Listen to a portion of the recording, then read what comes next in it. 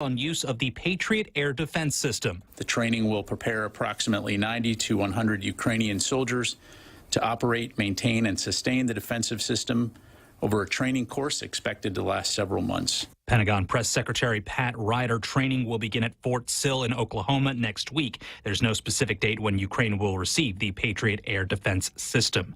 Legislators in Brazil are reconvening in their congressional building days after supporters of ex-President Jair Bolsonaro raided Capitol grounds, claiming election fraud. More than 1,500 people were detained.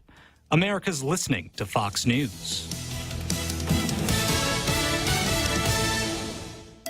Everyone has a busy schedule these days, and sometimes we forget to schedule our routine dental checkup and cleaning.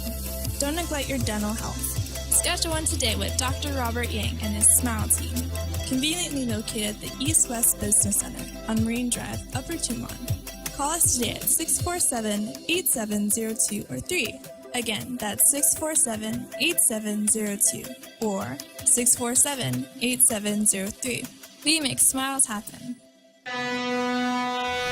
Hoffaday, this is Severina. Here at APL, our expertise and extensive network can help you grow your business and reach out to more global markets. As a responsible carrier, APL is also committed to a sustainable future, whether it's protecting the environment or investing our efforts in giving back to the community. Our dedicated teams in Guam, Saipan, and on U.S. mainland are here to support you. Call 588-4651 or visit www.apl.com. At least 14 people are dead as California continues to deal with atmospheric river storms that bring heavy rains and devastating flooding. Rock slides and other debris flow, making things even more dangerous on the roads. Santa Barbara and Ventura counties among the hardest hit, reporting up to 15 inches of rain in higher elevated areas.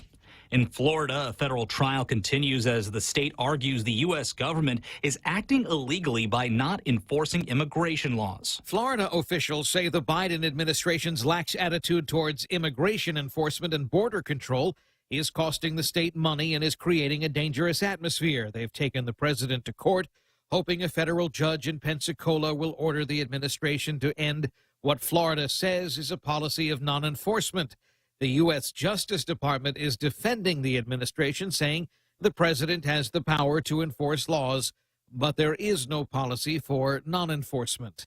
In Broward County, Florida, Eben Brown, Fox News. A tentative agreement is in place between Spirit Airlines and the Airline Pilots Association. The Airline Pilots Association, which represents pilots at the low-cost airlines, said 69% of Spirit's pilots voted in favor of the new collective bargaining agreement. The two-year deal represents an economic gain of $463 million, or 27% over the next 2 years, with zero concessions. However, if the merger with JetBlue Airways does not gain regulatory approval or is otherwise abandoned, the pilots reserve the right to re-enter contract negotiations with management. The new agreement is effective retroactively January the 1st, 2023. Hillary Barsky, Fox News. We're hours from another Mega Millions drawing. Tonight's jackpot, $1.1 billion.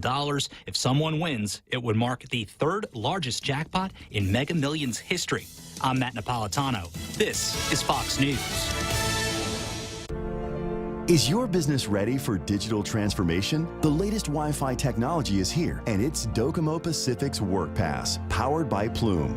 WorkPass unlocks connectivity, productivity, and security tools all in the palm of your hand. Access features like adaptive Wi-Fi, guest and employee networks, evolving AI security, plus so much more. To learn more about WorkPass, visit business.docomopacific.com. Docomo Pacific Business. Work better together. Family Finance has been serving the people of Guam since 1959, and they will continue to be there for you in the years to come. Whether you're looking to get a personal loan for that summer vacation or paying off those long overdue bills, Family Finance has got you covered. Apply for a personal loan from $1,000 up to $4,100 by calling Family Finance in Hagåtña at 671-475-4545, Upper Tumon 671-647-5626, or in Dededo 671-633-4473. Go green, go hybrid. Go to Nanbo Insurance, and your next power bill is on us. Insure your hybrid car at Nanbo and get up to $350 towards your next power bill. That's instant savings for keeping our island clean and green. Nanbo has been providing Guam with over 50 years of reliable and affordable auto insurance. At Nanbo, it pays to go green. Terms and conditions apply. Visit nanbo.com or call 477-9754 for details. Half a day and good morning, Guam at 6:06 on Wednesday, January 11. I'm Donna De Jesus with a look at your local news on The Point. After a 2-month break, the drive-by shooting trial of Nicholas Moore was rescheduled again due to Judge Alberto Tolentino's medical issues that arose during the holidays. Moore's defense team had filed a motion to dismiss the case due to the length of time that had passed since trial began. Defense attorney Mike Phillips says the trial has gone on for 6 months when it was expected to last 3 to 4 weeks. He adds that it wouldn't be right to expect the jurors to remember everything that happened in trial to make an informed decision. Prosecuting attorney Sean Brown says no one is at fault for the delays, adding that they are slowly losing alternate jurors. Parties are now discussing a potential plea agreement. Judge Arthur Barcenas is temporarily overseeing the trial. Parties will be back in court on the 23rd. Moore remains in DOC waiting for this case to end and for his murder case to begin. And earlier plea deals for Chinese boaters have been withdrawn after AG Doug Moylan took office. That was the case for Rui Gang Lee, who learned yesterday morning that his plea deal was out. Lee is one of the individuals accused of making an illegal landing on Guam to avoid immigration processes. He piloted a $22,000 boat from Saipan to Guam in July. With his plea deal withdrawn, Lee may be going to trial. The defense says there had been a blanket offer for all 9 defendants and confirms they had all been withdrawn. Judge Alberto Lamarana has set a pretrial conference for February 7. And we'll have more news after this. Every company needs money to grow and take on the challenges 2023 will bring. That's why Bank Pacific's commercial loan officers stand ready to help you. We offer several programs tailored to assist companies to get to the next step or perhaps for a startup, including working with SBA or GITA. Now we're banking on the future. Services to choose. Bank Pacific, where others put branches. Bank Pacific. We want to be your partner. Equal opportunity lender. Member FDIC. Credit conditions apply. GVB was set to elect new board members and ratify amended bylaws yesterday, but the lack of a quorum has postponed that meeting. GVB Vice President Jerry Perez says the total number of votes available was 495, but only 157 GVB members were present in person and online to vote. At least 248 members were needed to be present for the voting to occur. The 4 new nominees were identified: Paula Monk of United Airlines, Bill Nault of Nautek Guam, Carlos Taitino of UOG, and Rachel Tan of DFS Guam. The bylaws were called into question back in March by President and CEO Carl Gutierrez.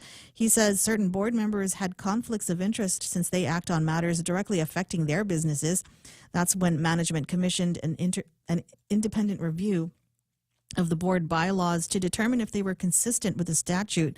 The current directors decided not to meet again until the review was completed and any amendments to the bylaws were adopted.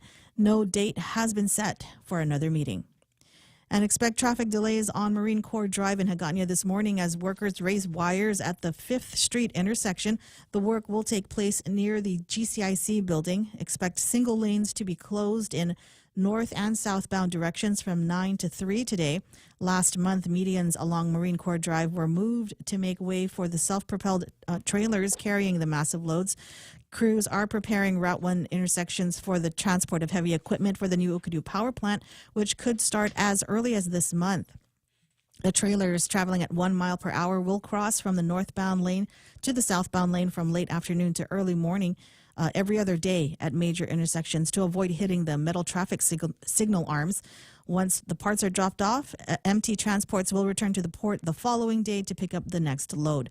At least one lane will be open in both directions during the move. And those are your top stories right here on The Point. Now here's Ray with your weather. Yep. Watch out for that. Scattered showers, thunderstorms in the forecast for today. Mostly cloudy skies. Highs near 86 degrees. Southeast winds about 5 miles an hour. Becoming calm later on this morning. Mostly cloudy tonight with overnight lows of about 75 degrees. Calm winds. Again, east around 6 miles an hour. With a heat index, it'll feel like 92 degrees. Into the rest of the week, partly sunny tomorrow. Highs near 86 degrees. Calm winds becoming east 5 to 7 miles an hour. hour in the afternoon. Are you putting the word common here, Real Joe? Is that coming from the National Weather Service? As opposed to the ugly weather apparently they're having in California. Trying to help out, man. Did you see? Have you guys seen any of the footage coming out? Cars underwater. It's amazing. I mean, Yeah. yeah. Seriously, I don't have any on me right now. I'm waiting for Jerome McDonald to send some over. But maybe a little bit later on, we'll take a look at some of the footage that's coming out of California. They say that there's enough rain that is expected over California to put like a foot of water under the entire state. Yeah, it's that kind of crazy weather that they're having out there. Anyway, for us, scattered showers and thunderstorms in the forecast for tomorrow night. Mostly cloudy, lows around 76 degrees. As I said, heat index around 92 degrees, 50% chance of rain, rip currents, hazardous surf warning. I believe that there were no Portuguese man of war reported yesterday over at Pirates Cove, but I'll get confirmation on that a little bit later on. Sunset tonight, 10 after 6, sunrise this morning. Not until 6:47. You've got some time to get outside with your tripod. Set it up, and maybe you can win $150 from GVB. More on the way at 6:12. News and weather together, brought to you by Bank Pacific, banking on the Pacific for 68 years. Guam Community College Spring 2023 late registration starts Monday, January 9th through Friday, January 13th. New students can apply at guamcc.edu/apply or in person at GCC. Returning students can register, add, or drop classes using their MyGCC login. Register or apply now, online or on campus at Building 2000 from 8 a.m. to 5 p.m., January 9th till the 13th. Stop thinking about getting back into the classroom and just do it. Happy holidays, Guam. From now through January 13th, the Guam Visitors Bureau is giving you a chance to win $150 in cash just by sharing your Christmas spirit. Each week, GVB will announce the theme of the week, so take your best photo or video and upload to visitguam.com/Instagram to enter for a chance to win $150 in cash. Winners will be announced every Friday. Brought to you by GVB, making Guam a better place to celebrate the season of giving. Portions of the Ray Gibson Show brought to you by our friends over at APL, American President Lines, a global presence with a local home. Also being brought to you by the team over at Security Title. That's what they do. That's the deal. Is you've got a piece of property, you're thinking about buying it, you wonder if there might be any glitches in the ownership and the details of the paperwork. They do that. They go and find out the DNA of all of the properties that we've got here on Guam and let you know that the property that you think you're buying actually can be sold to you. The Ray Gibson Show. Atmospheric rivers. Morning talk that matters. Call now. 888-TALK. That's 888-8255.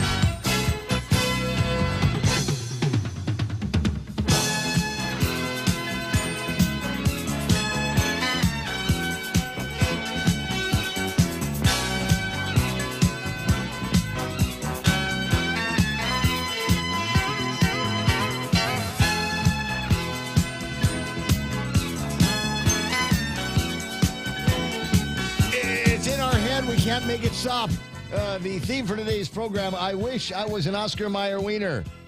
And you know the rest. You know the rest. You don't need me to sing the rest of the song, right? No, I need you to pull up in the big wiener mobile. Exactly. All right, so you might be wondering why that is here. If you're watching on Facebook Live, wondering where the theme is coming from. I'll explain here before too much longer. In the meantime. What's that? Oh, okay. Donna's looking at the story. In the meantime, welcome to the program. Excuse the mess. It is the Ray Gibson Show on 93.3 The Point. My name is Ray. Thrilled as usual to be here with you. It's Wednesday, right? All day. It's kind of a bittersweet thing. You get to Wednesday, the day I don't call hump day, and normally I'd be thinking, wow, this is great, this is fantastic, it's wonderful, and then I remember, crap, I got jury duty tomorrow. Yeah. Nice. And, counting it down. What's today? The 11th? And so I'm going, okay, 11th, I've got until about the 16th in my, the term of my jury duty. And bittersweet there as well. I think about, afternoons where I might be able to actually get work done or, that kind of thing. And then there's the other part where I'm going to miss my friends. I'm going to miss my Jury Pool J friends and all of the big stories that we're going to be covering. It is every single day I look at the magistrate report and I think, is that going to be a case that we're going to play with on Thursday? So I don't know. I'll help Doug out in other ways. I think I might actually have a picture of myself and Doug in the thing here. Hold on a second. Well, no, it's not evidence. Not quite evidence. So yesterday, yesterday I went to the GVB thing. I was invited by former Governor Carl T.C. Gutierrez to go and enjoy a free lunch over at the Hyatt. Oh, yeah. And so I did. There's no such thing as a free lunch free. Well, yeah, but, he didn't even tell me he's going to Taiwan soon, maybe today. But anyway, so I get there and I walk in. And it's like, okay, cool. I know everybody in there. And then I run up and I go, oh, my God. I'm sitting at the same table as Senator Jesse Anderson Lahan, former Governor Carl T.C. Gutierrez, and Doug Moylan. Nice. And Joe B. McDonald. This is in the middle. I got it in the picture now. Too. What's that? The photo bomber back there. It's Senator Lujan, right? Oh, yeah. You're right. It's Jesse Lujan. But I got, so that's Jerome's brother. Just FYI. McDonald, yeah, he's an attorney, right? He's yes. Oh, he's high powered. High powered attorney. He was you can tell how high powered the guy is, right? Yeah. Because he was like holding a napkin in front of his face while he was talking to people. And $1 million retainer. I couldn't see. I couldn't make out what he was saying, but I'm sure it was something of vital importance. But again, we've got there's over on the other side of the picture. You got Doug Moylan, the current Attorney General of Guam, Joby, and myself over at the thing yesterday. Yes, it was the same green shirt. Didn't have time to go home and change. What can I say? 6:17 in the morning. As I said, welcome to the program. Excuse the mess. It is the Ray Gibson Show on 93.3. The Point. My name is Ray. Thrilled as usual to be here with you on this Wednesday morning. I think it's going to be a beautiful day today. We'll talk about all the plans, all the things in the table of contents. But again, the theme for today's program is Oscar Mayer. Why is that the theme? Is the Oscar Mayer Wienermobile going to be coming to Guam? Well, I don't know if it's coming to Guam, but a Northeast Missouri food processing plant is having a hard time hiring enough employees, so it's looking for workers thousands of miles away. Kirksville's Kraft Heinz plant, which makes various Oscar Mayer products, we all have favorites, has implemented a program to recruit employees from the American territory of Guam and the state of Hawaii. Several Northeast Missouri partners are coming together for the pilot program. Representatives from Kraft Heinz are in Hawaii this week for recruiting efforts. The article doesn't, and this is making Donna D kind of crazy because I think she's got a, I don't know, maybe, did you want to work for Oscar Mayer? Are you thinking about, because you got 18 million hustles going on. Maybe this can be another one. They're trying to hire as many as 25 employees to relocate to Kirksville. Real Joe. Kirksville. Kirksville. Look it up. Sounds cold. Is it cold over there? It's Missouri, yes. Do they have a Teresa's Puck division? I don't know if there's... I'm down if they do. Those participating in the program are English speakers, have valid social security numbers, and can legally live and work. That's me. Yeah, correct. But what are the positions that are open? Is that in Missouri? Do they have something for marketing, or do we make hot dogs? I think you're just completely making hot dogs. I think you'll be in the whole... Ew, that's stinky. Well, yeah, it could be kind of, especially if we're working with raw materials. I mean, you hear enough of the, hey, do you know what's in that hot dog you're eating? And so I guess there's an opportunity to find out firsthand exactly what's in that hot dog that we're eating. But you know what? I will be unfazed. I love hot dogs, and I will eat hot dogs until the day I die. Probably caused me to die, but I'm just saying. So did you find out anything really interesting about Kirksville in Missouri? I think it's cold dairy. That's all you're getting from it right now? It's the birthplace of osteopathic medicine. I don't even know what the that sausage is. capital of the world. No, I'm just kidding. It's not the sausage All right, 619. We'll see if we can dig out some more information on that. Real Joe gets the phone when you call it. 888-8255. 888-TALK is the telephone number. Lots going on here this morning, and he's going to be orchestrating between phone calls and people that are going to be coming into the studio and all of that stuff. Donna D is going to take care of big news and headlines, and I'm not sure to what degree we've got big news and headlines. I mean, as usual, we've got a couple of things that are going. Visitor arrivals keep climbing, which is what the Guam Daily Post is saying. But the Pacific Daily News had a story yesterday that said it was going in the opposite direction. I don't know if you saw that, but I get the post, the PDN's little blurbs there. Someone's lying. And their story was GVB lowers 2023 forecast, postpones voting on board and bylaws over lack of quorum. That was it was one of those. It was one of those moments, right? So they introduced all of the candidates, Paula Monk and the guy and the other couple of girls that were up for the positions over in the board. How many do they need? It's an interesting question. I was going to ask, and then Jerry Perez was at the podium and said, well, hold on, time out. We've got an issue here.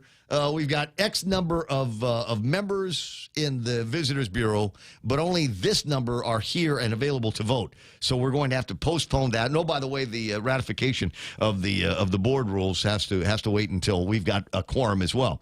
And all I could think of was, I'm glad they told us this after I ate. How was the food? Food was Hyatt. Food was really, really good. We had, pickled cucumbers and salad, and there was some really, really good roast chicken. There was some kind of meat that I enjoyed, some kind of steak meat that I enjoyed putting. Yeah. Didn't have eggs. No. Apparently, nothing that was made with eggs. At the Hyatt yesterday as a result of the continuing it's tight right now, epidemic that we seem to be having. Anyway, 6:21 in the morning. Donna will take care of news and big headlines and all the rest of the stuff. Other headlines that we'll be talking about as make our way through this particular Wednesday morning here on the Ray Gibson Show. In the meantime, we'll get to them early. Let's start talking about these epidemic folks here. Sometimes you want to go where everybody knows your name. Glad you came. You wanna be where you can see our troubles are all the same. You wanna be where everybody knows your name. You wanna go where people know people are all the same. You wanna go where everybody knows your name. Oh, this is sweet. Real Joe actually contributing on the Facebook and the YouTube and all of the other stuff here. This is and maybe you feel exactly the same way.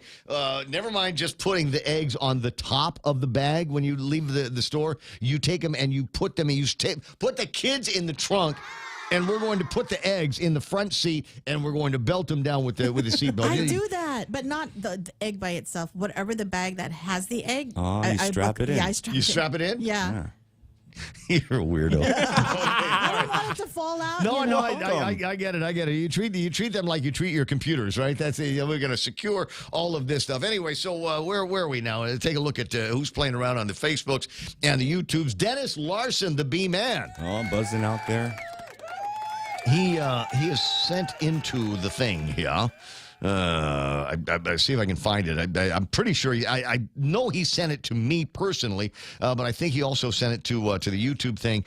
Some incredible pictures of another one of these. I don't want to say it's a bee rescue, but I think this is in the back of Pirates Cove yesterday. The harvest. They might have some audio on this. I can't tell. But there they are again. A bunch of guys in suits that are going in there and just annoying bees. How come that one's so full, Dennis? Yeah, you can hear Jeff from Pirates Coast talking about just how incredible the activities of the bees have been there. So the next time you get some honey with your tea or whatever over at Pirates Cove, very good chance it might have come out of that particular hive that they've got over there that Dennis Larson put together for them with bees from the actual telephone. Jeff goes out there every day and protects the bees from those hornets.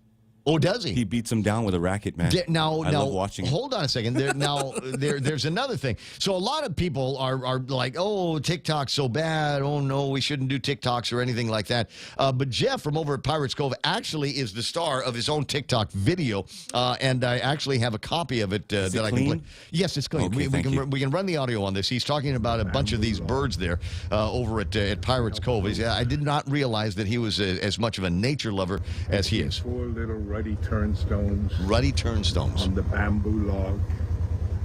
Let's see how close. If they'll let me. Oh, there's 5. There's 5. There's 6. Wait. Yeah. Out of the darkness they come. These are the prettiest birds. They're vampire birds. A lot of people don't realize it. The white below their wings.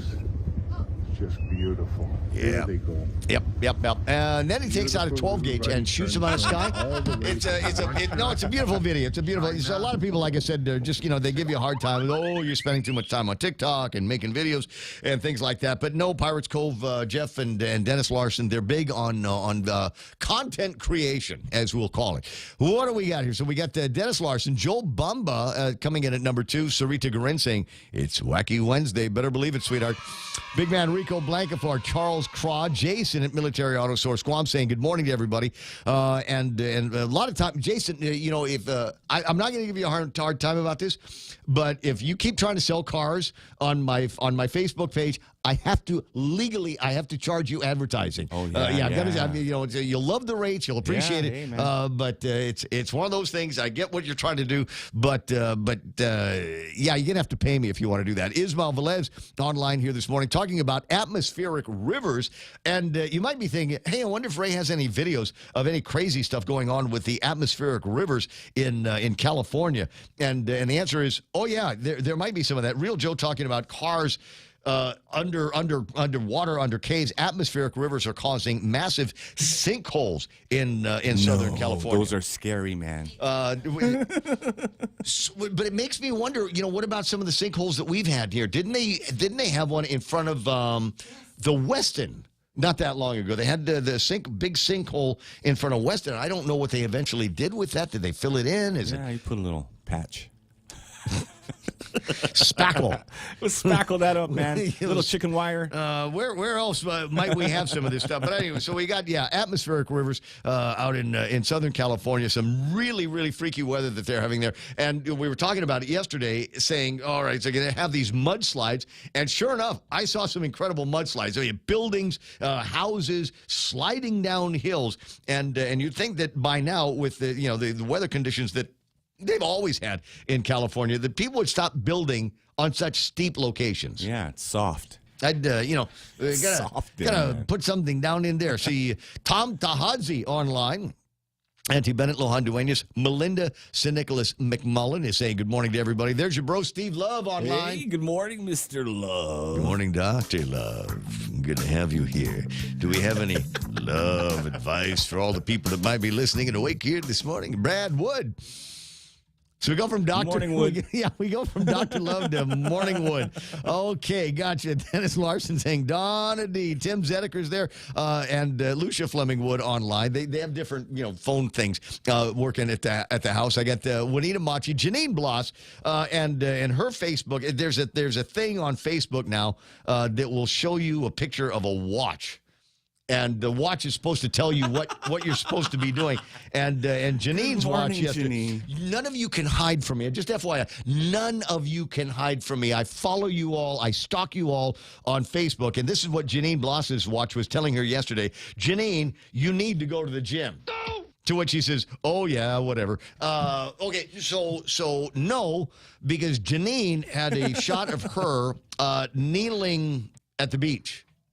All I'm going to say about that at this time, because it's I don't want to make anybody feel, especially Janine, feel uncomfortable about me stalking her on the social media. Good to see you here this morning, saying good morning to you. Dave Eckert from the land of Las Vegas, where I think they're safe from these atmospheric rivers that the national media is trying to scare people with. It gets bad there too, though, man. Hey, Dave, what happens in Vegas stays in Vegas. Yeah, you keep your floods over there, bro. So, losing jurors, they're worried about that over in this case here that Donna will tell you about a little bit later on. Jose Martinez online. There's always a reason for the delay. Growth won't happen if you sought to prim your way through life. I don't know what that means, but I'm going to read it anyway, and thank you very much for laughing there. Matt Galendez, how was the People's Ball? The answer to the question is, I did not go to the People's Ball. Sorry about it. Yeah, I had something to do. I had to fold my socks that night. Better offer. So I didn't make it to the People's Ball. I did hear that there were a number of what my sister refers to as the social climber tables. Oh yeah. Yeah. So you got, it used to be you have social climber. You were in the young person's chamber of commerce or whatever the thing was. The thing. I was too old for it, and they never invited you. No. But apparently, don't take me seriously. There are these social climber tables that were all populated that night. I did see some pictures. The clothes were better. I'll just tell you this right now, based on the fashion, based on what I've seen here of the People's Ball, the clothes were actually better. You remember they had that MMA fight over at the Deuce about 3 or 4 weeks back on a Friday or Saturday night, and everybody was dressed in the nice. The clothes were actually better that night than they were over at the People's Ball. Just saying, it's a simple observation.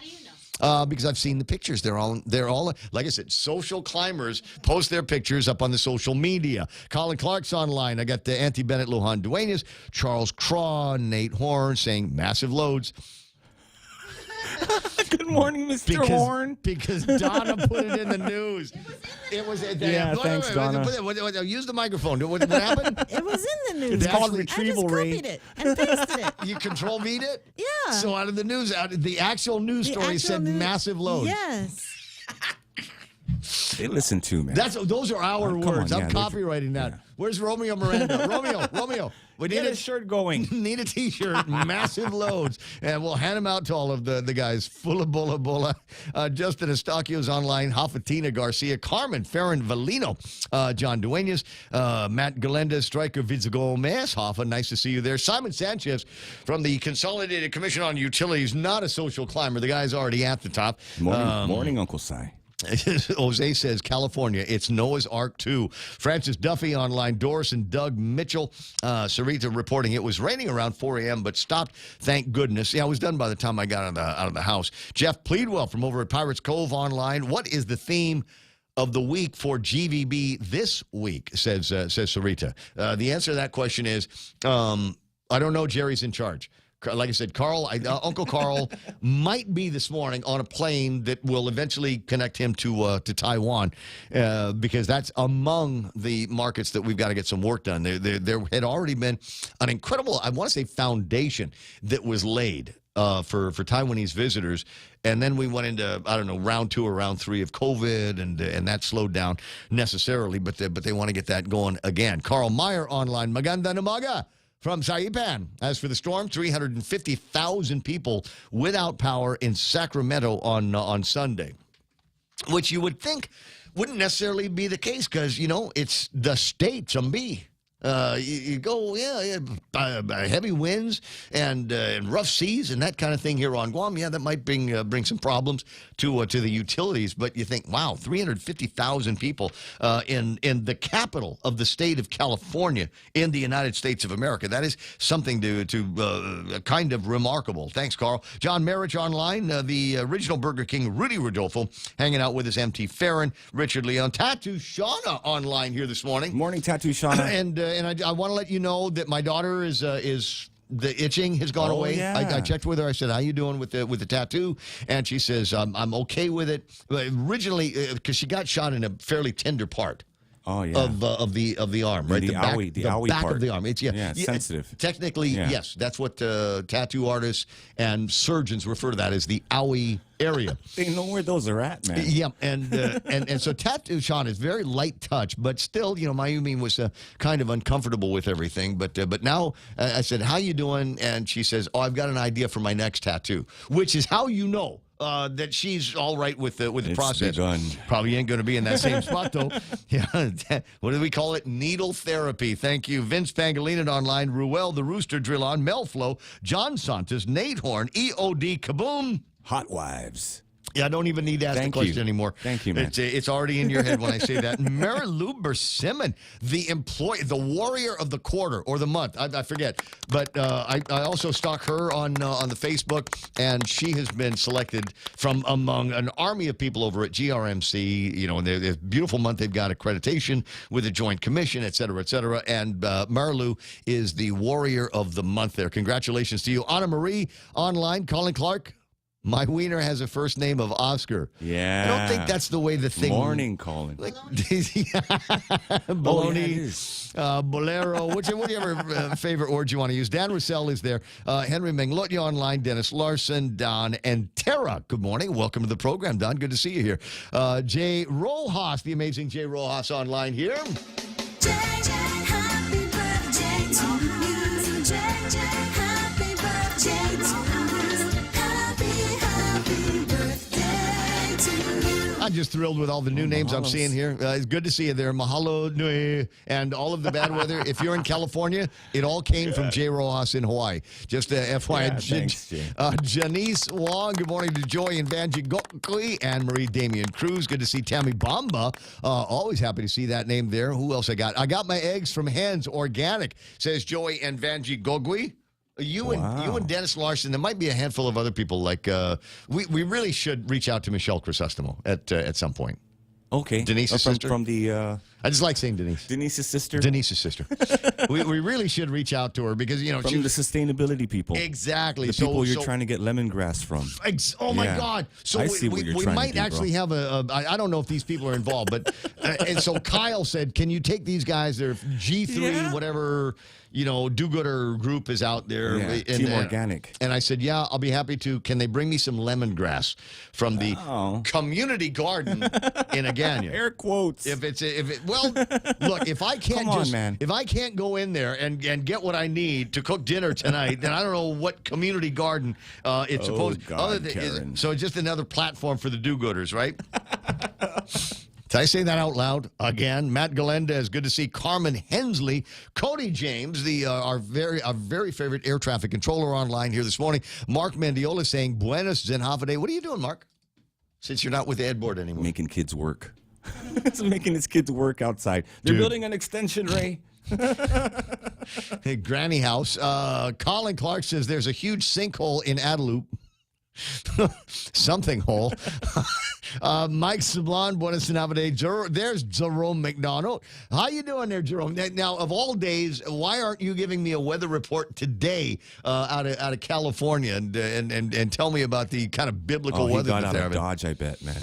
Vegas. He's smart. Yeah, Drive he's to Vegas. Out of here. Matt Galendez, Kennedy Robinson online. Mike Laguetnia, who is in Las Vegas, Nevada, at Nellis Air Force Base. Miguel, what's your weather like out there? At Napati, Jennifer Post Schnittger, half a day to the hot sister of the program. That's Pam Duvall. Huge, amazing crowd here. Dale Audette, Julia M. Santos, Hava Nadine Gotwe Palomo says BC soils here in NorCal are super saturated. Homes that are close by rivers and rural areas are prone to those kind of disasters. Absolutely. I am not, if you receive my greeting messages, good morning. Let's English today, Jerome. Yeah. Jennifer's watching in Tulsa, Oklahoma. Huey Janice. Oh, good morning, Huey. I know what you're trying to do, and you and your friend Mr. Hunt. I see what you're, but I'm too good for that, buddy. I've been in this game a little bit too long to fall for that. Bill Petit's online. Ivante Kenko, Pat Saho, Nick Perlowski is hanging out here. I got Junka Muffness, Odilia Marie Titano, Glenn Hunter, real human being. Even though his profile picture really looks like it was put together by AI, so okay. actual He's a real man. human being. All right. Alex Afflegui, Michelle Conception is online. Hola, bola, bola, Torres Hamzu, says Jack Larimer. Where are you playing tonight, bro? All is quiet. Here's the Jerome McDonald weather report. All is quiet and calm in Orange County, California. That's where Disneyland is. Heavy intermittent rains continue for the last 72 hours. Rancho Cucamonga, which is the funniest name of all place names. What is that, a brothel? I don't know what it is. Maybe it's like Kirksville in Missouri, where they have the Oscar Mayer Wiener place. Cucamonga and Glendale were hit the hardest with heavy rains and strong winds last night. You might be able to imagine, if you close your eyes and squint really hard, all of the meth people being just kind of washed into the rivers, washing away in the lousy weather they've got needles. And Francis Wolford, Drew Tenorio, Chief Joe San Nicholas. I know he's not chief. What is he? Morning, Assistant Chief. Deputy Chief of the fire department. He'll always be the chief to me, man. And he always gets me a drink when we see each other. Morning, dude. Dean and Liza Cruz, Donna Mila Martinez. Are we getting refunds filed last October, November, and December? I don't know. We've been trying to get a hold of Daphne Shimizu from the Department of Revenue and Taxation because I might have mentioned this. They've made some changes federally to your the minimum your deductions. Right, the standard deductions. They made some changes. I mean, it's up. It's less? No, it's more. It's careful. So, that's why we got to talk to man. Denise. It's actually more. The standard deductions have gone up, so it is possible. Negativity it rate. makes a difference to me because I'm one of those fringe. So I worked with the HR and the accounting lady to make it so that at the end of the tax year, I generally owe taxes, but not by a whole lot of money. And now it's possible with the changes in the standard deduction, Daphne Shimizu may actually have to write me a check from the Department of Revenue and Taxation. I might be on that side of the equation, literally. Brennan Fausto, Marie Babauta Balbin. Yes, I did have extra Joss this morning, along with my Mr. Brown coffee, and that's why we're going so fast. Colin Clark, the photo I sent you, Ray, is the real Steve Love. Really? Oh, I was wondering about that. No. Well, okay, so it's one of those things. Every once in a while, right, I'll open up my phone, wherever I happen to be, and, screws through social media, emails, and WhatsApps and things like that. So I got a picture yesterday of Colin Clark and a guy. Oh, yeah. And but he didn't tell me who it was. It's just Colin and a guy. And I'm going, okay, what's the secret message here, bro? But now I got it. Now I got it, Colin. I'll get that picture. Is he coming out? What's that? Is Colin coming out? Too late for that. He's got a baby now. It's if you were going to make a declaration, I would have done that before we did the audition of the family. At any rate, 6:41 in the morning. Lots and lots to get to on the table of contents. Unbelievable amount of news and headlines that we will be talking about here today. But I do want to say thank you very much. I don't often, there's what happens in the studio, relationships that the three of us have with each other. Generally is, just kind of out of the realm of broadcast conversation. But one of the messages that I got yesterday, and it really made me feel good, was a note on my Strava. And it said that Real Joe gave me a kudo for having to suffer the treadmill over at Paradise Fitness. I saw you, man. Yeah, it was so nice. It was so nice. I mean, there it is. And I'm out there and I'm hustling. I'm trying to drop weight, get myself ready for Kick the Fad, get myself the goal that I have in my head. And I hope I make it. Maybe I should share this with the planet.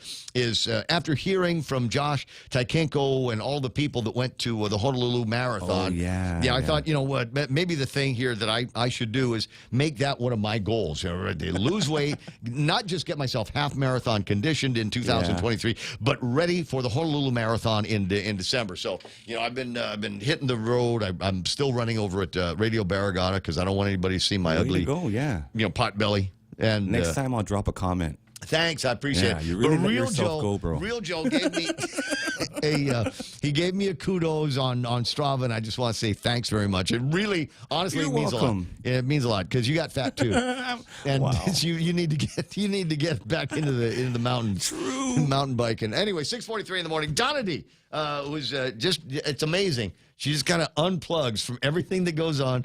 He's not talking to me. I don't have to respond to anything until now. Is she alive? Yeah. Okay. I can. She's breathing. I saw her blink. But it's time for the news. Are you ready? Here it comes. Donna D with a big look at news and headlines. Donna, what happened? Convicted drug smugglers Shelly Lovine DeHapa could be heading back to prison earlier than expected after she tested positive for using meth and for contacting a man she was court-ordered not to. DeHapa recently got 15 months of jail time for her involvement in trying to bring 28 grams of meth from California to Guam and selling drugs. She is waiting for the U.S. Bureau of Prisons to designate a facility where she was to self-surrender. And Guam Homeland Security says there is no threat of a tsunami to Guam or the Northern Marianas following an earthquake that struck Indonesia yesterday. The earthquake had a preliminary magnitude of 7.6 with a depth of 59 miles. And the Kraft Heinz plant in Kirksville, Missouri, which produces various Oscar Mayer products, is having a hard time hiring employees and has implemented a program to recruit new hires from Guam and Hawaii. Representatives are in Hawaii this week for a recruiting event and are trying to hire as many as 25 employees to relocate to Kirksville. Truman State University will be providing temporary housing to new hires. And those are your local headlines on The Point. Now back to Ray. So did you find out anything interesting about Kirksville? 17,530 people live in Kirksville, Ray. And the primary industry that they have there, I'm guessing it's not tourism? No, it's foods. It's making it's food manufacturing. Yeah. It's a small town, and it's probably really cold. All right, so that might not be. Well, I mean, you can look it up. Just Google weather Kirksville, Missouri, and see what it has to say about it. Now, you might be going, come on, Ray. Is there a better offer out there? Tornadoes. There's lots of tornadoes. Tornadoes. Yeah. Hey, how about that? Maybe they got one of those little tornado caves that you can jump into. That might not be the big deal for you. Nestor Lecanto writing in KUAM last night. United Airlines Airlines has more than 1,800 job openings. In Denver, Colorado, will be hosting a job fair in Guam. 2-day career fair will be January 17 and 18 over at the Hyatt Regency Guam.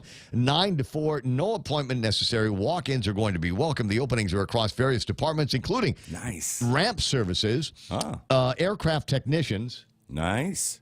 Is Any pilot openings? Hey, Brett, is that OJT? Facilities maintenance technicians and storekeepers. What is a storekeeper for United? No idea what that could be. Do they have stuffed airplane plushies? So I want to get those little airplanes, or can I? Or can I buy the blankets? No, you can steal those. It's okay. Sam Shinohara, who might be listening right now, Sam, I want you to know I've never stolen any blankets from United Airlines that you know of.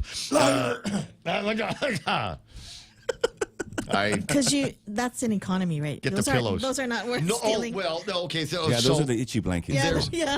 There's the white privilege of flying on virtually any airline, but you've got that at United. Depending on where you've got the I don't know how do I want to say this the Paris Acres version of flying in United in the front of the airplane. Pinkies up. Right, and then you've got kind of the Barragana Heights area, kind of in the middle, and then you've got the Gura section of the airplane, which is over in the very back by the galley.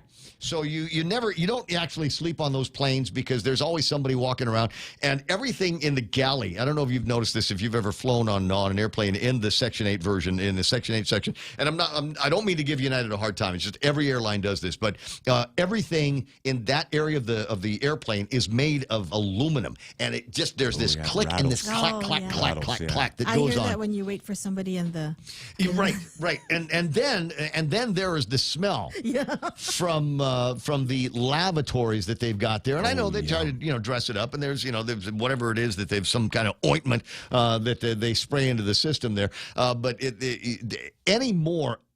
That smell will make me gag. It doesn't matter where you might be on the airplane, but you wander into the aroma of the lavatory place, and you just go, this is going to make me vomit. I'll horror. 6:48 in the morning. They need Sensi in there. We need, yes, United in your store need to be selling United Sensi's. That's what we need. I'd like everything to smell like the first class section of a United Air flight. 6:48 in the morning. Quick break. Who do we have on the phone? It's Judge Bob Klitsky.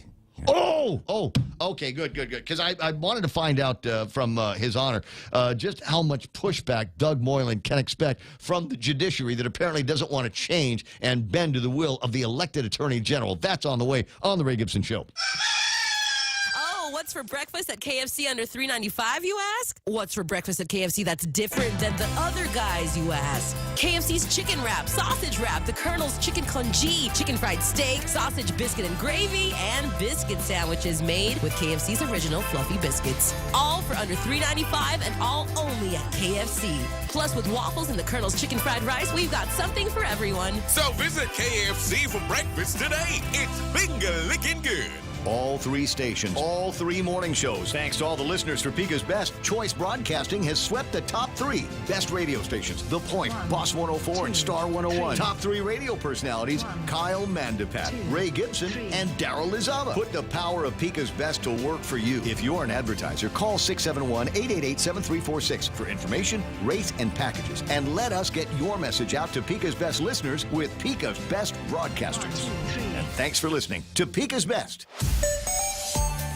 I see it, 6:49, Ray Gibson Show. First look at traffic here this morning, and things are already busy up in the north end of town. A little bit of traffic in front of, Anderson Air Force Base. Just one of these days, I'm going to say Anderson Navy Base and see if I can get a general just dislodged. Anyway, so we've got a little bit of traffic up at the main gate there. Otherwise, southbound Marine Corps Drive past Bob Klitsky's house, looking pretty good here. And then you've got traffic once you're into the Dededo area, southbound from Waisangsong. You will run into some slower traffic there. A lot of traffic up around Ukadu. And then we are going to see some traffic on Route 16 over by the Micronesia Mall, just across from Camp Leon Guerrero. And some people are saying, what do you mean by Camp Leon Guerrero, Ray?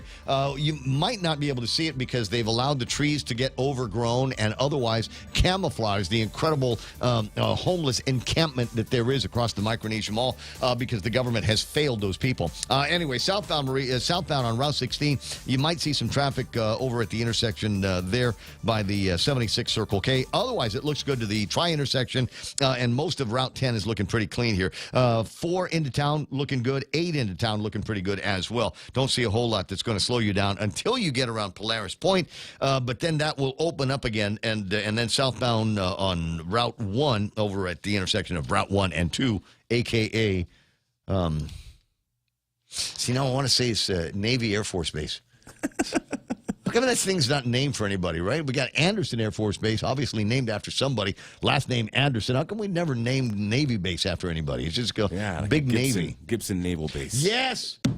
I like the way you're thinking. 6:51 in the morning, Ray Gibson Show. Bob Klitsky coming up next. Your crack is showing. My what? Look at all those cracks on your phone screen. Dude, you need a new phone. Tell me something I don't know. Well, then you need to check out GTA's trade-in deal. Trade in your old phone and get up to $800 in credit towards a new phone. That's enough to get a new iPhone 14. Please hurry, because I am tired of looking at your crack. For a limited time, get up to $800 towards your new smartphone with eligible trade-in and unlimited plan. Visit GTA retail stores or GTA.net for details. Terms and conditions apply. GTA, we start with you. Fly even higher and get to your destination with the United Credit Card from First Hawaiian Bank. You can earn 40,000 miles with $2,000 worth of spending within the first 3 months. That's 40,000 reasons to get on board with the First Hawaiian Bank United Credit Card. It all starts with yes. Certain restrictions apply. To learn more about this offer, visit any First Hawaiian Bank branch or go to fhb.com/United. Hi, Ade. Any speaker, anytime. The Ray Gibson Show. Call now, 888-TALK. That's 888-8255. Hi, my brother Tom Tahadzi sent me an accident. We've got the chrome French kiss going on. Yeah, it's up in looks like up in Dededo on the way to Salisbury. Yeah, Salisbury Street. Salisbury, I think is how it's pronounced. Is it Salisbury? Salisbury steak. I just heard it. Every traffic reporter I've ever worked with has called it Salisbury. But anyway, pronounce it how you want to. But like I said, the chrome French kiss going on. Looks like a couple of Tacomas met by accident out at that intersection. So be on the lookout for that. Obviously, it's going to slow things down around there. 6:53 in the morning, Ray Gibson Show until it's not going to be anymore. Wednesday morning. And the Guam Daily Post, I think, is turning out some kind of a record here with a story virtually every single day that revolves around, orbits around the election and now the swearing in of the new Attorney General. That would be Doug Moylan. Shane Healy, listening to the broadcast yesterday and heard that there might be some friction between the Attorney General and members of the judiciary. We've got at least one judge over at the court who would not be considering supplemental documents when making a decision to release defendants after they have been charged with a crime. And in my mind, I'm wondering just how much latitude does a judge have in situations like that? Can they basically look at paperwork and dictums that come from the elected Attorney General's office and say, I don't like this. I don't want to follow this, so I'm not going to. I've got an actual judge on the line right now, and that would be Bob Klitsky. Good morning, Your Honor. Good morning, Ray.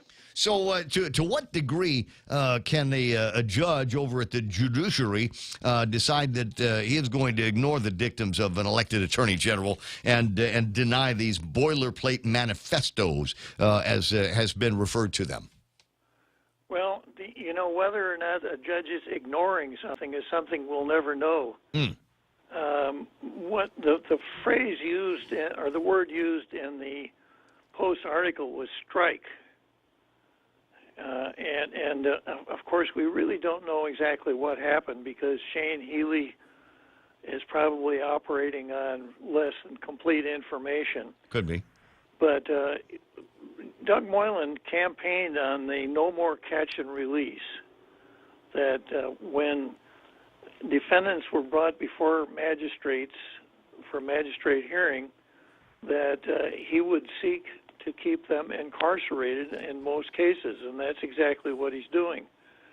So according to some of the things I've read, he not only is submitting the affidavit of probable cause, but he's also submitting rap sheets and then statements from victims who were the victims of the alleged crime that the defendant committed. Also provided for in statute. And is providing those to the judge. Now, this seems to me, without having done anything more than just curbstone research on it, that it would be helpful to a judge to have those things. And, of course, the weight that the judge gives to papers presented to him depends on several things, one of which is argument of counsel on the other side. So the purpose of magistrate hearings is, first of all, to determine whether there was probable cause to arrest that defendant and to incarcerate him. Because the Constitution requires that anyone who is incarcerated upon arrest must be brought before a judge or magistrate no later than 48 hours after the arrest. So the judge determines whether or not there was probable cause, and if there weren't, that's the end. The defendant goes. If there was, then the judge has to determine conditions of release pending trial.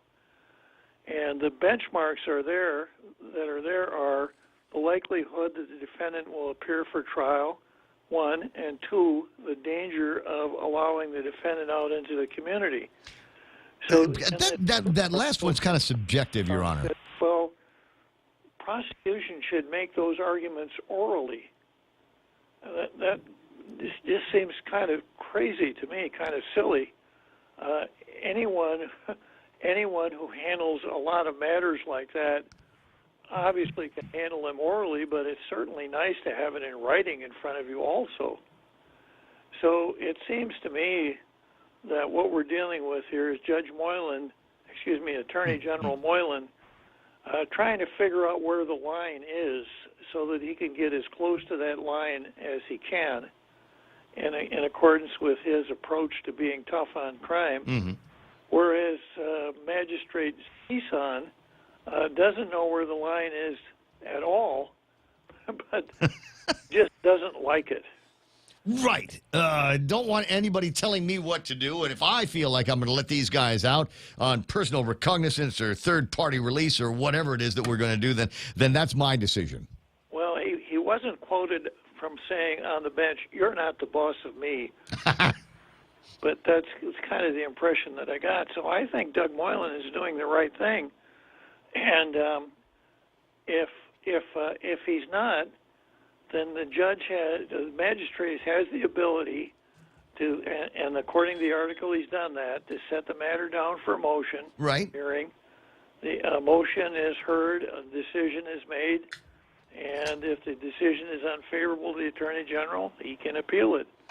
But I applaud Doug Moylan for taking an aggressive approach to keeping people who have been arrested for various matters in jail if that's what's appropriate. Well, I think that's what the community wants. Obviously, the guy won the election. He's got some mandate from the people to go ahead and be tough on crime, and the idea that and you and I read the same magistrate reports. We see the same paperwork in the media here of the number of guys that are arrested, felony on felony release.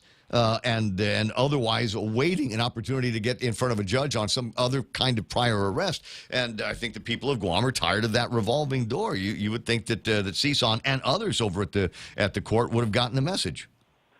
And then, of course, we have the defense bar, and the defense job is to get the client out of jail and to make the best arguments that he can. And if the defense thinks that there is an ethical way to challenge the new approach taken by the Attorney General, then defense not only can, but probably must raise that challenge to the judge. More on this maybe this afternoon over on Tall Tales with Bob Klitsky. That'll be on at 4 o'clock this afternoon here on 93.3 The Point. Got a breakaway. Fox News Live coming up. Hugging a kiss to Auntie Lou.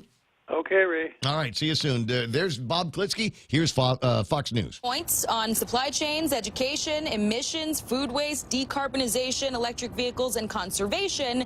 There are plans to address irregular migration and drug trafficking. They include finalizing and implementing the plan to address root causes.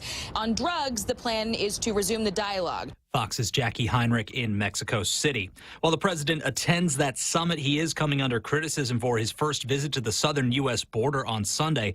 A bipartisan group of senators touring the border themselves. These senators got an up-close look at the border, also getting a chance to speak with the Border Patrol agents who are on the front line. They were able to hear about how human and drug smugglers are able to cross into the U.S., either through checkpoints through unpopulated areas. Arizona's independent Senator Kyrsten Sinema co-leading this delegation. Fox's Mark Meredith in El Paso, Texas. President Biden also under the microscope as the Justice Department reviews documents found in an office he previously used. These documents reportedly pertained to Ukraine and Iran, both which would be pertinent because as vice president for Barack Obama, Joe Biden talked about Ukraine and Iran a fair amount. But we don't know who exactly had access over the last few years to this facility. Fox's Peter Ducey at the White House. Administration officials are cooperating with the DOJ and National Archives. Former Trump Organization CFO Alan Weisselberg sentenced to 5 months in jail and 5 years probation on multiple tax crimes. He deeply regrets the lapse in judgment that resulted in his conviction. Weisselberg's attorney Nick Gravanti, his sentence part of a plea deal after testifying against the Trump Organization in trial. America's listening to Fox News. Family Finance has been serving the people of Guam since 1959, and they will continue to be there for you in the years to come. Whether you're looking to get a personal loan for that summer vacation or paying off those long overdue bills, Family Finance has got you covered. Apply for a personal loan from $1,000 up to $4,100 by calling Family Finance in Hagåtña at 671-475-4545, Upper Tumon 671-647-5626, or in Dededo 671-633-4473. Hafaday, this is Severina. Here at APL, our expertise and extensive network can help you grow your business and reach out to more global markets. As a responsible carrier, APL is also committed to a sustainable future, whether it's protecting the environment or investing our efforts in giving back to the community. Our dedicated teams in Guam, Saipan, and on U.S. mainland are here to support you. Call 588-4651 or visit www.apl.com.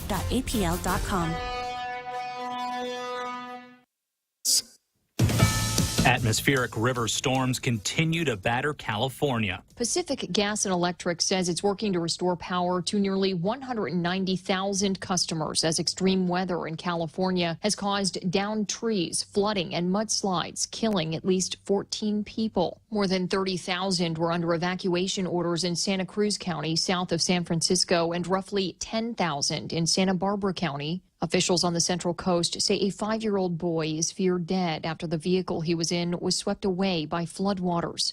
California under a federal state of emergency following back-to-back atmospheric river storms. The National Weather Service reveals rainfall levels are 400 to 600% above average for the state.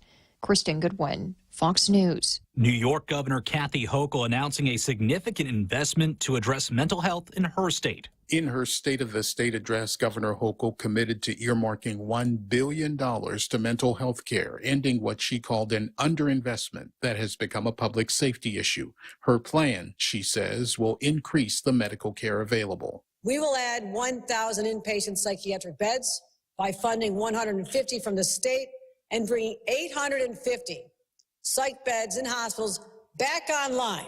Governor Hochul also plans to increase residential units for continued mental health care. Her address also proposed improvements to housing, law enforcement manpower, and transit, among other needs. Gernal Scott, Fox News. Award season kicks off in Hollywood with the Golden Globes this evening. Comedian Gerard Carmichael will serve as the ceremony's host. And banners, PPEs, fire extinguishers, plus more. Check them out on Facebook at JV International Safety Equipment Company or visit their website, www.jvisec.com. JV International Safety Equipment, Guam's leader in occupational and environmental safety equipment. Call 688-9524. JV International Safety Equipment located in Harmon Industrial Park.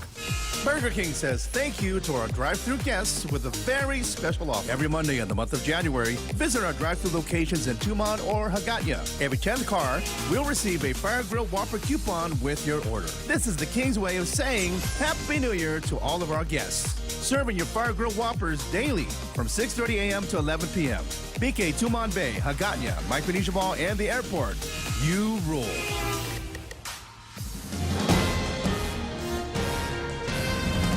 Half a day at 7:06. I'm Donna DeJesus. Here's a look at your local news on The Point. Freshman Senator Will Parkinson is expected to hold a press conference tomorrow regarding the issue of abortion access. He is leaning towards a repeal of the 1990 abortion ban, sometimes referred to as the Bell-Areola Law, after its main sponsor. Last year, the U.S. Supreme Court overturned decades-old case law protecting the practice, allowing states and territories to regulate abortion as they see fit. Guam's 1990 abortion ban was determined unconstitutional soon after enactment due to the case law at the time, but the legislation was never repealed. AG Doug Moylan is expected to move to dissolve the injunction placed on the old ban, which is preventing enforcement. Parkinson says he is leaning towards repeal legislation as a way to make the question of the Bell-Areola Law moot. And it's Congressman Jim Moylan's first official week on the job, but he was busy meeting with colleagues even before being formally sworn in over the weekend, and hopes his networking pays off with the committee seats he's been eyeing. Moylan has lobbied with senior Republicans for memberships on the Armed Services, Veterans Affairs, and Homeland Security committees. Moylan's top issues are securing supplemental security income for Guam, lobbying for higher compact impact funding, and extending H-2B foreign labor authorization for local, military, and private sector projects. But the bulk of the delegates' work is on individual constituency issues. And Moylan says that's been underway since right after his election. He adds that he has been working closely with government agencies and the governor to get things moving. More news after this. For all your real estate needs, call the professionals at Hoffaday Realty. Jody, Saran, Libby, and Lolita, and they'll take care of you on every step of the real estate process. No worries. Just contact Hoffaday Realty at 588-4232 or 588-HOFFA, or email them at hoffadayrealty@gmail.com. They're at 426 Chell in San Antonio, Suite 204 in Tamuning. Open Monday through Friday, 10 to 4. Hoffaday Realty for all your real estate needs. A group of 20 people will be put on the fast track to a job in the construction industry next month through GCC's 4th Construction Boot Camp. The boot camp will last for 3 months, and upon successful completion, students will earn certificates which allow them to get a foot in the door in the construction industry. A release states that participants will earn additional certifications in work keys, work ethic, OSHA 10, and Heart Savers CPR First Aid. Black Construction will offer employment to participants successfully completing the boot camp. The program is free to those who qualify. Those interested in participating can contact the GCC Office of Continuing Education and Workforce Development at 735-5640. And United is offering a $25,000 relocation incentive for Guam residents interested in job opportunities in Denver, Colorado. A 2-day career fair is scheduled for 9 to 4 on January 17 and 18 at the Hyatt. The airline is looking to hire more than 1,800 employees to fill a number of different positions across various departments for the company's Denver operations, including aircraft technicians, facilities maintenance, and storekeepers. Asia Pacific Airport Operations Managing Director Sam Shinohara says this is an ideal time to join United for the outstanding benefits, competitive pay, and flight privileges to travel the world, plus the opportunity for long-term careers and job advancement. There is no appointment needed to attend, and walk-ins are encouraged. And those are your top stories. Back to Ray with weather. Yeah, but I mean, you could work for the airline. I mean, you could work for the airline. Or you can get that job over at the Oscar Mayer Wiener plant in Kirksville in Missouri. Just looking at some of the headlines that come out of the Kirksville area. Phase 1 of storage unit project in Kirksville to be completed in the first quarter of the year. Yay! I don't know what it is that they're doing. It's a climate-controlled storage units coming to the south side of Kirksville. Should be done soon, according to the people over at television station KTVO.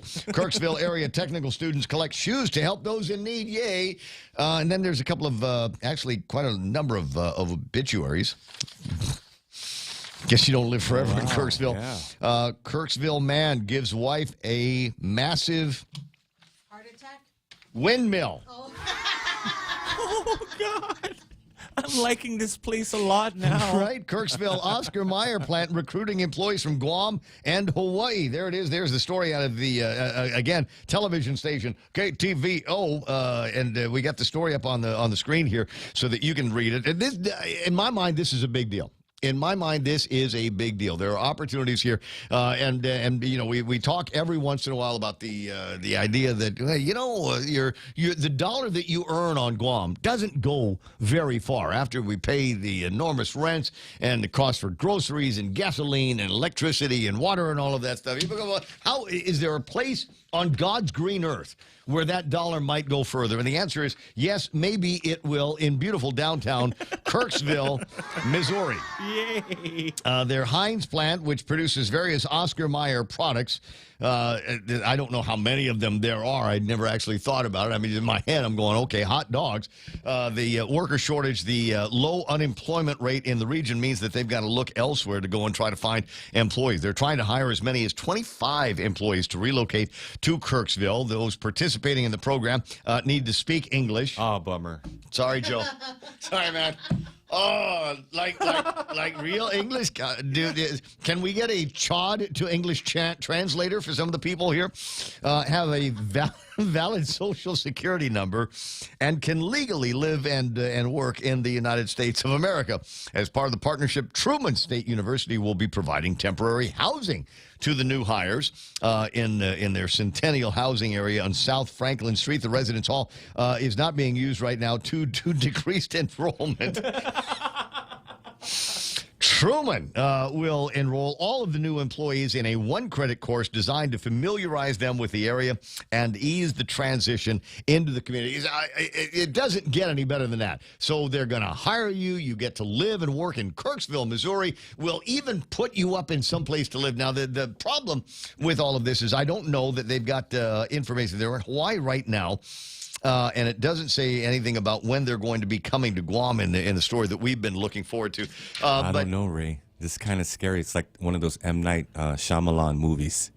Right, where you go to work at the sausage factory and find out the movie I'm thinking of, I think it's called Let's Scare Jessica to Death, which came out in the 1970s, and it's a story about a woman who moves into a town and then realizes that everybody's got some weird kind of neurological, psychological, physiological. Yes, like everybody here is actually dead already, and you don't know. You're the only one that's alive there, and they're all trying to get you to join their alumni of Twilight Zone. 7:13 in the morning on the Ray Gibson Show. Let me give you some Twilight Zone weather. Scattered showers and thunderstorms are in the forecast. Why? I don't know. Mostly cloudy today. Highs near 86 degrees. South-southeast winds blowing 5 miles an hour, becoming even calmer. How do you get calmer than 5 miles an hour? Mostly cloudy tonight. Overnight lows of about 75 degrees. Partly sunny in the forecast for tomorrow. Partly sunny in the forecast for Friday. With a heat index, it'll feel like 92 degrees. Rip currents, hazardous surf warnings, Portuguese man o' war, krakens, etc. out in the ocean. Be wary of those kinds of things. Just stay near shore. You don't need to go any further than that. Sunset, you have nothing to prove. Just the coolers there, the bikinis are there, the boy shorts are there. So just hang out near the shore. Sunset tonight at 6:10. Sunrise this morning was about 6:47. And while the commercials play, I'm either going to treat you to a video of delicious honey from Dennis Larson or sunrise pictures from Jeff over at Pirates Cove as the Ray Gibson program continues. What's for breakfast at KFC under $3.95, you ask? What's for breakfast at KFC that's different than the other guys, you ask? KFC's chicken wrap, sausage wrap, the Colonel's chicken congee, chicken fried steak, sausage biscuit and gravy, and biscuit sandwiches made with KFC's original fluffy biscuits. All for under $3.95 and all only at KFC. Plus, with waffles and the Colonel's chicken fried rice, we've got something for everyone. So visit KFC for breakfast today. It's finger-licking good. Every company needs money to grow and take on the challenges 2023 will bring. That's why Bank Pacific's commercial loan officers stand ready to help you. We offer several programs tailored to assist companies to get to the next step or perhaps for a startup. Including working with SBA or GITA. Now we're banking on the future. Services to choose. Bank Pacific, where others put branches. Bank Pacific. We want to be your partner. Equal Opportunity Lender. Member FDIC. Credit conditions apply. Yes, there we go with the video that you might have seen of Dennis Larson cutting the birthday cake. It's a bee, kind of a bee birthday cake going on. You might be wondering what the some of you might be going, where'd the stream go? With the YouTube stream, apparently minor interruption there, and it is back on. I've got Kichiso in Japan that says that he's able to receive our signal right now. I'm not sure about the Facebook. I haven't had a chance to take a look at the Facebook, and the reason for the glitch that we had in this portion of morning from Tracy at the Guam Power Authority, Jigo CT. I don't know what CT stands for. But I'm making up something naughty in my head.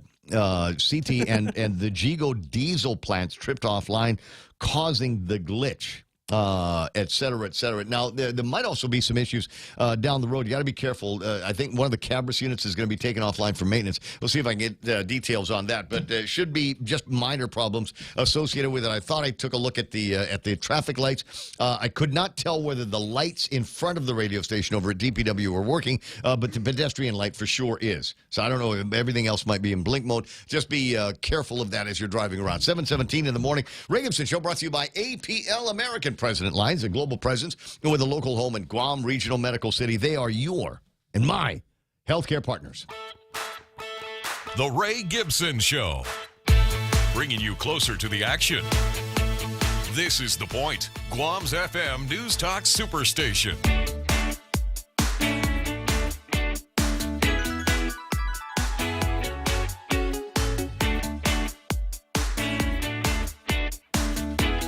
Okay. What am I supposed to be doing now? Do we remember? It's Wednesdays. Never could get the hang of Wednesdays. All right, 888-8255, 888-TALK is the telephone number. Meme Machine Online, you can tell right now because I've got an actual meme on the screen. It's a woman that seems to be all gushy and happy because a guy is giving her a dozen eggs. Says OMG. Yeah. He went to Kroger. Now there you go. There's one that I saw yesterday on social media. I didn't have the presence of mind to screen cap it or otherwise send it to myself. And I think everybody's familiar with the movie Scarface with Al Pacino, where he's kind of leaning back on the desk. And he's got mounds of cocaine in front of him. Well, somebody took that picture and took out all of the cocaine and replaced it with eggs. I love it, man. We are at that place, ladies and gentlemen. I know many of you will listen to the entire program from start to finish. And if you did yesterday, then you heard Kathy Calvo from the Payless family talking about the grand opening of the Payless in oh my God, I was hanging out with my friend Nicole and a couple of other of her hot friends, and they actually went on the pilgrimage to be among the first people to walk into the Payless at the Micronesia Mall.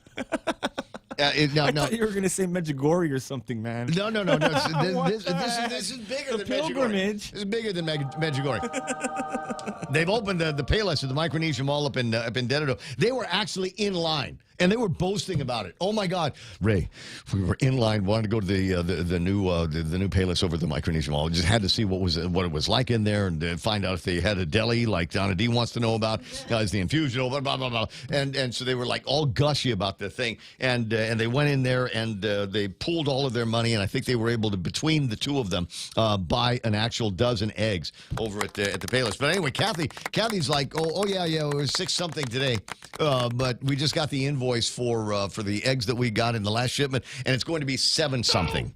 It's for high 7s for 12 eggs. Yeah, for 12 eggs.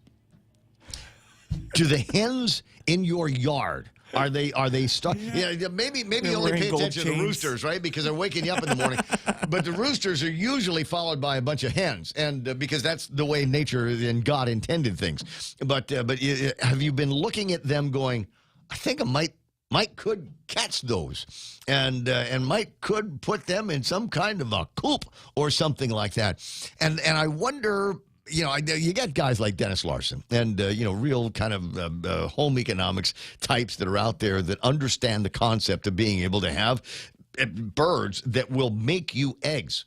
And then you've got other people for whom Eggs don't come out of hen's body parts. They come in a little paper thing that holds a dozen of them. That's the way eggs are made. And we've never actually seen the actual animal that we're going to eat. They come in little pieces of plastic and saran wrap on the top of it. That's how God intended for us to get acquainted with our animals. Are we ready? Are you ready to be able to ponder the concept of having chickens in your yard that make eggs that you can clean up and cook your breakfast with? Oh, yeah. And put in your real ramen. relationship. A real relationship with nature. Are you ready for that? Because it seems to me... wash those eggs, man. I want to blame this on Biden. I want to blame it on Biden, but it seems to me that we might be going backwards in time here, and we're going to be in a place where we will be growing our own vegetables and preparing our own eggs from chickens that we will eventually slaughter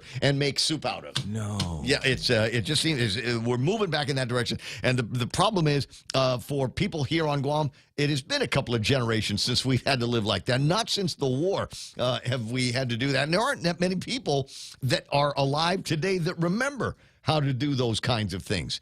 Going to need to start looking things up on the internet. It's just exactly how are we supposed to live like pilgrims. Anyway, 7:22 in the morning. Quick look at what's going on in the markets. Are you ready for it, Real Joe? Yeah, theme me up here, buddy. All right, what have we got here on the markets? Oh, they're all up. That's good. S&P 500 in the green by 27 points, 39.19. The NASDAQ at 10,742. Big winner? Yeah, big winner by a lot here. The big winner by percentage here at 106 points in the green, 10,742. Dow Jones Industrial Average, 33,704. Just because I have it in front of me, Tesla now trading at $118. That's off by about $1 from the last time we looked at it. Other markets include the Nikkei in the green by 201 points. The FTSE is down by 30. Hang Seng Index drops by 56, and the Shanghai Index down by almost 7 points. I got the DAX down as well by 1,800. So it looks like the only happy markets today are Japanese and American markets. What's the headline on CNBC? Wells Fargo, once the #1 player in mortgages, is stepping back from the housing market. We used to have a Wells Fargo here on Guam. We did. You remember it was one of those places. High interest. Yes, super high. Yeah, and don't you be late. Stay away from there. At day 31 on the net 30, we're calling the collection agency now. And I got it was so bad with Wells Fargo as at a point. I can't remember what I owed, but I was late on like a payment, and I needed to get a physical letter from them, noting that they had reached out to me, that I had made good on the collection effort because it kept popping up. They never went back to the reporting agencies and said, "Oh yeah, we got this taken care of." So I always had to have this letter from Wells Fargo. I may still have it. I may still have it in the folder at the house that's marked important papers. That's so embarrassing, Ray. Birth certificate, and wedding certificates and divorce certificates, and this note from Wells Fargo that said that I made good on a payment. 7:24 in the morning. All right, what did I say the big winner was? The NASDAQ. NASDAQ picks up a bunch of points here this morning, better than a percentage of worth of an increase. Lucid Group, IDEX, Netflix Incorporated, Atlassian Corporation, and NetEase. Now, I will take credit for Netflix getting a whole bunch of some points here, because I've been quietly circulating among family and friends and very, very cool people a video from the Netflix series Wednesday. Have you seen it? Oh, yeah. Have you watched the entire No, Wednesday? I've only seen like pictures of her. Okay, just go to the, oh, God, yeah. Gunda. Potty face. Yeah. No, but she, so anyway, see, she does this dance called Goo Goo. Oh my God! The dance, saw you know that, the dance scene, right? I've never been the same. I think it's Goo Goo Mac is the name of the song. Hold on, I'm gonna look it up on my Spotify. Goo Goo Muck is the name of the song by the Cramps. And she's got this just incredible dance. And so I've been sending people links to that on Facebook and YouTube or whatever for the last couple of days, just because I consider it so super groovy, and it's got this great, oh my God, beat to it. So you've probably gotten a copy of it already. And my guess is that has inspired a generation of people to go to Netflix and re-watch the entire Wendy's series. Personally, I don't think you need to. I think you just go to that dance scene, #1, and then the last episode. That's all you need to see. And I don't know if they're going to make another Wednesday, because the the company that made Wednesday for Netflix has been bought by somebody else. I want to say they got bought by Amazon. So I don't know that there's going to be any interest from Netflix to carry a series that that is now owned by somebody else. Atlassian Corporation, NetEase round out the top 5. Bottom 5 on the NASDAQ, Illumina, Fortinet, Intuit. Why is Intuit down? Aren't they doing TurboTax? Is TurboTax not an Intuit product? They are, right? I think so, yeah. You'd think that more people would be downloading and subscribing. Workday and Pinduoduo round out the bottom 5 there. On the commodities, gold, $1,881. That's up by $3.30. On the commodities, this is the stuff that we look at because it makes a difference in our lives. You buy electricity from the Guam Power Authority? Not today. No, because they had that glitch up at the Jigo CT. I don't buy from them. You know, I still haven't come up with the naughty version of the what do the initial CT stand for with the Jigo power plant. They tripped offline here this morning along with the other Jigo station, and that's why we had a glitch. All right, so West Texas crude, which is the benchmark price, is down to $75.37. If you're looking on the internet right now, this moment, it's $74.88. So it's down by even a little bit more. Tapas at $83.03. If you are buying Japanese yen today, it's 132.22. Although let me quickly check with Kitsutsu in Japan and find out what it is out there if you're making that exchange. Normally he will post that up on the thing. 129 yen to the U.S. dollar, where Kitsutsu in Japan is right now. And that, you might be thinking, well, that's going to make my trip to Niseko a little bit more expensive. I need you to be less selfish. I need you to think about all of the rest of us. 132 yen, 129 in exchange over at the store is good for Guam. That will make Jerry Perez over at the GVB smile like he's looking at pictures of his grandkids. At any rate, so we've got 132.22 yen is the rate right now. You will get less yen in exchange. 54.78 pesos to the U.S. dollar if you're pondering a trip to go get yourself taken care of over at Medical City or St. Luke's in the Philippines. 54.78, and if you're anticipating a trip to Korea soon, 1,241, almost 1,242 won in exchange for your U.S. dollar. And the Bitcoin number, real Joe. Oh, yeah, it's 17,463. 463. Yeah. Is that up from yesterday? It is up slightly. It is up, slightly from yesterday.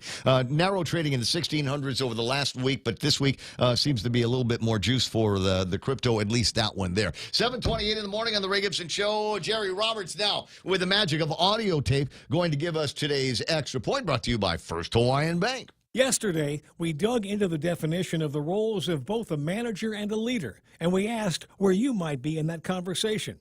If it doesn't now apply to you, maybe you'll think about people you work with or know. Today, we look at issues that can be problematic when we have to balance these two positions. That's next on the Extra Point. Take your business to new heights with the United Business Credit Card. Earn 30,000 bonus miles after spending $3,000 within the first 3 months after account opening. Plus, earn 3 times the miles per $1 spent on United tickets through United until April 30th, 2023, and 2 times the miles thereafter. Visit any First Hawaiian Bank branch or go to fhb.com United Business for more information and to apply for your United Business Credit Card today. First Hawaiian Bank. It all starts with yes. Half a day, this is Honey. Here at APL, our expertise and extensive network can help you grow your business and reach out to more global markets. As a responsible carrier, APL is also committed to a sustainable future, whether it's protecting the environment or investing our efforts in giving back to the community. Our dedicated teams in Guam, Saipan, and on U.S. mainland are here to support you. Call 588-4651 or visit apl.com. In the first part of this discussion, which you can download at guamtraining.com, see transcript number 1169, we define the terms and roles of both a manager and a leader, and it went like this.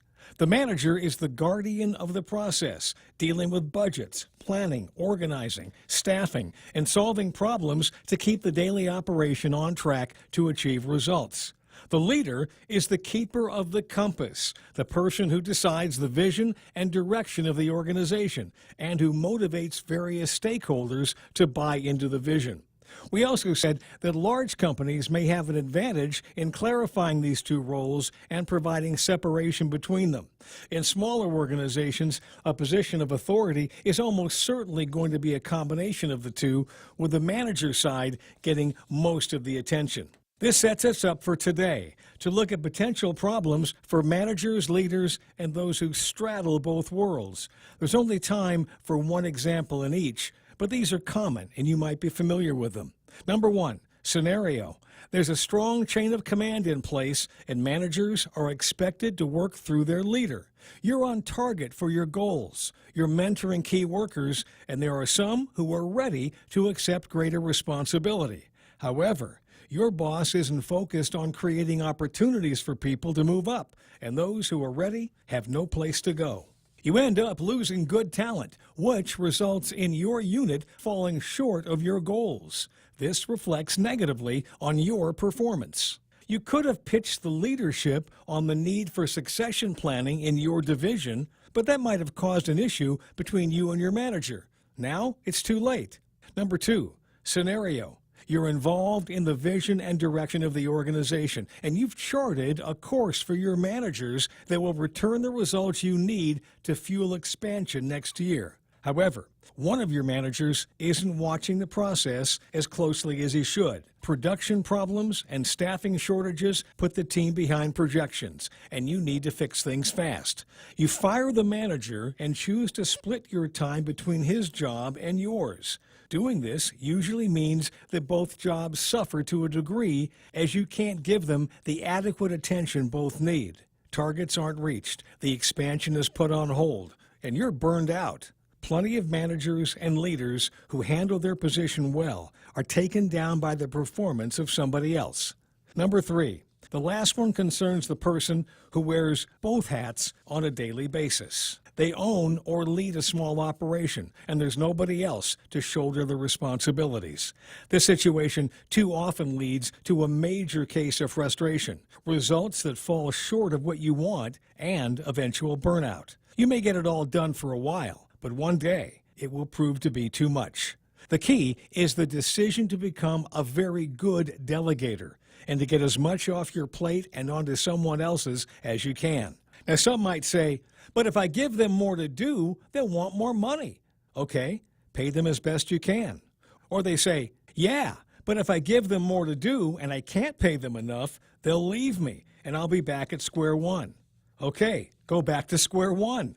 However, this time, start with a delegation from day one and make this a permanent part of what you do. Even if you have to replace people once in a while, the workload on you will be lighter and you can focus your energy on the things that will help you grow. You've heard me say it before. You need to work on your business, not in your business. If you're bogged down by the day-to-day tasks of operating a company, you will never reach its potential. Keep handing things off. Manager, leader, both? There's nothing harder in the world of work. In each case, it's a full-time and then some kind of job. Tomorrow, one more angle on this. Where are you in the mix? Are you in the right place? And where are you headed? That's the extra point. Be responsible and make something good happen today. For 93.3, The Ray Gibson Show, and First Hawaiian Bank. I'm Jerry Roberts. Well, thank you very much, Jerry Roberts. 734 on the Ray Gibson Show, 888-8255, 888-TALK. And I earlier mentioned something about making Jerry Perez smile like he was looking at pictures of his grandkids.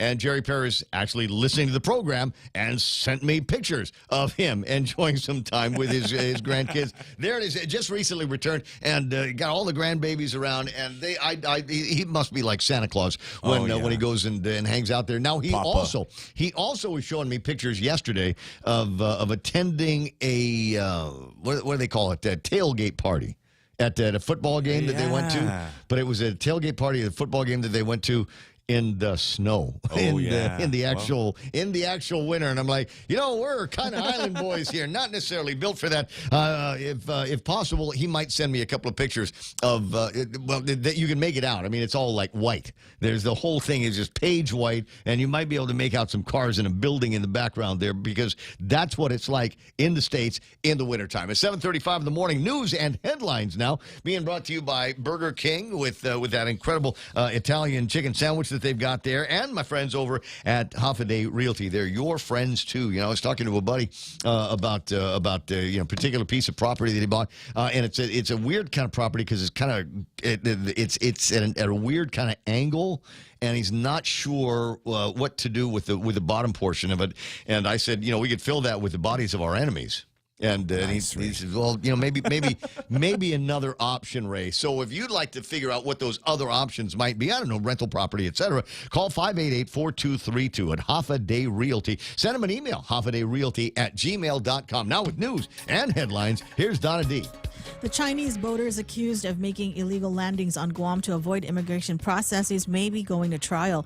Defense says there had been a blanket offer for all 9 defendants, and they have all been withdrawn after AG Doug Moylan took office. The prosecution says they are ready for trial. A pre-trial conference is set for February 7. And Public Health will begin a phone survey this month regarding menthol use. Spokesperson Grace Bordallo says random residents will be asked one question: do you smoke cigarettes or vape products with menthol?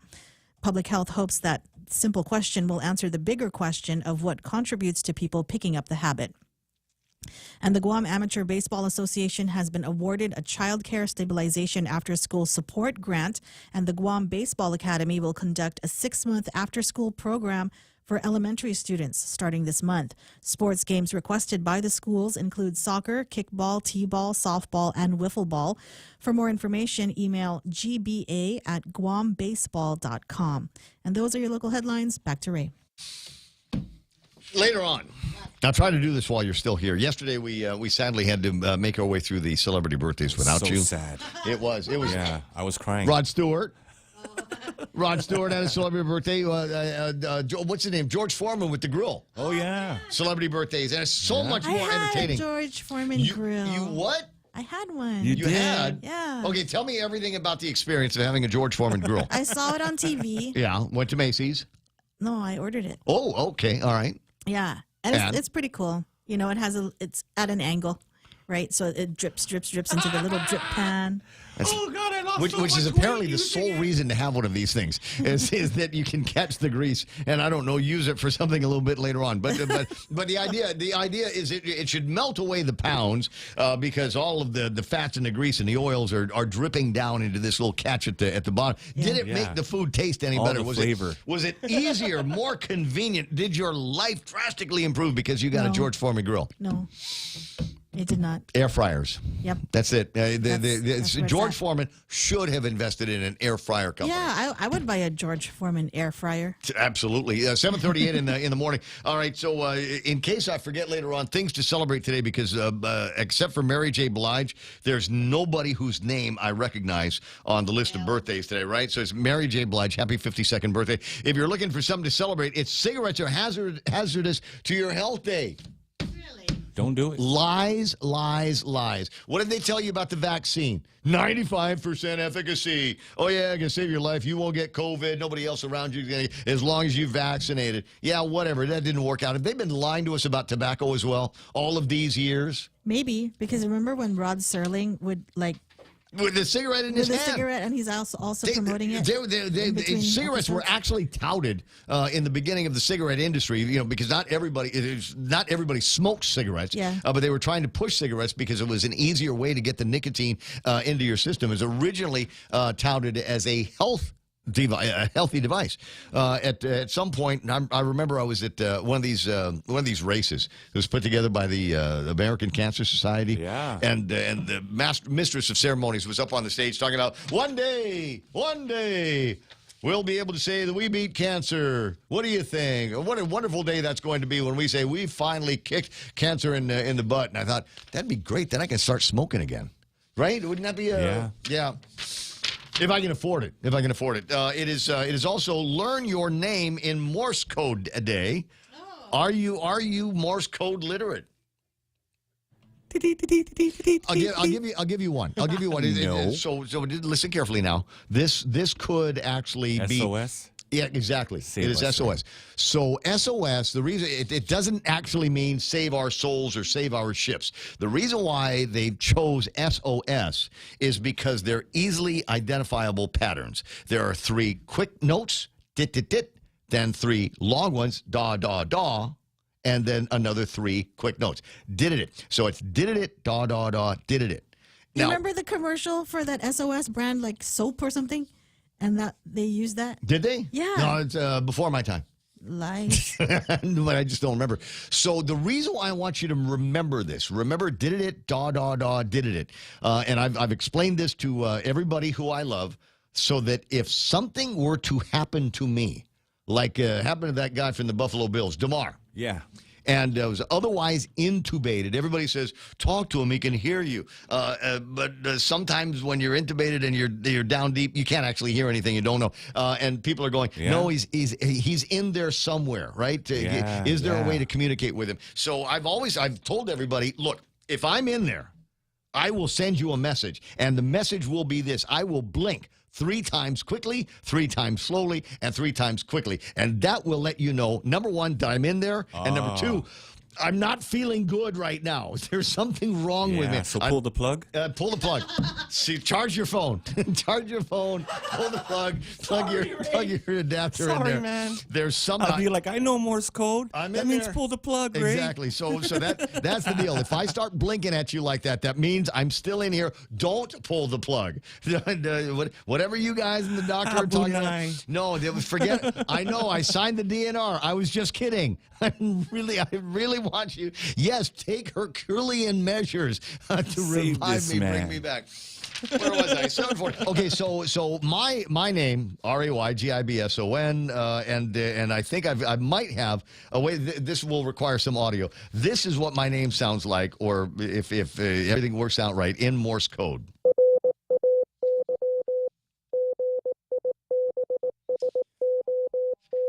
Way too fast for humans to be able to copy and understand. Bob Kelly is the only guy on Guam and Ed Poppy might be looking up right now. Only He's looking around. Exactly. What do you hear, Lassie?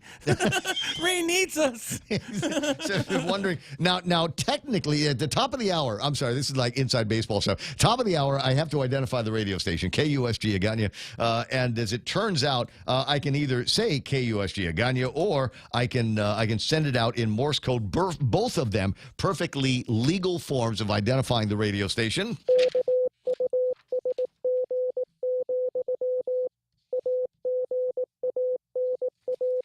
See, now I could have all kinds of fun with this. Now I've already sent my name, I've already sent the radio station, and now I can send out all kinds of otherwise provocative and naughty things like what the CT and Gigo CT stands for. But I think I've worn out the bit. So 7:43 in the morning. We'll take a quick look at what's going on in traffic after these messages. Every company needs money to grow and take on the challenges 2023 will bring. That's why Bank Pacific's commercial loan officers stand ready to help you. We offer several programs tailored to assist companies to get to the next step or perhaps for a startup, including working with SBA or GITA.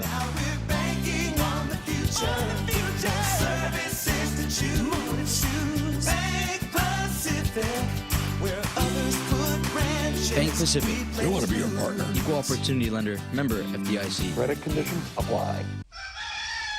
Have a day and a Happy New Year from KFC. And me, I'm Colonel Sanders. And to kick off the new year, I'm bringing back one of my best deals, the $25 fill-up bucket. That's 10 pieces of original recipe drumsticks and thighs with 2 large sides of red rice for only $25. It's the highest caliber meal for you to spend less money. KFC's $25 fill-up bucket is available at all KFC restaurants island-wide and here for a limited time. KFC, it's finger-licking good.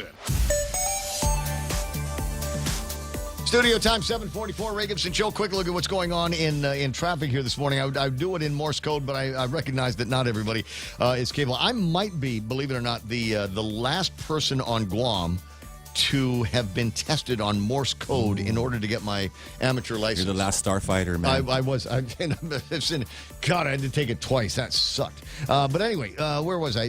Traffic on the roads here. Quick look at the map. Let me get this up on the screen. Ugly traffic as usual. Up in the north end of town. Looks like it's building up even earlier before you get to Waisangsong. So expect some delays southbound Marine Corps Drive. A lot of village traffic on Marine Corps Drive as well. Once you get into the Dededo area, it gets worse. So expect some delays past Waisangsong all the way down to Our Lady Fatima. And where else? We got not a lot of traffic up by Ukadu, but we do have traffic spilling off of Route 3 onto Marine Corps Drive. Route 16 looking good everywhere except by the mall. Looks like it's busy through that particular corridor. 8, 10, and 16 running fairly clear right now. The intersection, oh, wait a second. No, I was looking at something else. The intersection over at 8, 10, and 16, sorry, not running clear. Busy in all directions. Route 10, Route 8, and the Route 16 side. Things are going to be busy over by Happy Mart. 10 and 15 also looking kind of ugly through there. We got traffic on Route 4. I would not recommend Route 4 right now. Just as you pass the Cost You Less out there, things are going to be busy in the inbound direction. A lot of traffic up around Afami and the intersection up in Sinahanya, and traffic getting into the downtown Agutnia area. Not looking very pretty right now. Marine Corps Drive, Route 8 into town, Route 7 into town. They're running fairly busy. People going onto the Route 7 side, taking that turn over at the old Rainbow Market. Yeah, no good here. I know what you're trying to do. You're trying to avoid the intersection in front of Venue. Then you're trying to avoid the intersection over at the Bank of Guam. Fact of the matter is, you need to call Carl Gutierrez and have him fix all of those things and make that light a little bit faster, a little bit more efficient. And then we've got the rest of the traffic, Big Navy and Sumai, et cetera, that's running fairly busy. If you see an accident like my friend Tom Tazi did, over in Daydidu, then by all means take a picture, send it to me so I can put it up on the screen and everybody can share in the misery. It's 7:46 on the Ray Gibson Show. Guam Community College Spring 2023 late registration starts Monday, January 9th through Friday, January 13th. New students can apply at guamcc.edu/apply or in person at GCC. Returning students can register, add, or drop classes using their MyGCC login. Register or apply now, online or on campus at Building 2000 from 8 a.m. to 5 p.m., January 9th till the 13th. Stop thinking about getting back into the classroom and just do it. Family Finance has been serving the people of Guam since 1959, and they will continue to be there for you in the years to come. Whether you're looking to get a personal loan for that summer vacation or paying off those long overdue bills, Family Finance has got you covered. Apply for a personal loan from $1,000 up to $4,100 by calling Family Finance in Hagåtña at 671-475-4545, Upper Tumon 671-647-5626, or in Dededo 671-633-4473. Getting you back to the talk faster. It's the Ray Gibson Show. Yeah.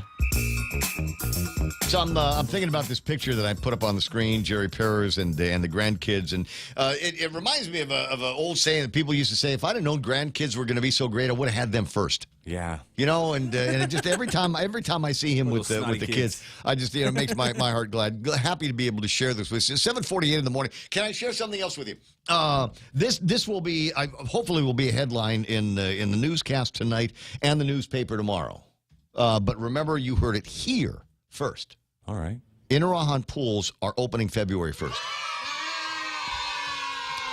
Or maybe the Inarahan pool. I don't know. Is it pool or pools? Which is it? I think it's Is it commonly pool. Acceptable both ways? I think, yeah, both Down ways. in Inarahan, right across them from the store, Inarahan pool going to be open February 1st. So for all of the people that have been bugging me every time I get Governor Gutierrez on the line to answer that question, I finally got a definitive yes and a date. February 1st, the pool is going to open. See you complainers out there swimming, man, on day one. I will save the lazy journalists a few minutes here.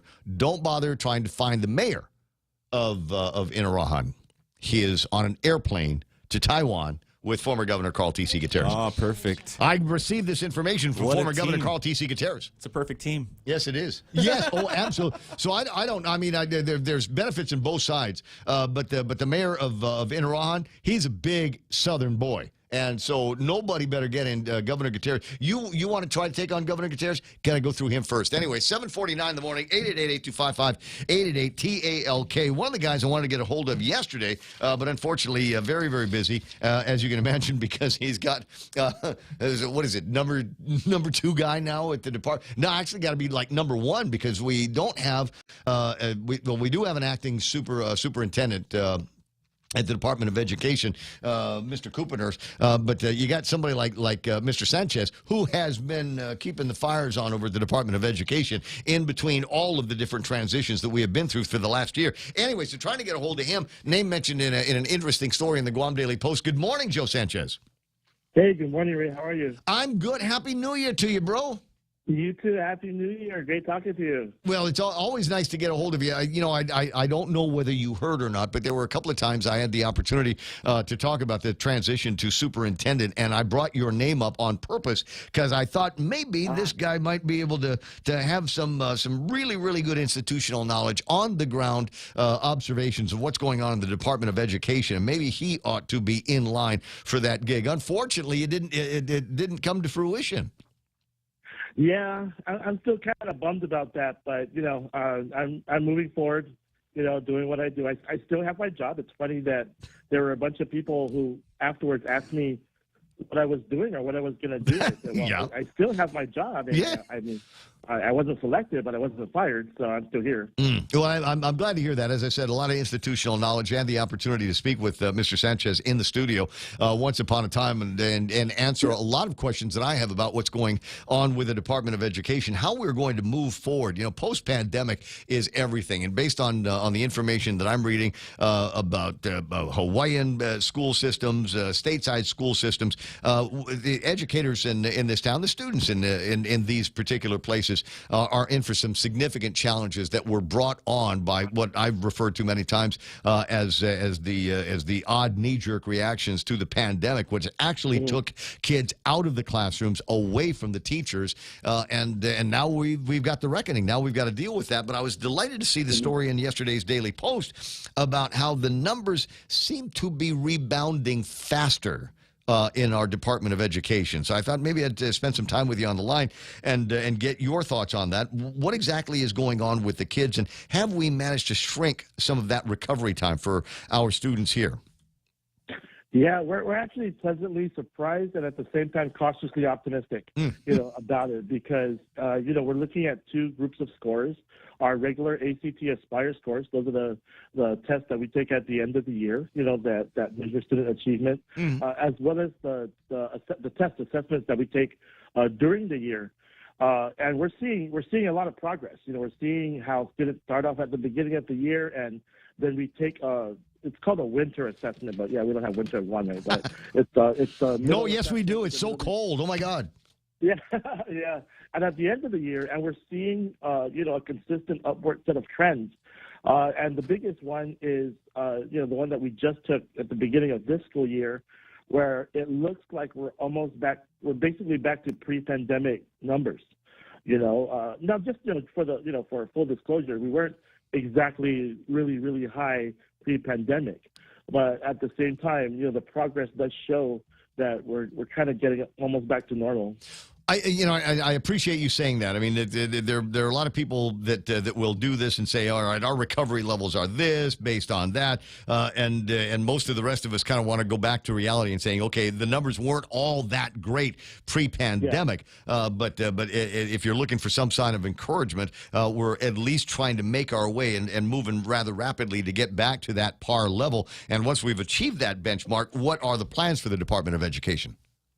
Yeah, so, our teachers are working really hard, particularly in this one area. So the numbers for the students who were already proficient and advanced, those didn't drop too much. So basically you can interpret that as saying the students who were doing well during pre-pandemic kind of ended up doing well even during the pandemic, right? So, there were some drops in their scores, but they generally did well, and now they're really almost back to normal. The area that we were really concerned about were the students who were already struggling, the lowest percent, right? The lowest category. It's categorized as students in need of support. That number increased. It increased by a lot. So we're thinking, wow. So we're looking at the students who are already doing well. We weren't too concerned about them. They were able to bounce back quickly.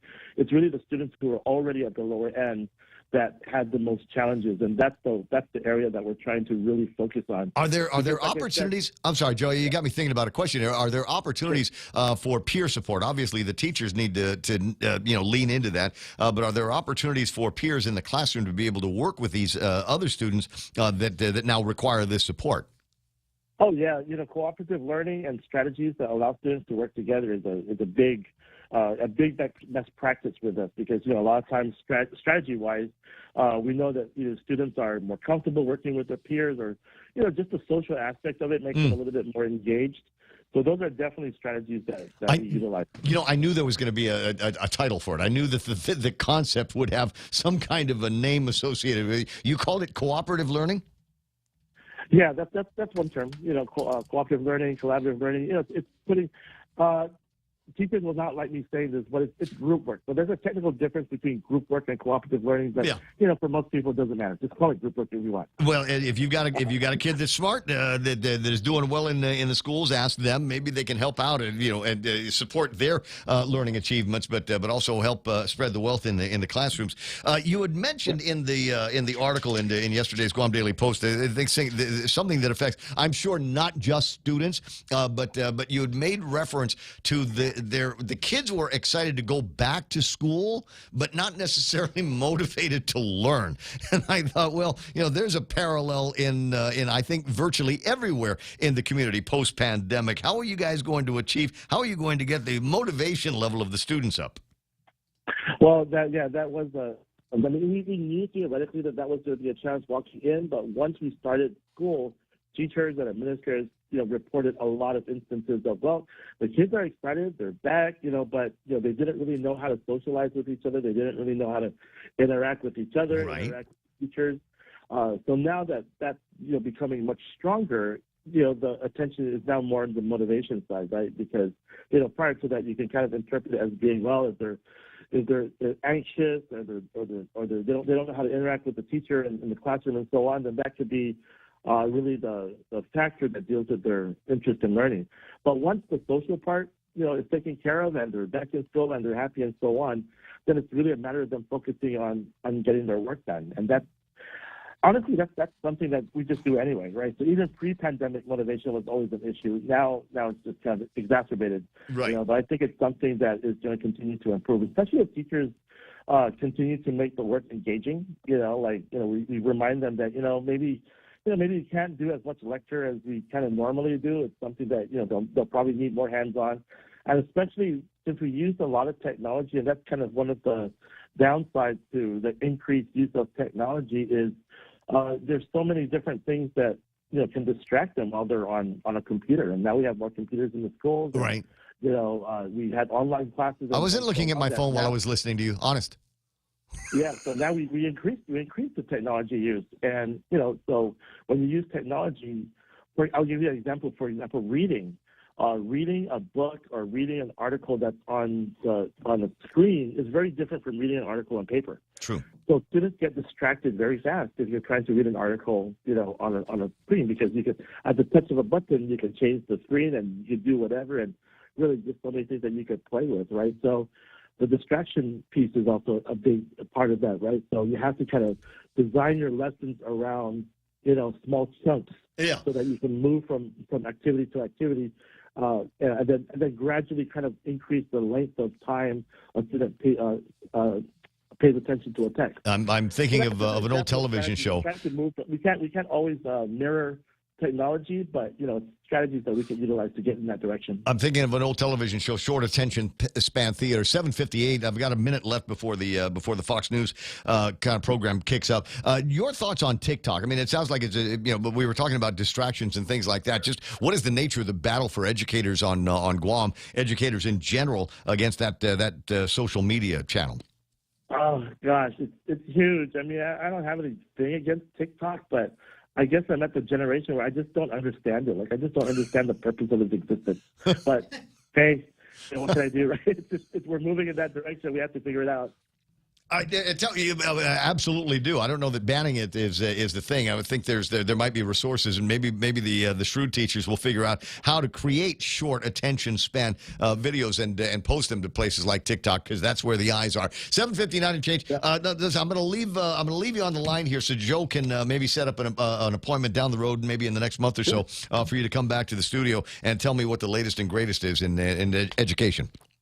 I'm good. All right, groovy. That's Joe Sanchez from the Department of Education. Stand by now. Fox News Live playing on Pika's Best. This is The Point.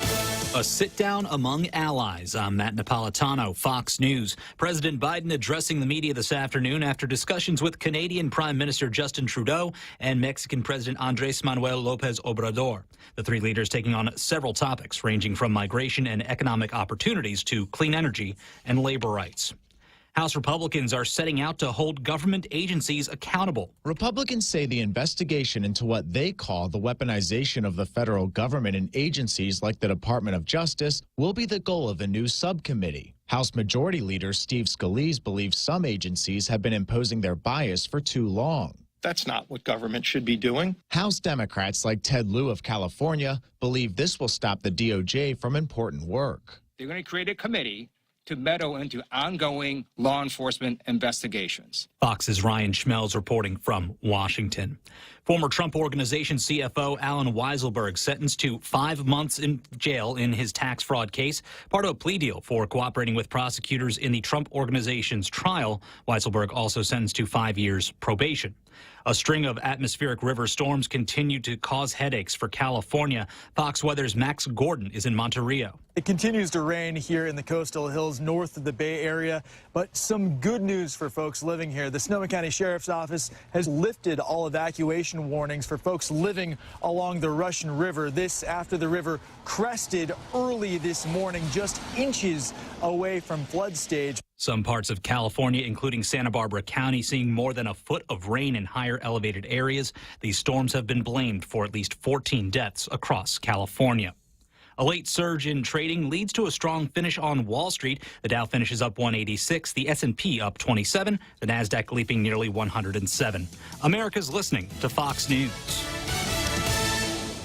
Guam Regional Medical City is the center of excellence for general and minimally invasive surgeries like colonoscopy, dialysis and vascular access, gallbladder, skin and soft tissue, gastrointestinal tract, hernia repair, spleen, select liver and pancreas diseases, upper endoscopy, and more. Schedule your appointment with GRMC today by calling 671-633-GRMC. That's 671-633-4762. For more information, visit us at grmc.gu. For all your real estate needs, call the professionals at Hoffaday Realty. Jody, Saran, Libby, and Lolita, and they'll take care of you on every step of the real estate process. No worries. Just contact Hoffaday Realty at 588-4232 or 588-HOFFA or email them at hoffadayrealty@gmail.com. They're at 426 Chelon, San Antonio, Suite 204 in Tamuning. Open Monday through Friday, 10 to 4. Hoffaday Realty for all your real estate needs. Thousands gathered in Sao Paulo, Brazil, protesting the attack on the presidential palace, Congress, and Supreme Court by supporters of former President Jair Bolsonaro. Bolsonaro is in Florida, where he reportedly fled last week as his supporters in Brazil stormed the presidential palace, the Supreme Court, and Congress, causing major widespread damage during a riot that lasted 3 hours. Members of President Biden's own party now are calling for him to take action and extradite him back to Brazil. Rep. Ocasio-Cortez tweeting, nearly 2 years to the day the U.S. Capitol was attacked by fascists. We see fascist movements abroad attempt to do the same in Brazil. The U.S. must cease granting refuge to Bolsonaro in Florida. Fox's Jillian Turner, more than 1,500 people were detained for storming those government buildings. The vice president of Colombia says she was targeted with a roadside bomb. Authorities finding 7 kilos of explosives buried next to a rural road leading to her home. Ukrainian military members will be coming to the U.S. for training on the Patriot missile system. A defense official confirmed to Fox News that the U.S. will train Ukrainians on the Patriot missile system beginning next week at Fort Sill in Oklahoma. Training can take several months, though this is expected to be expedited. It can take as many as 90 personnel to operate and maintain even just one Patriot battery. This would be the first time training of Ukrainians occurred on U.S. soil. HIMARS training was done in Europe. The Patriot system, which Ukrainian officials have been asking for, is designed to shoot down incoming rockets and missiles. Russia's foreign ministry said sending a Patriot over could escalate the conflict, but President Biden shot that down last month, arguing it's a defensive tool. Jessica Rosenthal, Fox News. The Mega Millions jackpot breaking the $1 billion mark. Tonight's drawing worth $1.1 billion. That's the third largest in Mega Millions history. I'm Matt Napolitano. This is Fox News. Have a day and a happy new year from KFC. And me, I'm Colonel Sanders. And to kick off the new year, I'm bringing back one of my best deals, the $25 fill-up bucket. That's 10 pieces of original recipe drumsticks and thighs with 2 large sides of red rice for only $25. It's the highest caliber meal for you to spend less money. KFC's $25 fill-up bucket is available at all KFC restaurants island-wide and here for a limited time. KFC, it's finger-licking good. Half a day, this is Josh here at APO. Our expertise and extensive network can help you grow your business and reach out to more global markets. As a responsible carrier, APO is also committed to a sustainable future, whether it's protecting the environment or investing our efforts in giving back to the community. Our dedicated teams in Guam, Saipan, and on U.S. mainland are here to support you. Call 588-4651 or visit www.apo.com.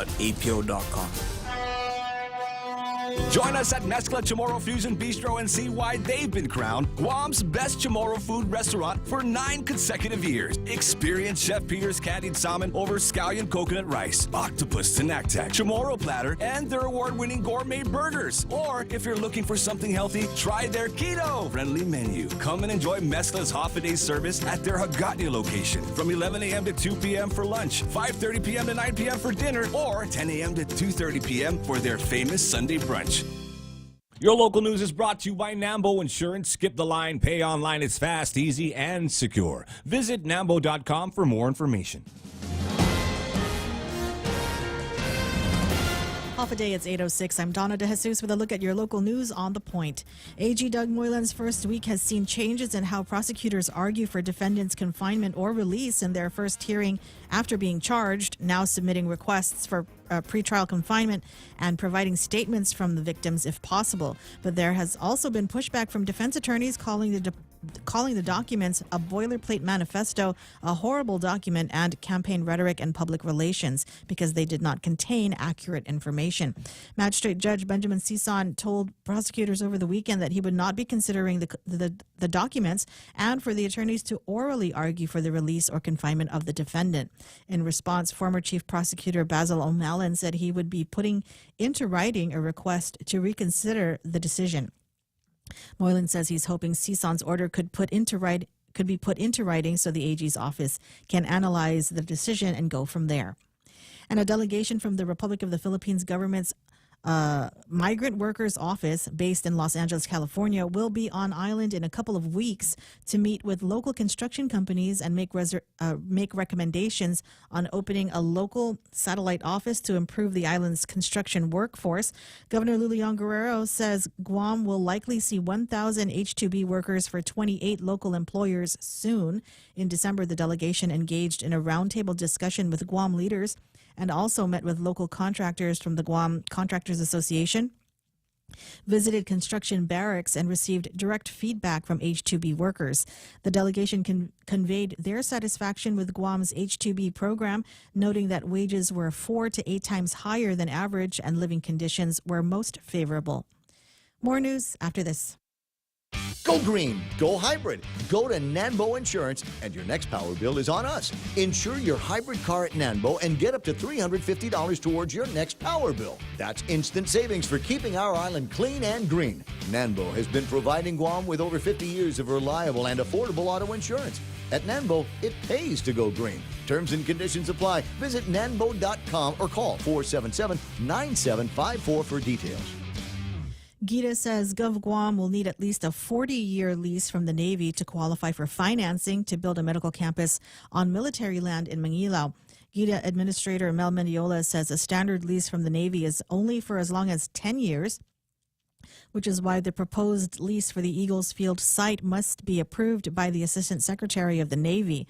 Gov Guam currently has a 2-year lease to access the 102-acre site where the governor plans to build a new government medical campus and public hospital. Mendiola says the proposed lease could be at no cost to Gov Guam, provided the medical campus and the hospital are built to meet certain military needs. Joint Region Marianas Commander Rear Admiral Ben Nicholson mentioned the possibility of requiring the site to have a helipad for military aircraft and capabilities for a mass casualty event. And GVB Vice President Jerry Perez says the arrival forecast for fiscal year 2023 has been revised from 680,000 to 670,000, which is still 41% of pre-pandemic 2019 levels. Many of Guam's source markets are also still struggling with their tourism recovery. The first quarter of 2023 saw nearly 136% increase to 135,885 visitor arrivals from a year ago. The island saw the most arrivals from South Korean visitors, with over 90,000 arrivals from October to December compared to about 6,000 during the same quarter a year prior. Japan arrivals remain low at around 11,700 in the same 3-month period, but is still a notable increase from 992 a year ago. Many areas around the world have now been seeing 60 to 90% of their pre-COVID-19 tourism back, but Guam's major tourism source markets aren't seeing the same progress. Perez says the recovery in Asia Pacific is about 17% of pre-COVID levels. And those are your top stories. Now back to Ray with weather. Yeah, it was an interesting get-together yesterday over at the Hyatt. Food was good. Company was fantastic. As I said, I was sitting at the table with Senator Jesse Anderson Lahan, Doug Moylan, Carl T.C. Gutierrez, et cetera. And then all of a sudden they started saying, so I know everybody came here for an election, but we're not going to be able to do the election because we don't have a quorum from among the members. That is an issue that's going to have to get taken care of in the very near term. In the meantime, I went back for seconds on dessert. That's Good man, Ray. I'm already there. Way to represent us, I'm bro. already there, right? So what the heck? 8:11 in the morning, 888-8255, 888-TALK. Speaking of food, we got our buddy Kitsusu in Japan that sent me a picture of what his breakfast looks like right now, and I got to say, yes, more of that kind of thing. It's spam musubi. Looks like it's got the seaweed, and then there's a slice of spam in there, and then there's some more of that sushi rice that goes on top of it, and then there's a little bit of an egg thing, the Japanese kind of sweet egg thing. Expensive. Oh, yeah. Tamago. Tamago. Hey. And so that's what he's having for breakfast, and now I'm trying to think in my head, where's the closest ABC that I could send somebody to go and get me a spam musubi just like that? I know, it's right down the street, 8:12 in the morning. More food conversation on the way. In the meantime, quick look at what's happening with weather, because that's what's on the log right now. Scattered showers and thunderstorms are in today's forecast. And I can bring up the satellite imagery, meaningless until I put this up on the screen so you can see where Guam is in the mix. And it looks like we got a whole chunk of just ugly weather off to the west that's going to be influencing us around here. And they say that it could bring scattered showers and thunderstorms to the area. Otherwise, mostly cloudy skies. Daytime highs near 86 degrees. Southeast winds blowing about 5 miles an hour, becoming calm later on. I don't know how much calmer you can get from 5 miles an hour, but maybe still is the word that we're looking for. Calm winds again tonight, moving in with mostly cloudy skies. Partly sunny in the forecast for tomorrow. Tomorrow evening, mostly cloudy skies. And Friday, they're saying partly sunny in the forecast with highs near 85 degrees. Rip currents, hazardous surf warning, man-o-war, krakens, and sharp rocks in some of the oceans. Keep an eye on that as you make your way off of the beach. I wouldn't recommend going off of the beach unless you're going to go pee or something like that. Otherwise, get back in there, bikini over here, cooler over there, and you're good to go. The sunset tonight for a Wednesday is going to be at 6:10. Hashtag tell the others. News and weather together on The Point. Guam Community College Spring 2023 late registration starts Monday, January 9th through Friday, January 13th. New students can apply at guamcc.edu/apply or in person at GCC. Returning students can register, add, or drop classes using their MyGCC login. Register or apply now, online or on campus at Building 2000 from 8 a.m. to 5 p.m., January 9th till the 13th. Stop thinking about getting back into the classroom and just do it. Your crack is showing. My what? Look at all those cracks on your phone screen. Dude, you need a new phone. Tell me something I don't know. Well, then you need to check out GTA's trade-in deal. Trade in your old phone and get up to $800 in credit towards a new phone. That's enough to get a new iPhone 14. Please hurry, because I am tired of looking at your crack. For a limited time, get up to $800 towards your new smartphone with eligible trade-in and unlimited plan. Visit GTA retail stores or GTA.net for details. Terms and conditions apply. GTA, we start with you. Huh? Ray Gibson Show? Huh? Brought to you by APL, American President Lines, a global presence with a local home. Okay, go. News to fill your mind. Talk to get it out. The Ray Gibson Show. Call now, 888-8255.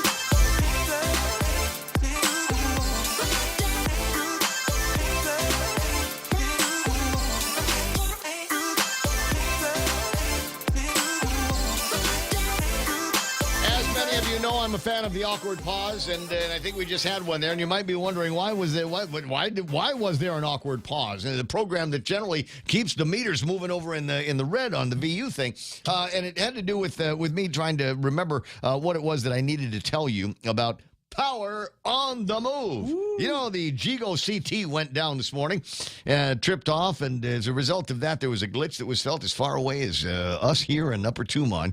And so obviously there are improvements that need to be made to the system, and a significant improvement is going to be done with the new power plant that they're building. Unfortunately, it will require the movement of an incredible number of wide loads, massive loads, if you will, from Petey all the way up to the Ukadu work site, and some of that work is being prepped starting actually in about an hour from 9 o'clock this morning until 3 this afternoon. Single lane closures northbound and southbound will occur on Marine Corps Drive around 5th Street. That is over at the GCIC building. Other lanes are going to remain open in preparation for the movement of these massive loads up and down Marine Drive, and they kind of got to go in both directions, right? So they've got this kind of autonomous Caterpillar drive that they've got there that's going to be carrying these massive loads from Petey all the way up to the Ukadu worksite. But the problem is, the thing has got to go back down. So, based on the schedule that I was looking at, you will see this thing moving in the early mornings, and then at night, they will move it back down to Petey, and that in and of itself is going to take some time. So northbound, southbound, all of the prep needs to be done with that. If you want more information, I don't know why you need it. I think, I do a pretty good job of letting you know what's going on. Go to poweronthemove.org on the World Wide Web. In fact, you'll be able to actually see in real time the movements of this Caterpillar drive, whether it's loaded or unloaded. Wouldn't that be a waste of time? We got to figure out what do we have up in Ukadu. The commercial's over, by the way. But what do we have up in Ukadu in that part of Dededo that we can move down to Petey? What do you think? Is there any of them? Yeah, right. I mean, it's, the thing will handle almost 200 tons worth of carriage. I mean, is there all anything? The stray dogs. All the stray dogs up in Dededo. Wow. Round them up right now. We'll take them down to Petey and drown them. No. I didn't know where you were headed with that. We'll put them on a ship. Okay, all right. We'll send them to the U.S. I got you. Okay, pellet guns. Can we? No? All right, sorry. 8:17 in the morning. News and weather together here on The Point. Ray Gibson Show until it's not going to be anymore. I will be right back. Awkward pause.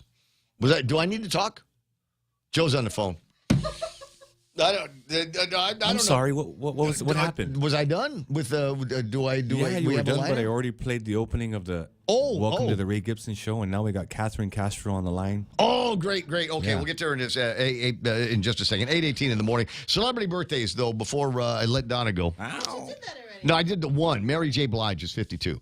That's the only name that I really, really recognize. Otherwise, from the television, the show called Living Single, Kim Coles is 61. Anybody? Never.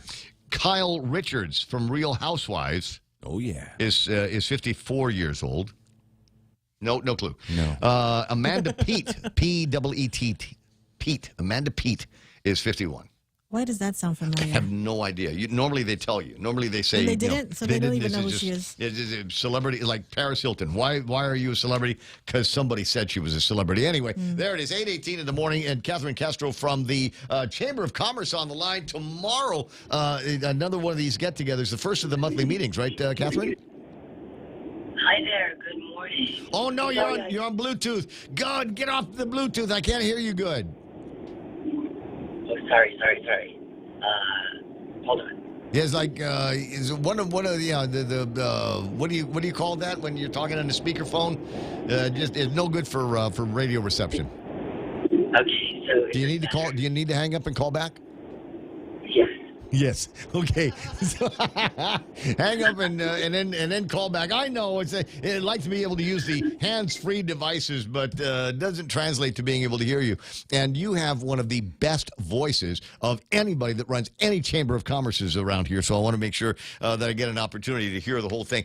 Now, while we're waiting for her to get back on the line, just a couple of other notes here. The known fact about Ray Gibson: I nap. I'm a napper. I take a nap every day. I like to play a game. It's like a nap roulette, where I'll lay down in the afternoon after I have my soup or a sandwich or something like that, close my eyes, and try to figure out, because I don't do this with an alarm.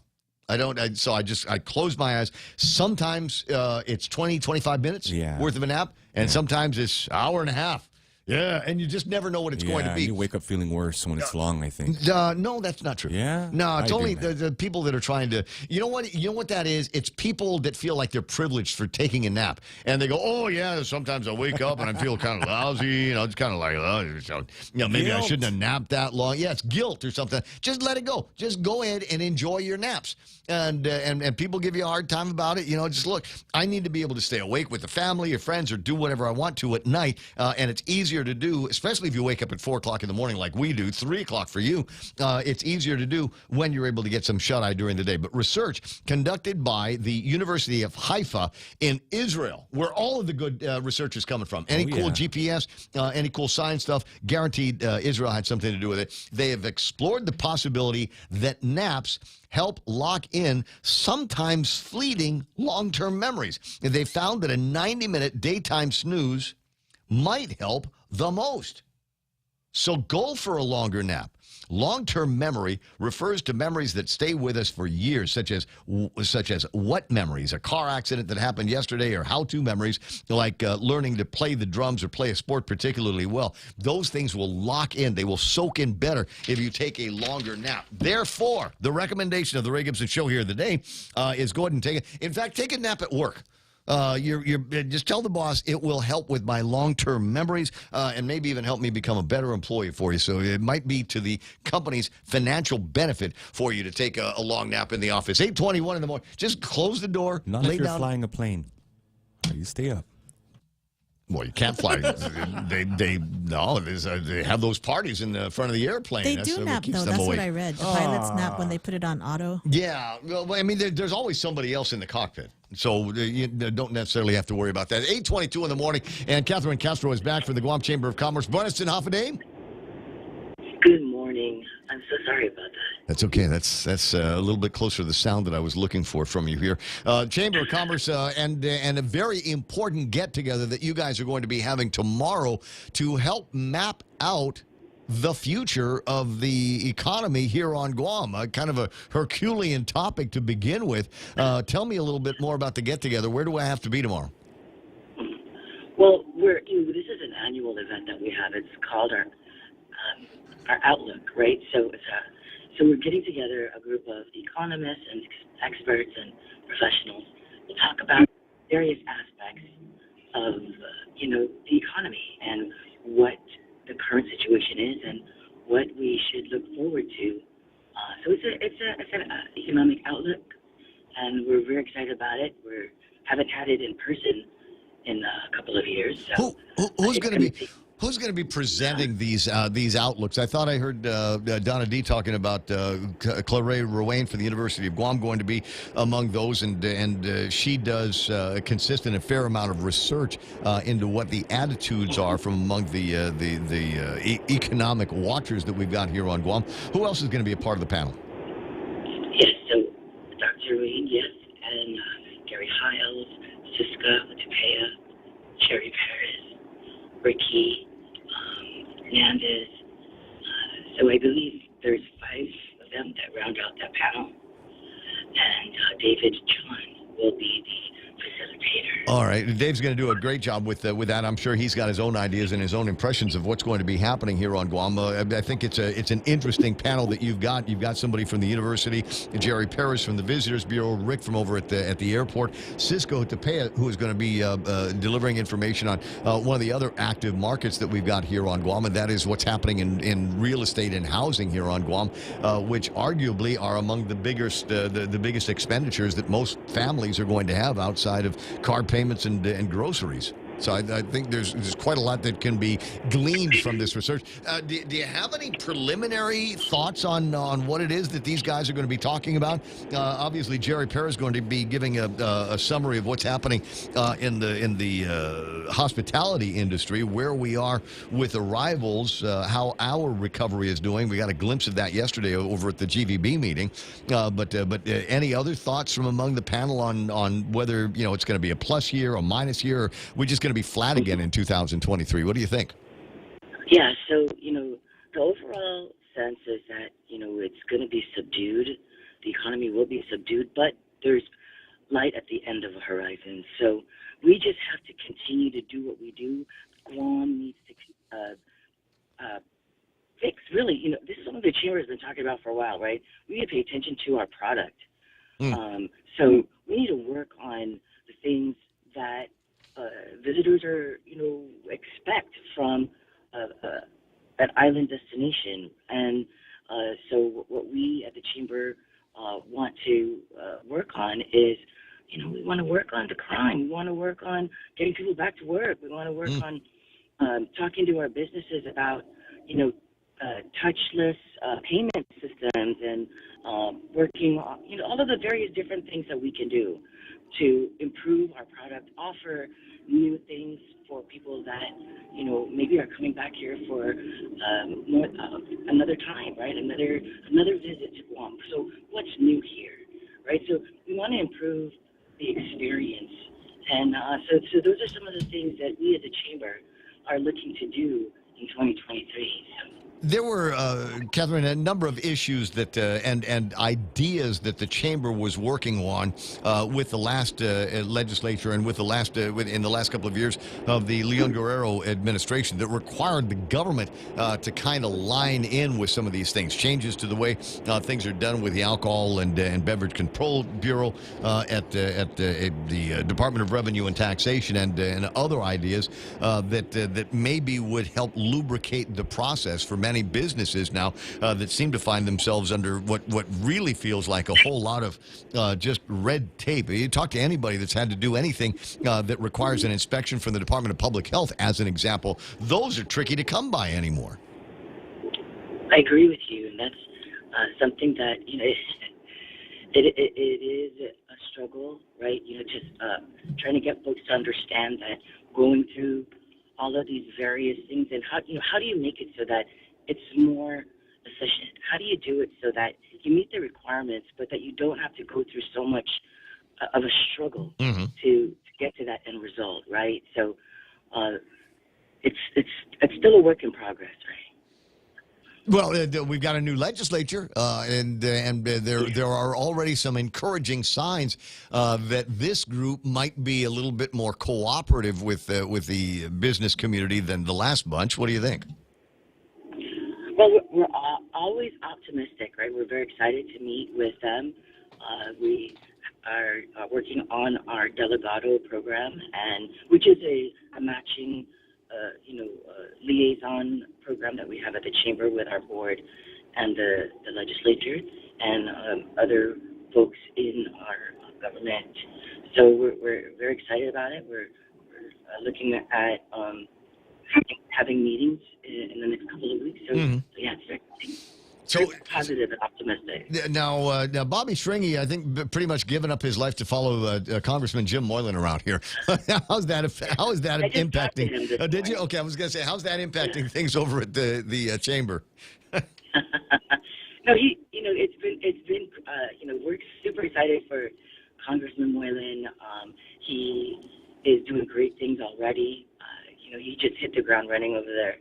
I know that he's jockeying for the committee, so that's what they're doing right now in Congress. And so I talked to Bobby today. We're looking at some fun things that we wanted to resurrect between Guam and some, the D.C. folks, and we're looking forward to making our annual D.C. visit after a hiatus. So, yeah, those are some of the things that we talked about. All right.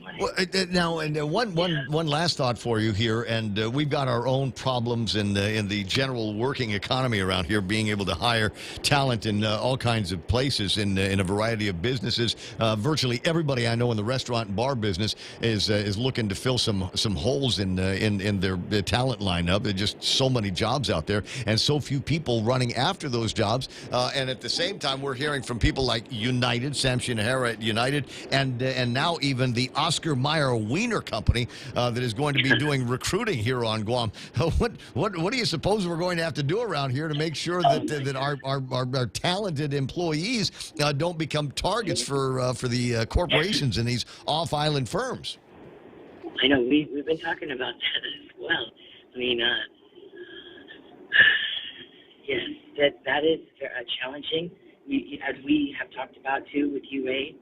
We've seen a large exodus of our talent move off island over the past 2 years, and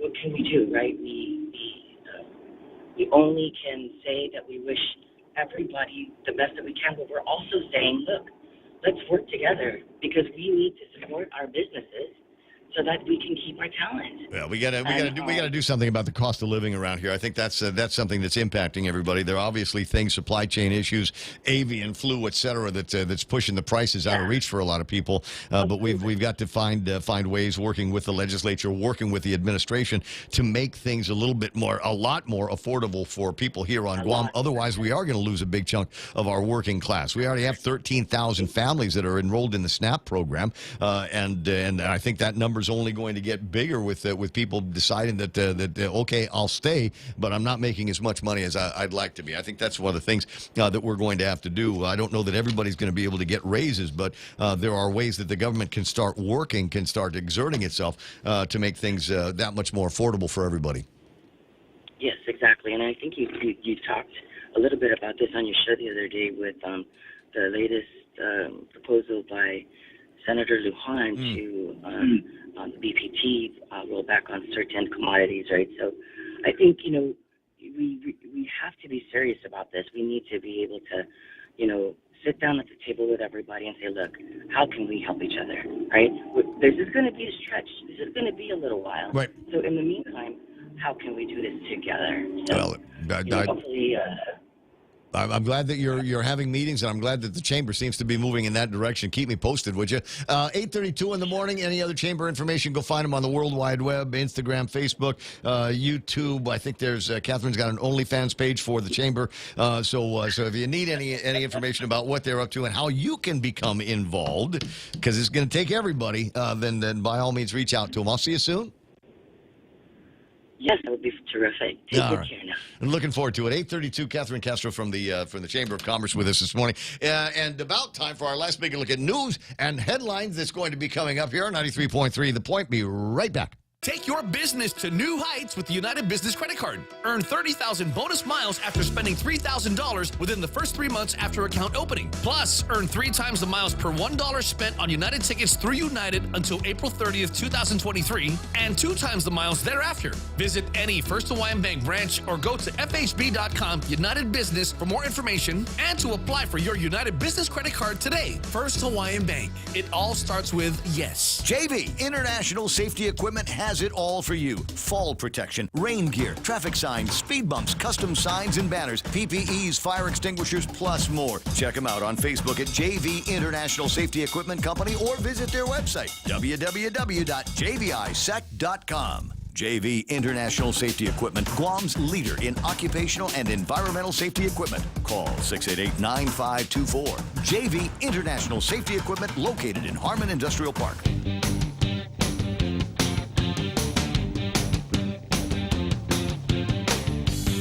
8:33, how's your digital life? My friends over at Beyond the Box are asking for a friend. If there's something that you need, maybe you're like an Apple boy and there's a couple of things that you've seen other Apple boys and girls with, and you go, I want that. Where'd you get that? You didn't buy it on base. You bought it at Beyond the Box. Go find them over at the Micronesia Mall. And remember, there is now a way, I haven't been there yet to check it, but there is a way to get from one of the concourses at the Micronesia Mall directly, it's number 2, Donna says it's number 2, directly into the new and improved Payless Market. Yeah! I urge you. I went there yesterday. Oh, you did? Yeah. How was it? It's pretty. Is it? Yeah. Did it feel like you went to a grocery store in the States? It felt like I was in Mighty Payless. All right, close, but not quite where I thought we'd be headed on that one. Okay, because I already have a Mighty in Payless, but nice place. Maybe there's more like roaming space, walking space. Oh, I see. You know the distance between the aisles, they're wider. Yeah. Which I always liked about the about the Micronesia Mall branch. So you didn't feel like you were, you had to move your cart and do that dance with the other customers. Yeah, the floors are nice. Okay, too. now what about deli? This is the Donna D quest. Was there a deli like thing at the mall Payless? No, it's like a cake thing. That place Crumbs. It's like a bakery. Uh-huh. The Infusion was there, but they're not. Those guys aren't open yet. I think next week. I'll get the coffee wife talking about that a little bit later on. But something called Marketplace. I don't know what's there. It's did they have anything like? I mean, in the very least, can I get a rotisserie chicken at the Payless? I didn't see. Oh, I didn't see chicken. Well, it's still new. I mean, we're soft opening only. Mm-hmm. Okay. Yeah, so maybe that's what that is. Because in my mind, there is nothing better than a rotisserie chicken. I can take a rotisserie chicken apart and make sandwiches and food with that for days and days and days. So another opportunity to go put my hands on something would be a good idea. 8:35 in the morning. Donna D with the last big look at news and headlines. Off and Donna, what happened? After a 2-month break, the drive-by shooting trial of Nicholas Moore was rescheduled again, and his defense team had filed a motion to dismiss the case due to the length of time that had passed. The trial has gone on for 6 months when it was expected to last 3 to 4 weeks. Parties are now discussing a potential plea agreement. They will be back in court on the 23rd. And expect traffic delays on Marine Corps Drive in Hagåtña this morning as workers raise wires at the 5th Street intersection. The work will take place near the GCIC building. Expect single lanes to be closed in north and southbound directions from 9 to 3 today. Crews are preparing Route 1 intersections for the transport of heavy equipment for the new Ukadu power plant, which could start as early as this month.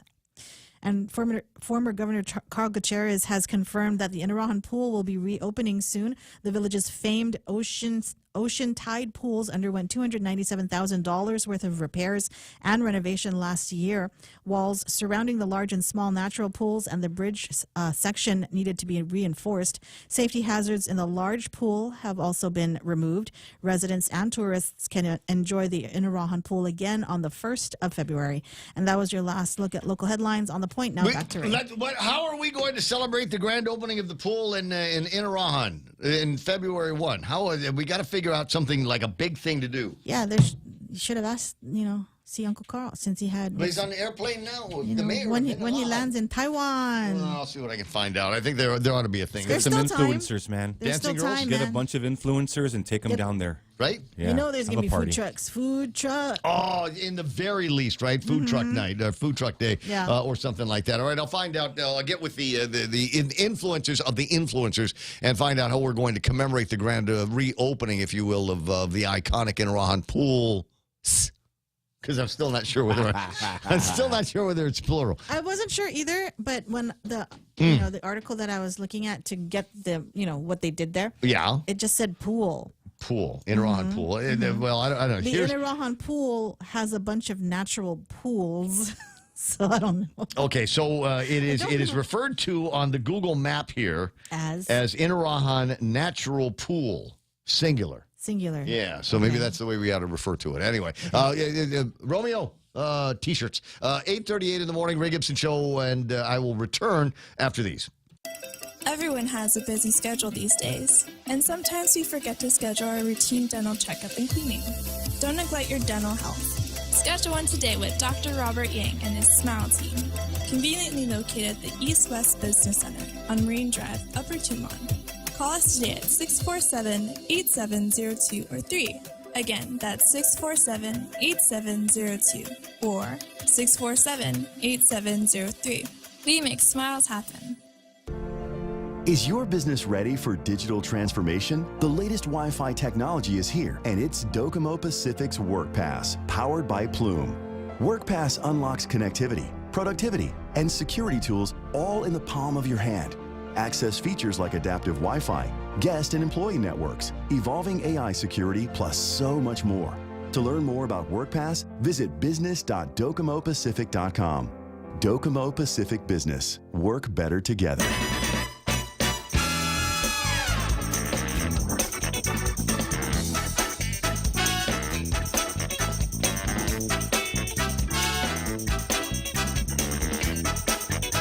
There's just so much going on in here. I'm not sure where to go next, Real Joe. Do we have our friends from GCC about ready to line up? And they should be. Let me go check on them. All right, you go and check them out. Well, while they're doing that, I don't know. I was thinking about maybe we'll do a quick look at what's going on in the world of crime here on Guam. The magistrate reports are out, and there's a couple of interesting cases. Joe Kitachai busted on possessions of a firearm without a firearms identification card as a third-degree felony. You'd think it would be higher charge associated with that. And then we've got this story here where Grace has reported that her father's Lexus was stolen from the driveway. She'd parked the Lexus in front of the residence at 11 in the morning. She noticed it was missing about 5 o'clock in the afternoon. The keys had been taken from the residence around October of last year. On or about January 9th, the Lexus was located, and at the time it was operated by a guy named Paul Valesco. He claimed that the vehicle had been parked at the residence since January 8th. The vehicle was believed to be owned by his mother's boyfriend, Ron. When the officers interviewed the mother, she told officers that her friend AJ had parked the vehicle at her residence since January, and that he had told her that his brother had let him borrow the vehicle. AJ, also known as John T. Kitsutsu. The report indicates the defendant told officers on January. Are you still following any of this? I mean, yeah, man. Did we get lost? There's drama here. Keep going.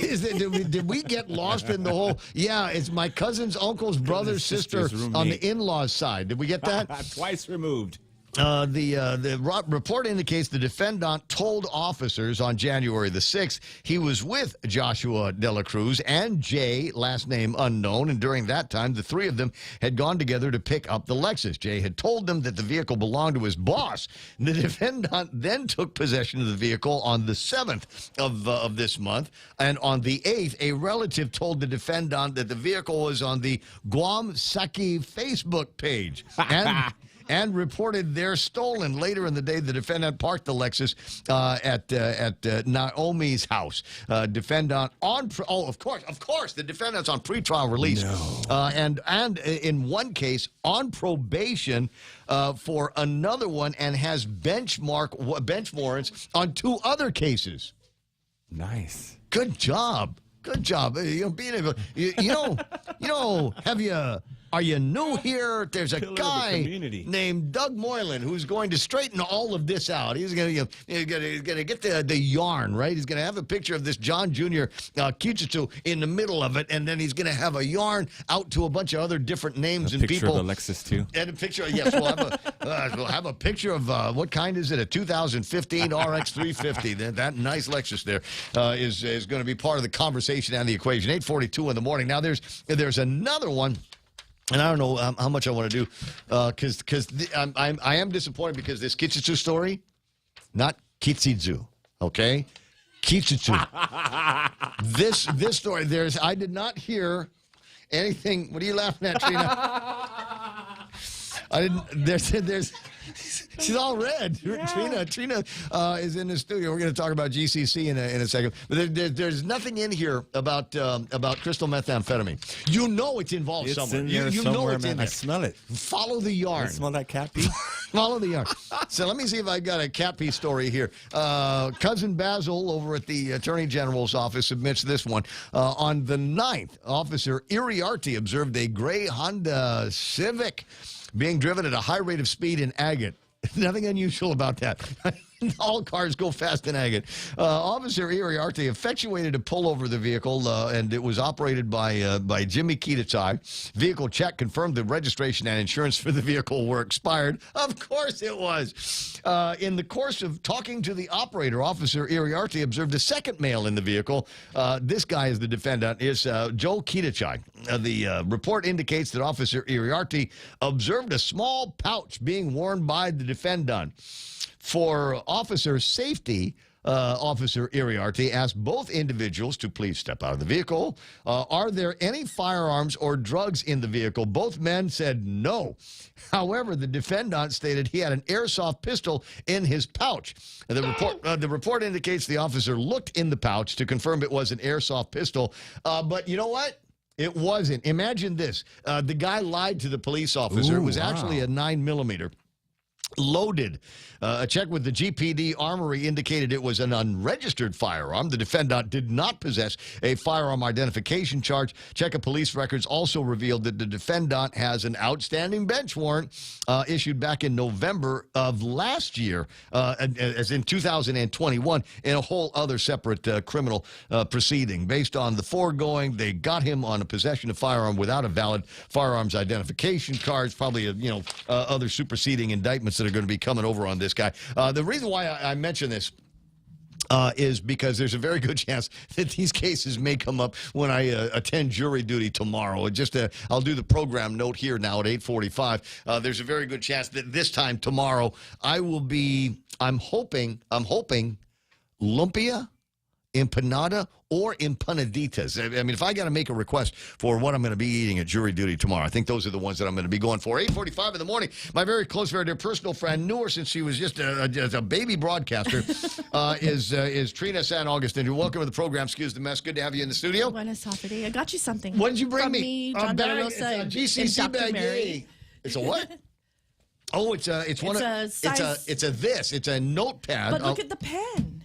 What? It's a plannery. It's a stylus. It's a what? I can't. How do I get it out? Pull it apart, Nate. Hold both ends. Oh, I see. Okay. Yeah, snap it. I got it. There you go. Here I am. Brains the size of a planet. No, this is perfect. Right. It's got little stylusy parts, so I can use it with my iPad, and it's got this so that I can flick people. Oh yeah. I can turn this into It's a very small bow and arrow. I get the little arrow that I'm going to be making out of this, and I'm going to be pointing it at the teachers that have sent me. All right, so we got that, and I got a T-shirt from GCC as well. Yes, extra small. Extra. Thanks. Love you. You're looking skinny, Ray. You're looking skinny, yes, man. because last year we celebrated our 45th. You know that, of course. I do. And so I'm really looking forward to doing what I do with all T-shirts, cutting off the sleeves, cutting off the neck part, and turning it into something that I can wear. Send us a picture of your modified shirt. We'd love to see it. Yeah, people don't want to see me in that stage of modified clothes. But anyway, it's good to have you in the studio. Good having me. So I wish I'd have known that this interview was coming up before I interviewed John De La Rosa the other day about late enrollment. Thank you for that. Hey, no problem. Always We happy to appreciate help. you. But a little bit more of I suppose a little bit more of a formal conversation here.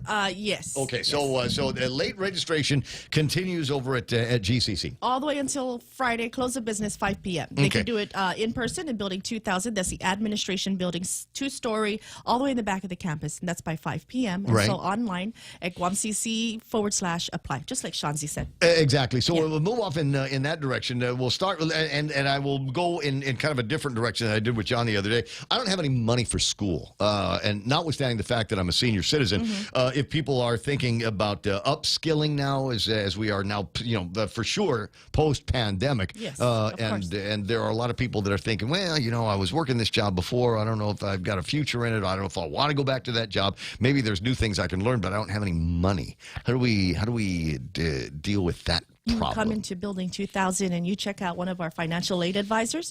They're going to start you off and have you fill out the FAFSA form right along with you. They're going to help you. Right. Because these guys are like really skilled at getting the FAFSA filled out. And once that's submitted, you can get the entire grant, some of the grant, or just a little bit, but there's also scholarships that are available to our students that they can use to offset those prices. Might be worth pointing out that once you're in the FAFSA system, you're in the FAFSA system. So whether your educational requirements are just at GCC or maybe follow you to University of Guam or take you all the way to the U.S. mainland, once you're in there, you're in there. And, depending on what's happening with your own personal finances, the answers might change. Yes. Depending on those circumstances. Yes, and it also, if you are a minor and you're still under your parents, you need to bring your parents' previous year tax. I think it's 2021 taxes or 2020 taxes. You need to bring that in. I was fortunate not to have to worry about that with Mayumi, thankfully.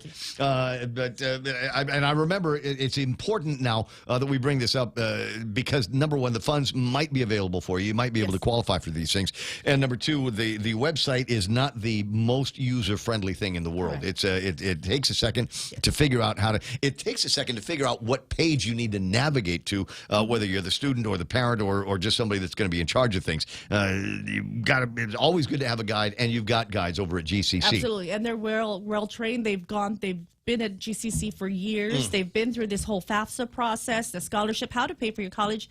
And might I suggest that Mayumi, where is she going to school? I'm trying to get her to West Point or Naval Academy or someplace like that. Okay, why don't you start her off at Guam Community College? She was she's straight A's, right? Oh, yeah. Right? Absolutely. So what she can do, and this is also for she any wordle student. in 3 most of the time. She wordles in 3. I don't wordle. That's how bad it is for me. Yeah. So just take Mayumi over to the Guam Community College before 5 p.m. this Friday. Get her registered for her general education, like English and math. Right, the basic stuff. Get her to do that. And since she's an A student, bring in her transcript from her high school, and she could totally bypass the placement test.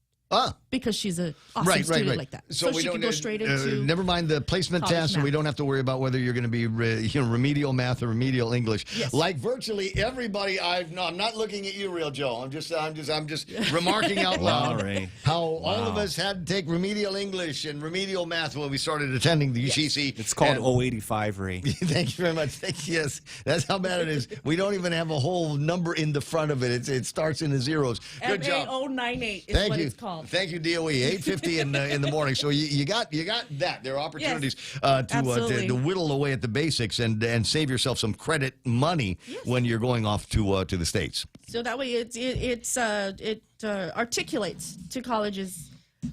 What did you just say? Meaning they take our credits. Okay. That's what it means. They take our English and math. They take all our credits. You learned all the words there, didn't you? Yeah. In a year and a half, it's just wow. Good for you. Yeah. Good for you. All right. So now there's a couple of programs that I'm always interested in at GCC. Culinary, obviously, is one of them because it seems to me that there is almost immediately after you graduate, certified, having gone through the culinary program over at GCC, there is a job waiting for you at any hotel, any restaurant, any place where they take something raw and turn it into a meal for somebody.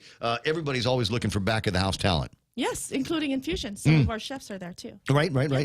So by all means, if you want to get into something, or maybe you just want to learn to cook. Yes. There's nothing wrong with taking a course. It's called enrichment classes. Yeah. You can come and take it, especially for the seniors who are hanging out at home. Empty nesters, just come in and take some enrichment classes: culinary, cosmetology, fixed hair. Go find. Is Janice still in culinary? She is. All right, she is. We love awesome. her. Yes, absolutely. She does me. She does your hair? Yes. Hair by Janice. Might want to make a big deal about this because they in the process of taking these kids through the cosmetology class, they have to practice on somebody, and you can still get a great haircut without spending a lot of money at GCC. And it usually happens at the end of every semester. Yep. Well, I'm looking forward to the opportunities to work with them again in both of those programs. Of course, we're just scratching the surface of what's available. It is a vocational technical school, so if electricity and plumbing and working on cars, carpentry, all of these things. Everything. I mean, there are job categories out there, and if you look in the back of the newspaper, there are job categories that employers are advertising for every single day, and every time they bring somebody in, there's going to be another hole in the operation, and so there's a constant churn on these people. So you take a look at that and let that guide you into what programs are available over at GCC, and we might be able to get you the financial assistance that you need, certainly placement into jobs at the end of all of that, and certification, which is another important component of this. Everybody goes, oh, no, I learned because my cousin taught me how. But you need the paper. Get the paper. Now, I'm not suggesting that you might line yourself up with a job in the States somewhere, but who knows what your circumstances are going to be. And if you've got a piece of paper from someplace like GCC that says that not only do you know how to do this, we have certified the results of your work, that is transferable, and it travels with you wherever you go. And making you more valuable, more attractive to employers. Start out at a higher wage, a higher rate, all of those kinds of things. Than the actual entry. Is there like a catalog? Do you have a catalog of what's available this semester? It's online, mygcc.edu, or I'm sorry, guamcc.edu. Right, okay. Yeah, and then just go ahead and check out course catalog, and it's there, and you can just scroll through that. And existing students of GCC can currently log into their MyGCC account and add classes. Today is the first day, but don't let that freak you out, because you'll still have time. So are there tests that I would need to take, I mean, as an incoming student at GCC? The placement test that I mentioned, unless you're a recently graduated high school student who has AP Math or English or straight A's, good standing with their high school transcript. Definitely not me. Then you can surpass that by doing the climber. Okay, taking advantage of that. There are going to be these. Now, there are other tests that you can take over at GCC that I always thought was kind of interesting. I always bring up work keys. And the reason why I always bring up work keys is because I aced that test, Did you bro. really? Oh, yeah. I'm taking one later this year. I'm nervous. Can you help me study? Or give me your answers? Wow. No, I can't give you the answers, but don't panic is the point here. Don't panic. Most of what you will need to be able to answer the questions, even the high-end math stuff, will be Calculator? available. Yeah. I think you can bring a calculator in there. That's great. But they'll even give you the formulas, I believe, for some of the stuff. You need to figure out what the volume of a cylinder is, and I don't know off the top. Huh? What did you just say? It's a way to grab. How much coffee can your coffee on the bottom, thing it says from? 16 ounces. So how would you know it was 16 ounces mathematically? How would you measure the inside, the outside, the circumference, all of that to determine what the volume is? There's a formula for that, and I want to say when I took the Work Keys program, I didn't have to look it up. I think it was right there on the thing. So all you got to do is plug in the variables. And like I said, I aced that test. I've got a certificate around here from GCC that says so. Between us, I took consumer math at JFK just to graduate. Just say, I just but needed. I can balance a checkbook like that. Just needed the deals here. So if you are thinking about, like I said, upskilling, or maybe you've got a student in the house and you're looking at whittling away some of the cost, because traditionally things are a little less expensive over at GCC. Absolutely. I have a goddaughter who just graduated from Dodea High. She is going to get her nursing degree, and she is taking all of her GEs at GCC. I'm trying to get her to enter the program, but the cohort is kind of full right now, and there's a list, so you can jump on that. Yeah. So I'm trying to get her to complete all of that, and all she'll need, whether she decides to actually join the cohort or go to our neighbor, the University of Guam, she's ready. All she needs is her and like I said, generally less expensive. Now, as you might imagine, on this radio station, a number of people over the age of 50, some over the age of 55 or so. And I mentioned this to John, and he confirmed for me, as a senior citizen, according to the government of Guam, there are certain benefits that I'm entitled to that will follow me around the course, around the campus at GCC. Yes. You want to learn fiber optics? Come on.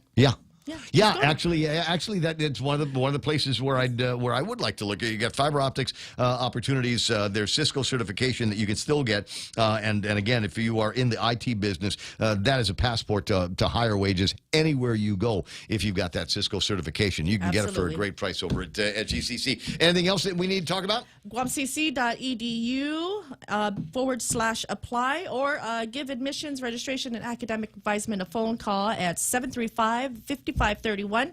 Again, registration ends this Friday, 5 p.m., both online and in person. We close our doors at 5 p.m., so get in before then. What else have you been up to? I mean, I see you on such an infrequent basis. Just kind of curious. What else have you been up to? What else have you been doing to keep yourself busy? This is my second semester at GCC. As a student? Yes. Huh.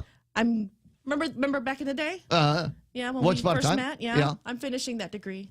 I'll be darned. My marketing degree, and I've added visual communications. Okay, all right. Yes. I know some of the people at VizComs. Yes, Jane Cepeda? Yeah. Yes. Call her. She's great. Call her PJ, but don't tell her how you learn. So I don't know. She's going to be my instructor one day, so I don't know if I want to call her that. Maybe not. But anyway, by all means, tell her I said hello. So many different places where GCC is interacting and intersecting with the community, and it seems to me that each one of the people that are division heads, for lack of a better word, are also working in parts of the economy here on Guam. PJ, as an example, is a constant contact for me because there are students that she has over in visual communications that would like to work while they're working towards their experience. So you got any openings at the radio station, maybe an internship or things like that, and by all means, because that might be where we find the next stars in what we're doing. That's where you're going to find the next. That's very, very confident that she makes that noise there. Listen, closing in on 9 o'clock in the morning. Always a pleasure seeing you. How the kids? They are great. They're great. You do anything magical or spectacular over the Christmas holidays? I thought I saw pictures. Just lights. I thought I saw pictures with everybody in matching pajamas. That wasn't us. Okay, that wasn't you. No, we're not the Pinterest family. Gotcha. We don't do Pinterest family. Trina, always a delight seeing you. As I said, closing in on 9 o'clock in the morning, the radio station. Pika's best. There's 93.3 The Point. My name is Ray. I got another fun-filled, action-packed hour of the program coming up. We will be talking to some folks that in kind of a last-minute edition of the program, and it might be people that will give me information and on how I might be able to go to a community garden. At least that's where I'm going to start the Q&A. How can I get some free food clipped up from the community gardens in a variety of villages? Stand by. That's all ahead. KUSG got you 93.3. Pika's best. This is The Point.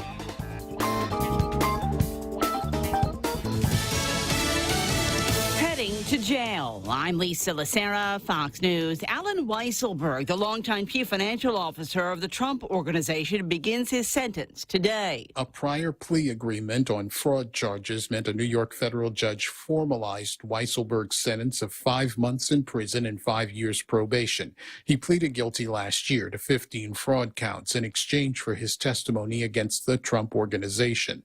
Weisselberg's attorney, Nicholas Gravanti, says his client was ready to face his sentence. He is grateful that it has now begun. He deeply regrets the lapse in judgment that resulted in his conviction. Gravanti says Weisselberg also regrets the effect it has had on his family and the Trump family. Fox's Gernal Scott. At least 14 people have died as California continues to be battered by another round of storms. Thousands remain without power, even as some people are allowed to return to their homes. It continues to rain here in the coastal hills north of the Bay Area, but some good news for folks living here. The Sonoma County Sheriff's Office has lifted all evacuation warnings for folks living along the Russian River. This after the river crested early this morning, just inches away from flood stage. Fox Weather's Max Gordon in Monterey, California. The National Weather Service says rainfall levels are 400 to 600% above average for the state. Boston Marathon bomber Dzhokhar Tsarnaev's attorney is urging a federal appeals court to throw out his death sentence because of juror misconduct claims, just months after the sentence was revived by the nation's highest court. His lawyers are now challenging issues that weren't considered by the Supreme Court, including whether the trial judge wrongly denied his challenge of two jurors who defense attorneys say lied during jury selection questioning. Wall Street, the Dow gained 186. America is listening to Fox News. For all your real estate needs, call the professionals at Hoffaday Realty. Jody, Saran, Libby, and Lolita, and they'll take care of you on every step of the real estate process. No worries. Just contact Hoffaday Realty at 588-4232 or 588-HOFFA or email them at hoffadayrealty@gmail.com. They're at 426 Challenge San Antonio, Suite 204 in Tamuning. Open Monday through Friday, 10 to 4. Hoffaday Realty for all your real estate needs. Family Finance has been serving the people of Guam since 1959, and they will continue to be there for you in the years to come. Whether you're looking to get a personal loan for that summer vacation or paying off those long overdue bills, Family Finance has got you covered. Apply for a personal loan from $1,000 up to $4,100 by calling Family Finance in Hagåtña at 671-475-4545, Upper Tumon 671-647-5626, or in Dededo 671-633-4473. Trust Wall Street. The U.S. Navy seizes thousands of guns being smuggled on a maritime route between Iran and Yemen. The United States says Iran is destabilizing the region, something further exposed by this seizure. It's believed these 2,116 AK-47 assault rifles were being smuggled to Yemen. Iran backs the Houthi rebels there in their years-long war with the internationally recognized government. The firearms were found on board a fishing vessel in the Gulf of Oman. 6 Yemeni nationals made up its crew. It's the third time in 2 months the U.S. Fifth Fleet has intercepted fishing boats being used in this way. Jonathan Savage, Fox News. A Romanian official says a court in the capital Bucharest has upheld the 30-day arrest of divisive social media personality and self-described misogynist Andrew Tate on charges of organized crime, human trafficking, and rape.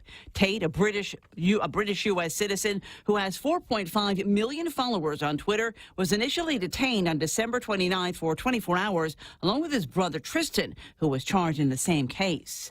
Spirit Airlines and the Airline Pilots Association voted today to ratify a tentative agreement. The Airline Pilots Association, which represents pilots at the low-cost airline, said 69% of Spirit's pilots voted in favor of the new collective bargaining agreement. The 2-year deal represents an economic gain of $463 million, or 27% over the next 2 years, with 0 concessions. However, if the merger with JetBlue Airways does not gain regulatory approval or is otherwise abandoned, the pilots reserve the right to re-enter contract negotiations with management. The new agreement is effective retroactively January the 1st, 2023. Fox's Hillary Barsky. Scientists from the National Oceanic and Atmospheric Association say America's costly weather disasters remain stuck in high gear. They say 2022 saw 18 climate extremes. I'm Lisa Lacera. This is Fox News. Take your business to new heights with the United Business Credit Card. Earn 30,000 bonus miles after spending $3,000 within the first 3 months after account opening. Plus, earn 3 times the miles per $1 spent on United tickets through United until April 30th, 2023, and 2 times the miles thereafter. Visit any First Hawaiian Bank branch or go to fhb.com United Business for more information and to apply for your United Business Credit Card today. First Hawaiian Bank. It all starts with yes. Guam Community College Spring 2023 late registration starts Monday, January 9th through Friday, January 13th. New students can apply at guamcc.edu/apply or in person at GCC. Returning students can register, add, or drop classes using their MyGCC login. Register or apply now, online or on campus at Building 2000 from 8 a.m. to 5 p.m., January 9th till the 13th. Stop thinking about getting back into the classroom and just do it. Your crack is showing. My what? Look at all those cracks on your phone screen. Dude, you need a new phone. Tell me something I don't know. Well, then you need to check out GTA's trade-in deal. Trade in your old phone and get up to $800 in credit towards a new phone. That's enough to get a new iPhone 14. Please hurry, because I am tired of looking at your crack. For a limited time, get up to $800 towards your new smartphone with eligible trade-in and unlimited plan. Visit GTA retail stores or gta.net for details. Terms and conditions apply. GTA, we start with you. Yes. Hello. Welcome to the Ray Gibson Show, being brought to you by the guys over at APL, American President Lines. A global presence with a local home, also being brought to you by the team over at Wendy's with something brand new for you to try, and brand new for me to try as well, hint, hint. It's the Italian mozzarella chicken sandwich. It also comes in cheeseburger form. Crispy chicken fillet or juicy beef topped with a slice of Asiago cheese. That's Asaguao cheese. Crunchy, gooey fried mozzarella and savory marinara sauce. And they spread this on the crown of a new toasted garlic nut bun. Defies description, so you'll have to try it yourself. Upgrade the combo with a new garlic top fries seasoned with garlic herb sauce. Still not enough garlic. Try it today over at Wendy's. Real Talk Radio is back. The Ray Gibson Show. Morning talk that matters. Call now, 888-TALK. That's 888-8255.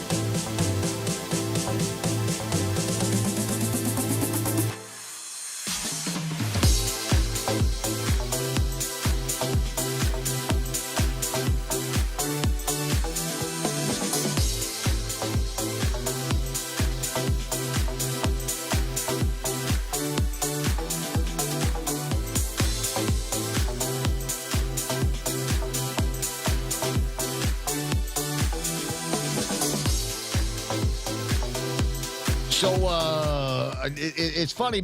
Most things I can remember just because I can remember them. But when it comes to the state of Mississippi, I will always sing the little song in my head, MISSISSIPPI.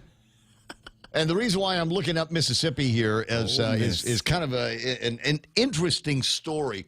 In the newscast, they were talking about, what was it, 8? They said there's 8 climate extremes that the planet has experienced this last year.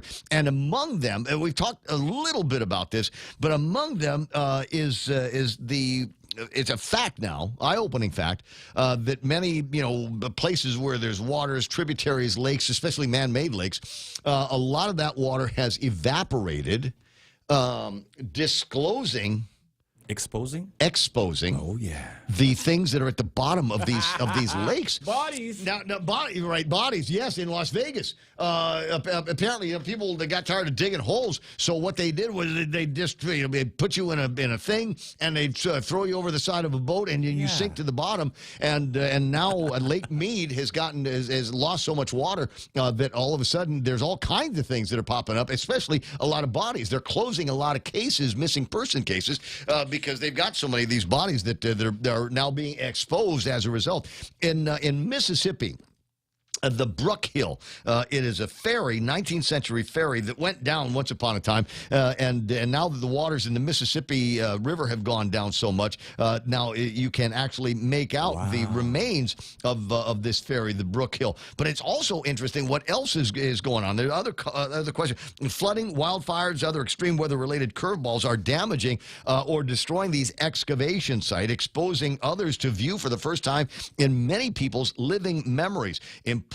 Here's the problem, though. Important cultural treasures and historical records are at stake as newly visible heirlooms from the past are damaged, or as looters or curiosity seekers grab souvenirs off of these things. Yeah, money, man. There might be some money. It might be some kind of ancient technology. Hey, is there copper there, bro? Can I get the copper? Is there brass, bro? Can I take that to the Massey? Archaeologists are bracing for more research sites to be washed away or degraded. Artifacts can be damaged by any number of phenomena: coastal erosions, mudslides, shifting stands, and all kinds of other stuff based on local topography. It's going to be. Now, I don't know that we have any of these issues here. But every once in a while, I think the closest thing that we get to it is after pretty bad storms, or when we have the dry season and fire claims a whole bunch of the trees, the foliage that we've got out there. All of a sudden, you look and go, hey, has that building always been there? Has that abandoned vehicle always been in the boondocks there? Not quite the cultural repositories that you might think. 9:11 in the morning, 888-8255, 888-TALK is the telephone number here at the radio station. You got something you want to talk about, by all means, let me know. I'll take a look, because I haven't done this in a little bit. Folks that are hanging out with us on the Facebook side, Colin, Ed Napati, Gina Marie Tenorio Call, who had some interesting comments when we were talking to Joe Sanchez over at the Department of Education. Number one, Joe Sanchez is the best candidate for GDOE superintendent, hands down. I've always said that our learning loss is not a major problem. We're smart and strong. Students are awesome. FBLG relocation and double sessions at Ukudu negatively affecting kids' learning after school programs and activities. Parents are forced to fork out more to the cost from this move with little or no incentive. Very interesting comments. You can find them all at Facebook Live. Elizabeth Mendiola Kitsusu saying good morning to everybody. Matt Galendez. Odilia Marie Titano, Phil from over at the venue, Francis Duffy, the amazing hot sister of the program, Pam Duval, Dave Duenas is there, VTD Monri watching the program from the desert somewhere, Doris Marie Tidinko Lewis, Tattoo Shauna, Bonnie Datuin, Greg Fausto, Joe and Goko, Jeff Pleadwell, Gallo Belletu checking out the program. So is Tracy Limtiaco Perez. You might know her as my contact over at the Guam Power Authority. She's the one that straightened out my my energy page. So what I was looking for on that page. So I go to this regularly, right? It's the My Energy is a thing that they've got on the website that will allow you to see in almost real time what your electrical consumption is.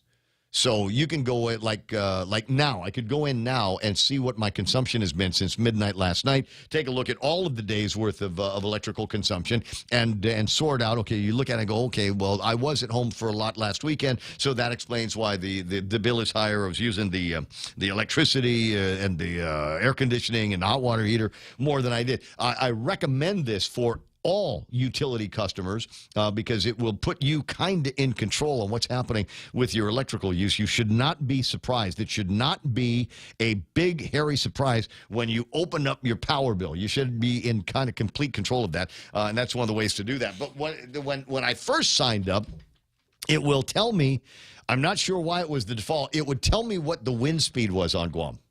Right? Yeah. And you're going, I don't actually have one of those propeller things at my house. I don't know why that's a big deal. But she went in and figured out how to doctor my account so that it would show me what the temperature was on Guam. So in addition, you can see the graph. You can see what's happening with your consumption from one day to the next, but you can also see what the average temperature was that day. So on hotter days, your air conditioner works harder, and that accounts for more kilowatt hours. Is this not just a crazy conversation or what? Science-free. And it doesn't cost me any extra to get that. Who else is playing around? Dennis Benzur is there. Dennis, it was Wordle in 6 yesterday. And the really, really embarrassing thing is I was doing Wordle with somebody, right? Sitting next to somebody over the GVB thing yesterday, and she leaned over, and it was an exciting meeting, but I still, it was like I had an opportunity to do Wordle while somebody was doing a presentation. And so she looks over my shoulder, and she goes, "Oh, you're doing Wordle." And I was already like in, second guess, the start word and whatever second guess. And between the two of us, two reasonably intelligent people, it still took us 6 to get to Grimy. Wow. 6. Wordle in 6 between two brainiacs. And so, yeah, absolutely embarrassed about that. Jeff Pleadwell is online. Jessime Borja. Good morning to Dave Eckert from Vegas.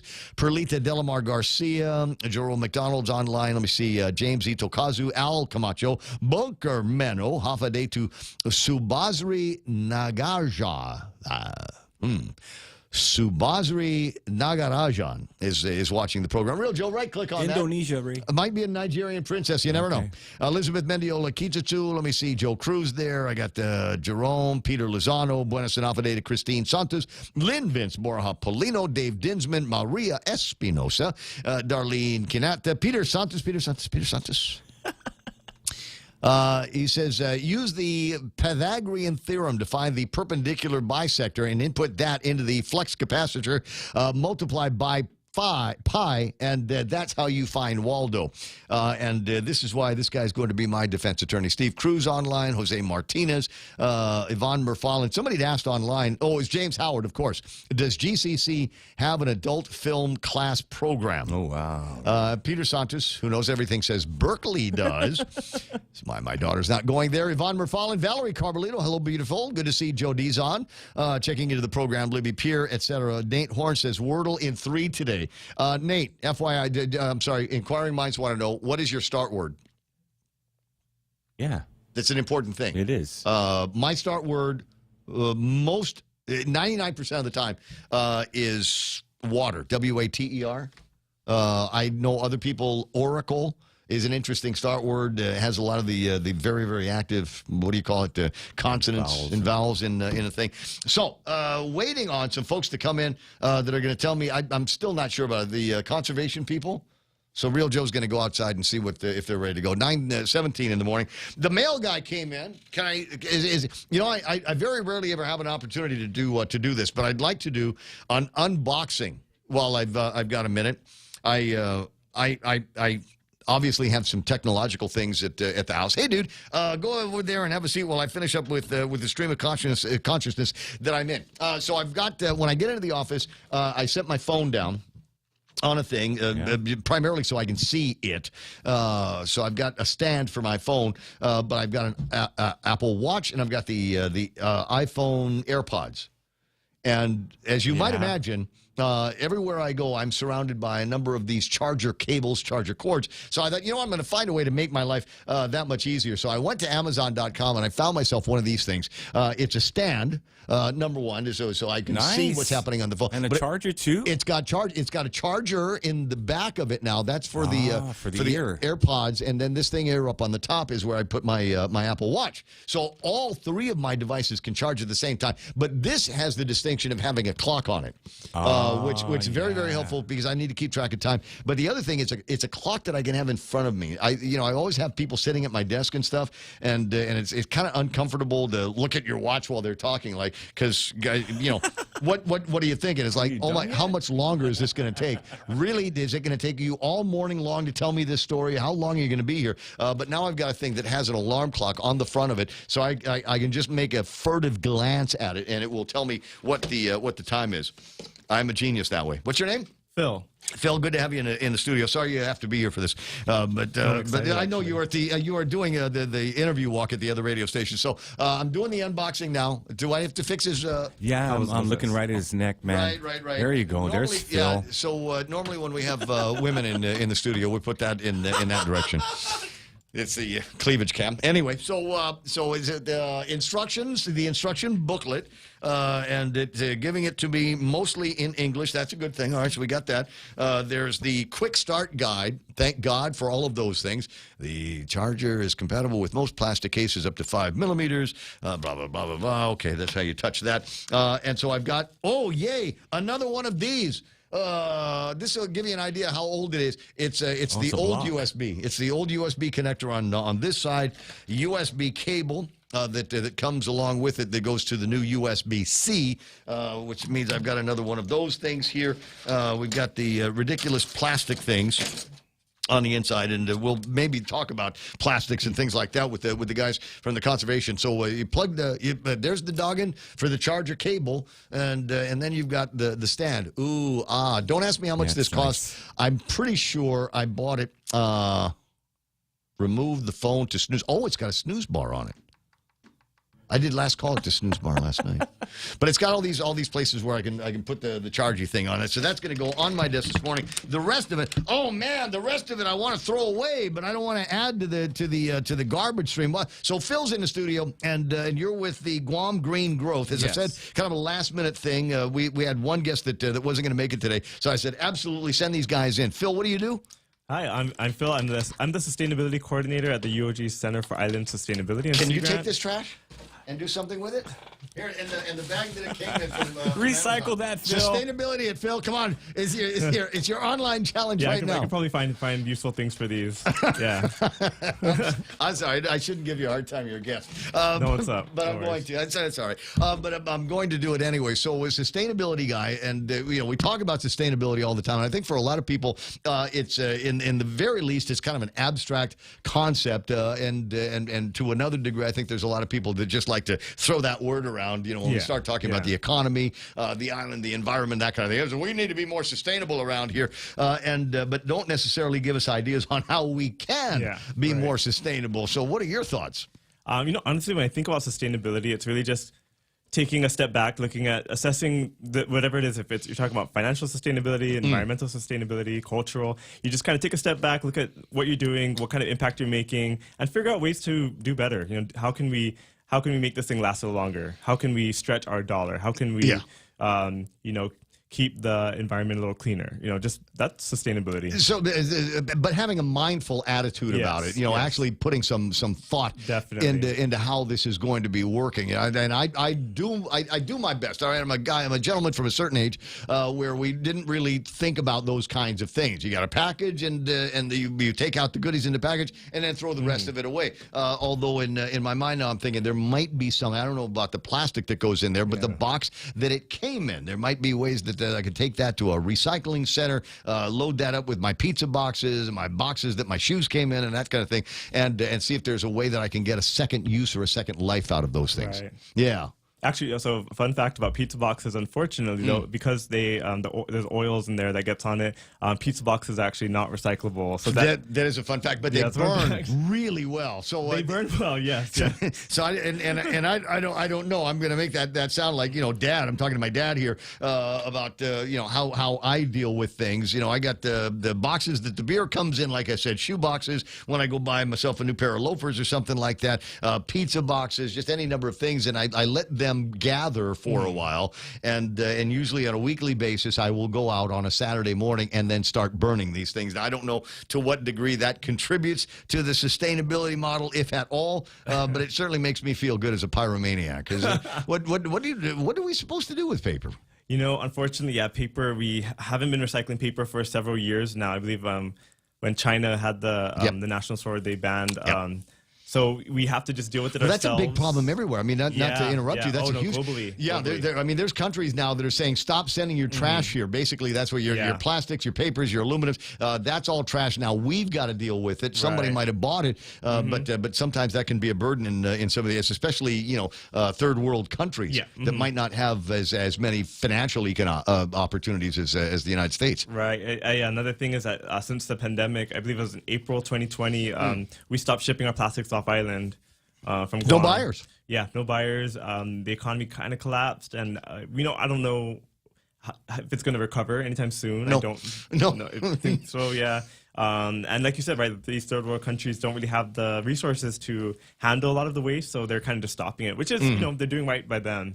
So now it's up to us, right? And we're in first world countries. We've got to try to deal with it ourselves. So we have our landfill where we can bury all our trash. I'm not crazy about that. Yeah, but we can try to be more innovative. Think of ways that we can, first of all, reduce the amount of burn it. Oh. I'm an incinerator waste to energy guy. So I hope they warned you about that. I'm one of those. We spend way too much money building these cell sites. There are ways to do waste to energy sustainably. There are definitely ways. It just takes a lot of engineering. We need to do I know a guy. Studies. I know a guy. There's a license that goes back to way before you were born. That if we could figure out what political moves that we've got to make, there's a company that's ready right now and to build a sustainable and ecologically responsible waste to energy site. And I don't know why they're not being entertained. I mean, for an island as small as we are, when we start talking about sustainability, it's an opportunity to get a second use out of that box, out of the plastic thing that was holding my gizmo in it, even the bag that it came in, and turn that into electricity that, if we're lucky, is cheaper than oil. Yeah, I think, though, from what I've heard, it's the economics behind it. It's really difficult because we don't have, although, right, we do have a lot of trash. We throw over 300 tons of trash in the landfill daily. But in terms of the quality of that trash, how good it would be for an incinerator, I heard that we don't quite have the volume enough to make it worth that. So I know that in terms of maybe getting all the islands together, right? Like we can partner with other islands and ship our trash into one place, and maybe that could be a better model. But in terms of just Guam's trash alone, well, I'm actually waiting for the guy to chime in. He's normally listening to the program all the time. I heard that the economic it's challenging. Not that it's impossible, but I think it's just challenging. There's a lot of resources that has to go into there's a certain amount of scalability that we would have to build in, and maybe some seasonality as well. But between what we as the civilian community are going through, construction, et cetera, plus the military and their demands on the system here, and maybe even going up to Saipan and saying, okay, put everything on the barge, and once a week we'll bring the barge over here and empty it out into the maw of this big fire. But I agree, disagree one way or the other.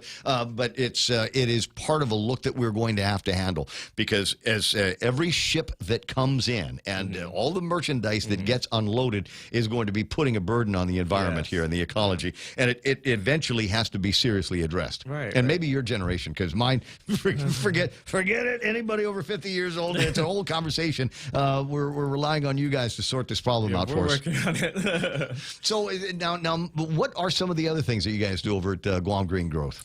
So, actually, the big thing that's coming up, that is why I'm here today, is we have our Conservation Corps program starting soon, and applications are actually open today. So basically, the Conservation Corps is a 5-month workforce development program where we're going to be providing training and lessons and activities for 12 members that we recruit to learn about different fields in sustainability and conservation throughout the island. So things ranging from agriculture and aquaculture to ocean conservation, invasive species management, waste recycling and circular economy initiatives. Wait, you said circular economy. Yes. Finally, we've got somebody that, okay, what the hell is a circular economy? All right, so circular economy is, basically circular economy is basically the opposite of a linear economy. So a linear economy, right, is where you extract resources from the earth, you manufacture them, you distribute them, people use it, and then it gets landfilled, right? It just gets thrown away. In a circular economy, you kind of bend that loop. That linear becomes now a circle. Instead of a straight line, it's now a circle that just circulates itself. So we're taking these materials that would have been trash, and we're putting it back into the system, remanufacturing them, reshaping them, remolding them to be new products that can be sold again and be used again. So I think I ran into some of your cohorts once upon a time over at Skinner Plaza, and what they what they had displayed was a bunch of their raw material, which is basically junk plastics. Okay. And then they go through a shredder. And you can buy the system online. I mean, there's like a guy that will make these, and they're super scalable. You can start in your garage, or you can turn it into something that has a little bit more go on it. But basically, taking this raw material, and you rinse the stuff out, and you put it through the shredder, and then you melt it, and the melting now turns into something that can go into like a 3D printer. Yes. And then you can make all kinds of other things with the 3D printer, and those now will contribute to parts of the economy. Yeah, so that's the precious plastics program. I want that. Yeah. Can I get it? That one, so you can you can take a look at it, check out a demo of it at the Chamorro Village at our makerspace. Yeah, and remind me to ask you more about that. Okay. Because I passed by the other day and I was looking at Chamorro Village and I saw the sign. I thought, oh, that's interesting. But I very rarely have a chance to get to the Chamorro Village, so you can tell me more about that. So that is, in a nutshell, the basis of a circular economy. Yes. Okay, gotcha. All right. So we're getting back into this now. We've got 12 opportunities. Who are you looking to fill those opportunities? What's your target market? Well, actually, it ranges from, as long as you're 18 and over, you can apply for this program. So, we're open to accepting applications from people fresh out of high school, for example, or people who are earlier middle of their careers who kind of want a change of pace. And so anyone who's really willing to learn new skills, get their hands dirty, get their feet wet in different areas, do a lot of field work, be out in the sun, but really open to learning all these new skills and working with members of our community, different agencies, our partners in whether it's planting trees in the watersheds or whether it's sorting through the bin with Peggy Denny at iRecycle. It really ranges. The activities that are being done in this 5-month program really range. So is there money behind it? Is there any money? So there is compensation. So we understand. So it is a 40-hour week commitment. So we understand that folks who are working, will have to leave their jobs. So we do provide a compensation of $1,300 biweekly.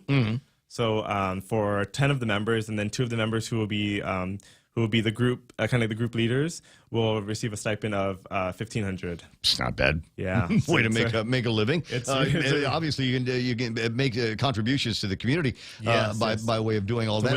Are there part-time opportunities or volunteer? At this time, we don't have part-time opportunities. It is just a full-time commitment, full-time program. But we do have opportunities throughout the program where the community can join in on different activities, specifically the Fridays. So every single Friday, we have an island beautification event at a different village. So we partner with the mayors. Okay. So we usually start in the north and work our way to the south. So we'll be starting in Jigo on, I believe, on March 2nd will be the Friday of the start of the program. Okay. All right. So they're full-time, part-time, volunteer opportunities to get involved. You were talking about, invasive species a second. You mentioned that. Yesterday at the GVB meeting, there was a presentation by the USDA on the different strategies that they have to deal with, in particular, one invasive species, and that is the brown tree snake. I'm a hiker, and so I'm unusually sensitive to LFAs, little fire ants, and things like that. So tell me about some of those programs that you guys are working on with. Yes, we're partnering with Department of Agriculture, the Biosecurity Division. Dr. Glenn Dula, he's one of our hosts, so shout out to him. He provides lessons to the Corps on invasive species management, biosecurity, how their program handles it, and also talks about career opportunities within the program and shares it with the members to see if that's something that they might want to do. and with additionally letting them additional training that they might need to get into those fields. But yes, they do learn about, first of all, they learn about these invasive species. They learn about how to identify it, how to control it. I know how to identify them after they bite me. Yeah, if they bite, But so there's ways to control them, specifically in your yard and out in the field. Well, now there's invasive species, and then there's the benign species that we love. Do you guys ever reach into and get with the guys over at like Dennis Larson? He's our bee guy here, and always tells stories about being able to relocate bees as opposed to using pesticides as well. Yeah, so you've got programs there that will encourage people going out there and finding the things that we do like. Yeah, things that we do like, things that we need. Yeah. How long you been with Green Growth? Well, I've been with G3 since the program started. So I'm with the UOG Center for Island Sustainability, which is the facilitator of the Guam Green Growth Initiative. And G3 began in 2019, I believe. I think I might have done that interview once upon a time. Yeah. So so I've been being at CIS at UOG. I've been with G3 since its inception. All right, so it's still kind of early to talk about this being a career, but for people that are listening that have people, young folks like you in the household, tell me about a career path or career opportunities that you might be exploring, either in the academic field, or is it possible that going from the G3 you'll be able to find a job with a company? Yeah, so for the members who we recruit, the main point of the program is to find jobs, careers, or even if it's just internships or additional training for these members after the 5 months. So once you get your feet in the door and you're with us, there are opportunities for a career path. That's here on Guam off island. I mean, have you ever consulted anybody reaching out to you as a member of this program and being a kind of a plank owner of it? Anybody calling you up and saying, "Hey Phil, we're going to stand up this program in California, Arizona, Las Vegas, and can you come out and work here?" Not yet. Not yet. Really? Yeah. Is it much of a career field? Is there a newsletter or something that comes out with that'll show you where the chances for employment are elsewhere? Yeah, well, so on our social media pages, our website, so guamgreengrowth.org is our website. That's actually where you can find the application to apply for the Conservation Corps program. Going back to the original emphasis on the interview, good job. And then but if you follow us on Facebook and Instagram at Guam Green Growth, we'll always provide the opportunities for whether it's internships, jobs, volunteer opportunities, service learning opportunities. Okay. Service learning, that's my word for slavery, but I'm sorry, having been the parents of having them do good work. I don't know, they just sit there and look at their phones and wait for somebody to sign the paper. No, not with us. Not with you guys. No. Right, so they're going to be learning and they're going to be working. Okay, so, gotcha. But yes, I'm not giving you too much of a hard time. No. So Phil from Guam Green Growth, and I'm not sure if you're the right guy to ask, but I'm going to ask it anyway. I'll do my best. What's up with the community garden in the Ganyum? Was that one of yours? Yes, so G3 helped to fund. I want lemongrass. You want lemongrass? All right. So if you, really, that's a good question. That's actually, I get that question all the time. Because I don't get it. Can I go there instead of going to the produce department and pay less? The group that operates that is actually Guam Sustainable Culture. So I know them. Partners. So yes, if anyone in the community is interested in, if they want to get some produce, instead of just going there and grabbing it, just give them a call. Just contact them and let them know that you want to stop by. So I go find Michelle Chrysostomo. You better call Denise, man. What? No, Denise is just whatever. Yeah. It's whatever you want. Go ahead, but it's not the right way to do it. So I'd have to check out Michelle. And now, is there a reciprocal arrangement? So if I go down there and I say, okay, I could use a few clippings of the lemongrass because I'm cooking some Vietnamese tonight or something like that. Is there a requirement for me to? How do I give back? I would say definitely I got to talk to Michelle and Marlon over at GSC because it would just depend on. Maybe the availability of the crop. If there's a lot and they have enough to go out. It's everywhere. You've seen it. The lemongrass over at the community garden, and again, it grows like weeds. It's great. It's everywhere. And I'm not going to take the whole thing. But I just no, definitely don't take the whole thing. But I would say just because I'm not the one who operates that, so I'm not there daily. I'm going to say you said. I'm gonna say, you can say that I said that you can call them and find out. But that a great example of being able to put something like that together. Most of what you see at the community garden is basically a bunch of pieces of plywood and concrete, and we put some Home Depot dirt in there and some fertilizer, and pretty soon all kinds of stuff is growing out of the ground. And I think part of it is, well, maybe there's a way that Ray Gibson can get his lemongrass or whatever herbs and spices that you guys are up to down there. But the other part of it is to show people how easy it is to create that kind of space. We're running into right now, and you can blame whoever you want to, but the truth of the matter is a dozen eggs is going to cost you $7+ now. Virtually everything that you're buying in the grocery store is affected by the change in the price of oil, cost of materials, cost of transportation, and the honest to God truth is our ancestors used to grow that in their gardens outside.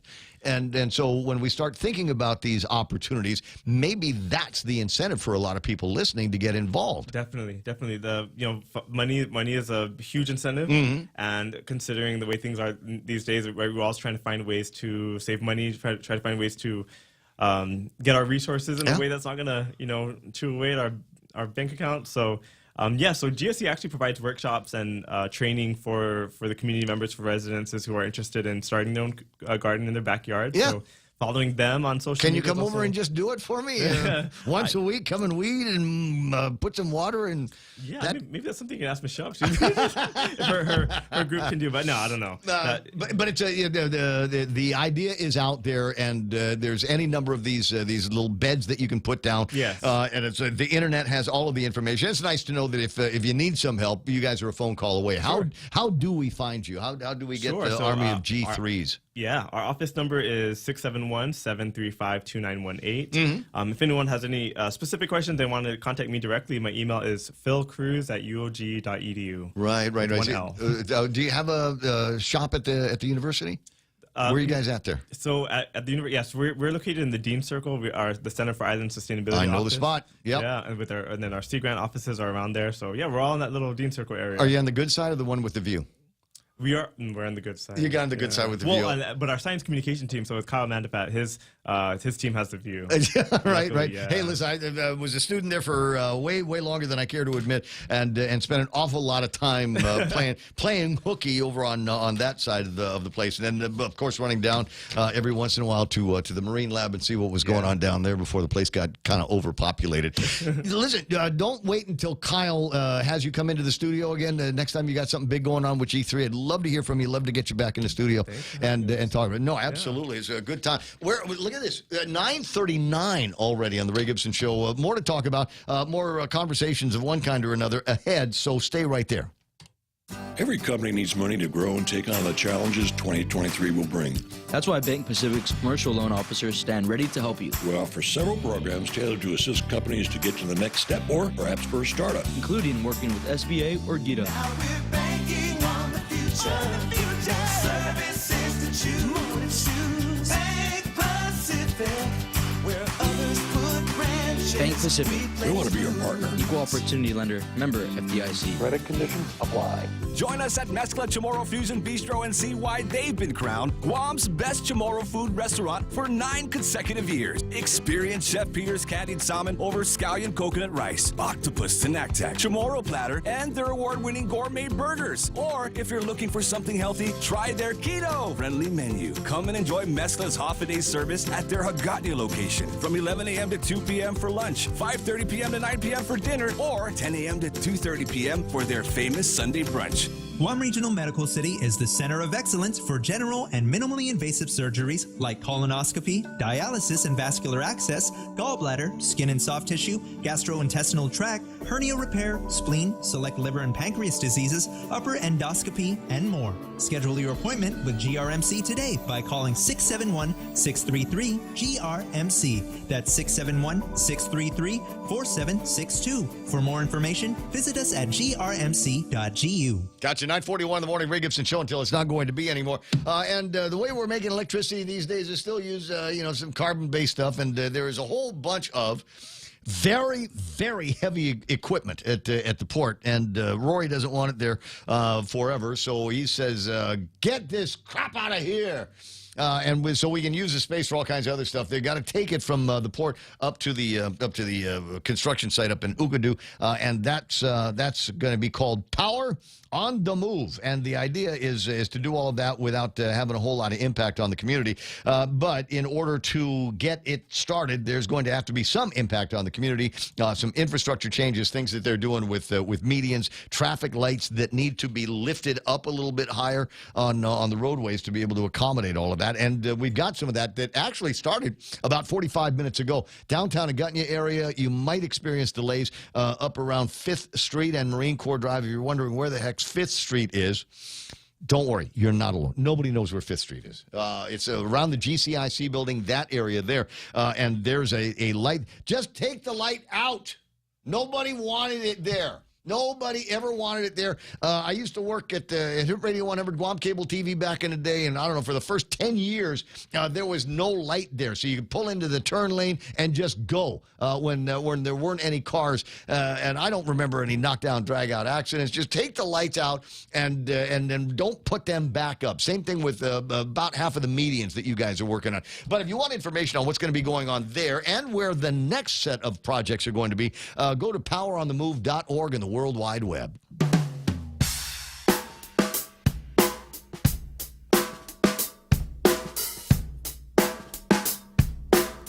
Peter Santos has sent this in. The meme machine is still working right now. This is legal. This is legal logic. Your fingers have fingertips, but your toes don't have toe tips. Yet you can tiptoe, but not tip finger. This is right up there with... That's what I needed, man. So that's right up there with, there's rice in beer, but there's no beer in rice. Oh, man. Just FYI, 943-888-8255, 888-TALK. While I'm on the subject of food, every once in a while it will come up. January, among other things, is oatmeal month.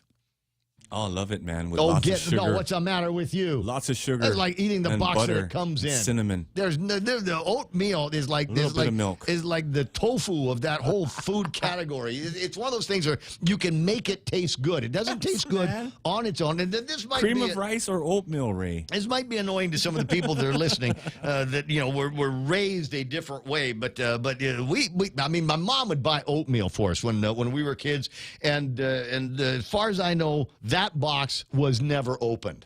It had the picture in the front, and there's a bowl of oatmeal and a little wisp of steam that's coming off of it or something like that. And it's the Quaker, dude. After we had one of those, that was okay. Never mind that. Where's the Pop-Tarts, Mom? Where's the cereal? Get me some cereal here. Made out of the same stuff, but arguably better in those forms. So they got are you ready for? I have oatmeal trivia for you. Oh yeah. January is the top sales month for oatmeal. You know why? Because everybody, new year, new me. I'm going to start eating healthy. So I'm going to start getting oatmeal. I'm going to eat oatmeal. I'm going to get what's the good one? I'm going to get the one that's this steel cut oatmeal. Come on. Japanese steel. I'm sorry. Does that really, really, is there a difference in that? Yeah, it's more expensive. And that might be all there is to it, because I know guys, and the guys that I know that go, well, I only eat steel-cut oatmeal. Like all of a sudden, yes, pinky up, nose in the air, fong, if you will, and say, no, I only eat the steel-cut oatmeal. It's the only one that makes changes to my VO2 max. That's why I can run faster than you and lift more than you. Yeah, whatever. Top sales month for oatmeal. So there's a very, very good chance that if you did that new year, new me thing, you've probably got some oatmeal that you had once that's in the closet at the kitchen. Some form of milk is the most popular oatmeal topping. I thought don't you make it with milk, or do you use water? Water. I do water and then add milk, as in, to give it some flavor. Special. Because otherwise it tastes like the box that it came in. Okay, I got you. Adults 65 and older eat the most bowls of oatmeal a year because at 65 years of age, you can't afford the same cereal that you used to eat when you were a kid that was loaded with fibers and vitamins oh, by the way, a lot of sugar. So, yeah, and the other thing is, I think maybe when you get older, they say, my palate is more mature and I can better relate to this food. What you're really saying is you're old and you're boring, and so I'm going to eat. Your taste buds. I lost all of my taste buds. Quaker Oats, the first in the U.S. to put a recipe on a cereal package. That went back to 1981. Residents of Baltimore, Maryland, and Little Rock, Arkansas, consumed the most oatmeal per capita in the United States of America. You know how we are with Spam? Yeah. Yeah. Baltimore and Little Rock are like that with oatmeal. Can you imagine more bland plumber places? capital of the world, right? Exactly. What are you known for? We consume the most oatmeal per capita. What next? Mayonnaise. I'm sure that they're also the mayonnaise consumption capitals of the United States of America. I'm sorry I'm having a good time, but at somebody else's expense. But that's just the way I am. 9:47 in the morning. Another piece of trivia coming your way in just a second. But who's on the phone? Jack. No way. It's Jack. Jack's on the phone. Jack, you got it wrong. You said McCarthy wasn't going to become the Speaker of the House, but he did after 15 tries. I said he didn't have the votes. which was true for a couple of days. What was Matt Gaetz' response? He said, there's nothing he could have imagined that he couldn't ask for, and he got everything that he got. So, kudos to Matt and those for standing up and finally getting a government that we should be getting, and that's one that, where the rhinos don't rule. So, and, there's a shout out there to your friend Bobby Shireen, man, and a newly elected rep of Guam. They should have that, conservatism for dummies book in their possession, because if they come up with those bony ideas that they've been preaching here on Guam, that's anti-conservatism, they're going to have a hard road to climb. But it is the Republicans in general have got to figure out how they're going to be doing their messaging. Concerns. How are we going to address the different kinds of Republicans that are out there? I used to be able to proudly identify as a Trump Republican, but anymore I'm starting to feel a little bit more like a DeSantis kind of Republican. No, either it's the real thing or you get the knockoff. And, are you saying that DeSantis is a knockoff? Kudos to DeSantis, man. But I think if we still have Trump's going to be the guy for us. Who's the guy from Texas that very, very loudly complained that Biden was down there finally after 2 years in inaction by the Vice President of the United States of America, Kamala Harris, that there is finally some attention being paid on the border, even though apparently from many of the news operations that I do manage to follow these days, they sanitized the view for the president, and so it didn't look to him like there was as big a problem as there really is. Well, we got a stronger House now because of Matt Gaetz, and so we'll look forward to that. But I wanted to call in because you had a big topic on the radio for a while, which is about food. And, the livestock and the crops report has come in. You're not going to find it on one specific website. You have to go to various organizations and various websites to come up with these numbers. But here, let me repeat some of the things that have come up, and these are facts. That last year the corn harvest in the U.S. was the smallest in at least a decade. The tomato harvest was 1 million tons less. The California rice harvest was half of what it would be in a normal year.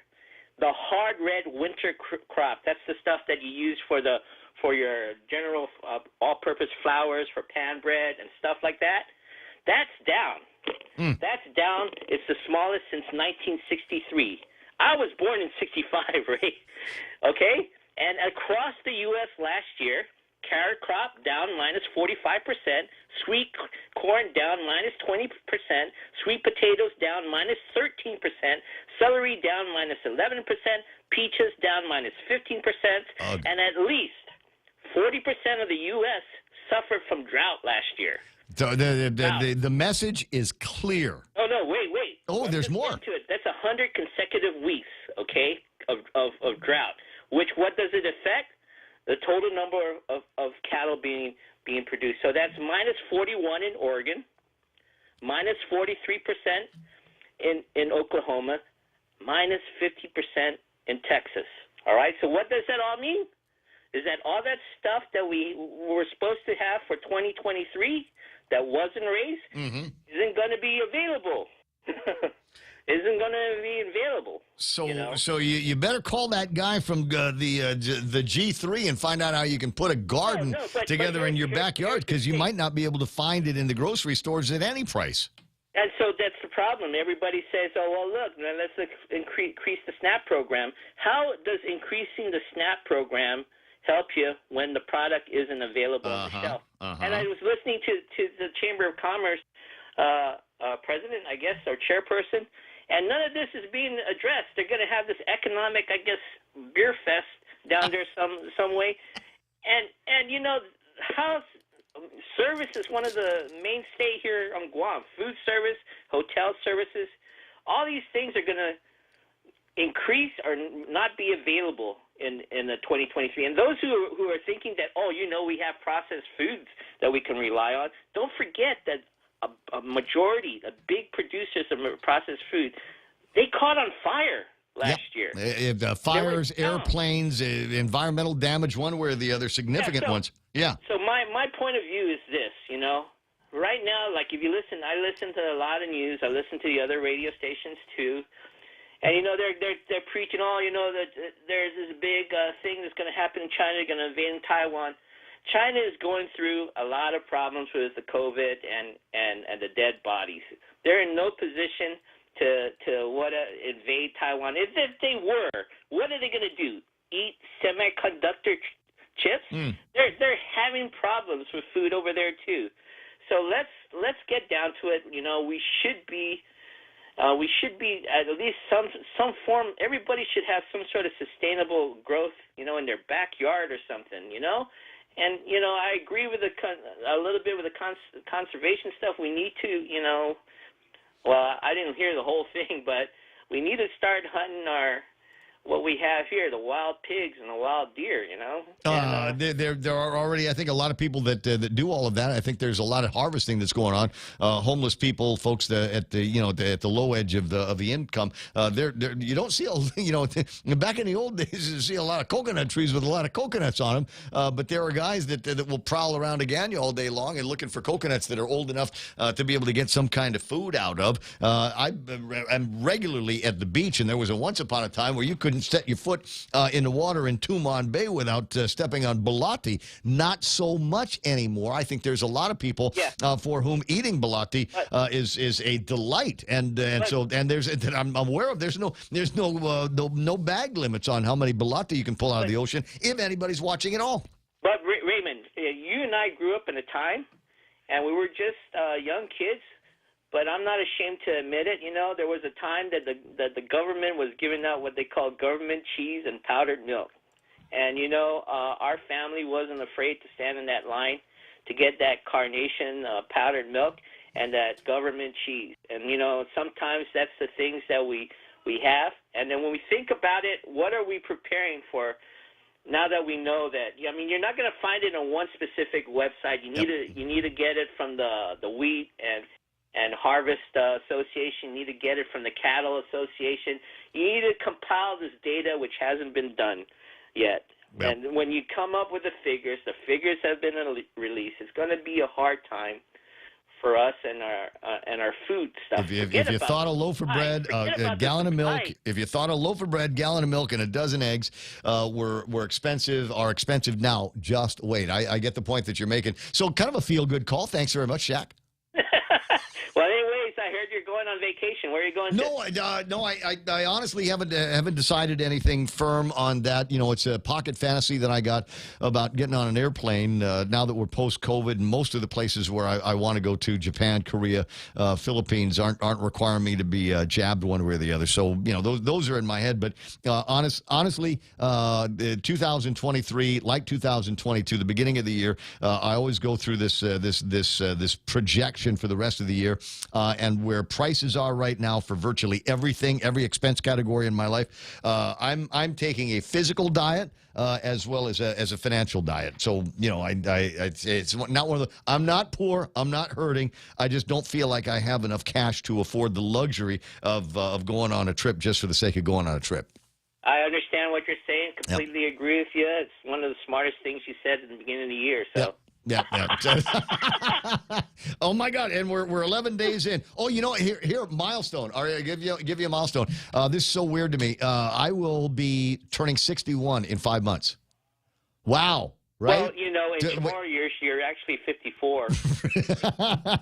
We have 13 months in our calendar. Then the other kick in the head is the day after that, my daughter will graduate from the Academy of Our Lady of Guam, and the two of them, just conspire with me to go. Oh my God, Gibson, you've become your father. You're now officially the old fart. Yeah, and well, I don't know. I mean, you're wearing the gender reveal blue shirt today, so I don't know. You're not quite your father. You're getting there. No. I guess so. They're kind of a metrosexual. So metrosexual. I love your dad. I love your family. You know, God bless, and I'll talk to you later. I hope so, Jack. I'll see you soon, buddy. 888-825-5888-TALK. There's one other thing I got to put on the screen. Since Jack set us up so well to close maybe with a little bit of hard news, my friend Jay sent me this, and he was lurking in on, I think this is Instagram. I'm not 100% sure where it came from, but it is a note from IHOP here. Says, with the current situation of not being able to hire and staff our establishment to properly serve our guests, we've made the difficult decision to temporarily close our doors until the employment market on Guam improves.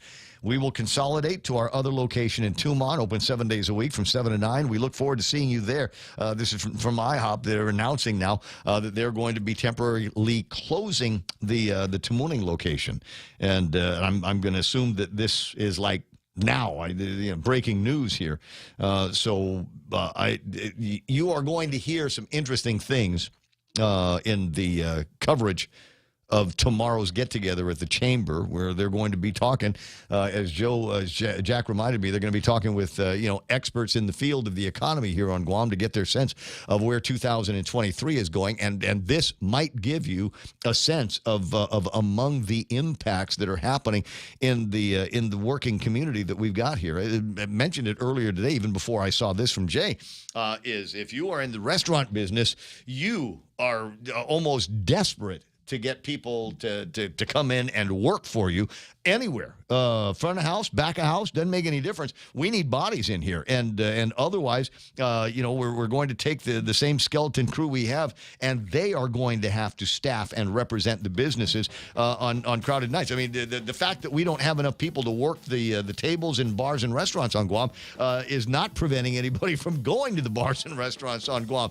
So do me a favor while you're out there, especially if you are going to some of the places that I regularly haunt, because I don't want them closing down.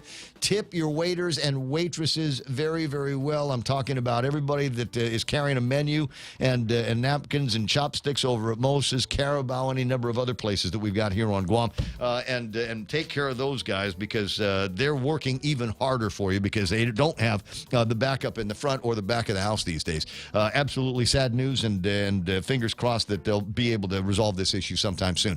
10 o'clock in the morning, KUSG, I got you. My name is Ray.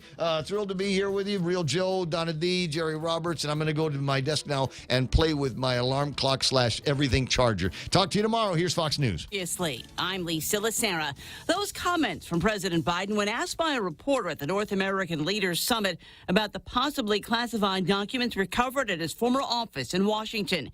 In his first comments about the discovery, the president said once his lawyers realized what they had, they took action. They did what they should have done. They immediately called the archives, turned them over to the archives, and I was briefed about this discovery and surprised to learn that there were any government records that were taken there to that office. The president said he doesn't know what's in the documents, and his lawyers said he shouldn't ask. The Justice Department is reviewing the papers.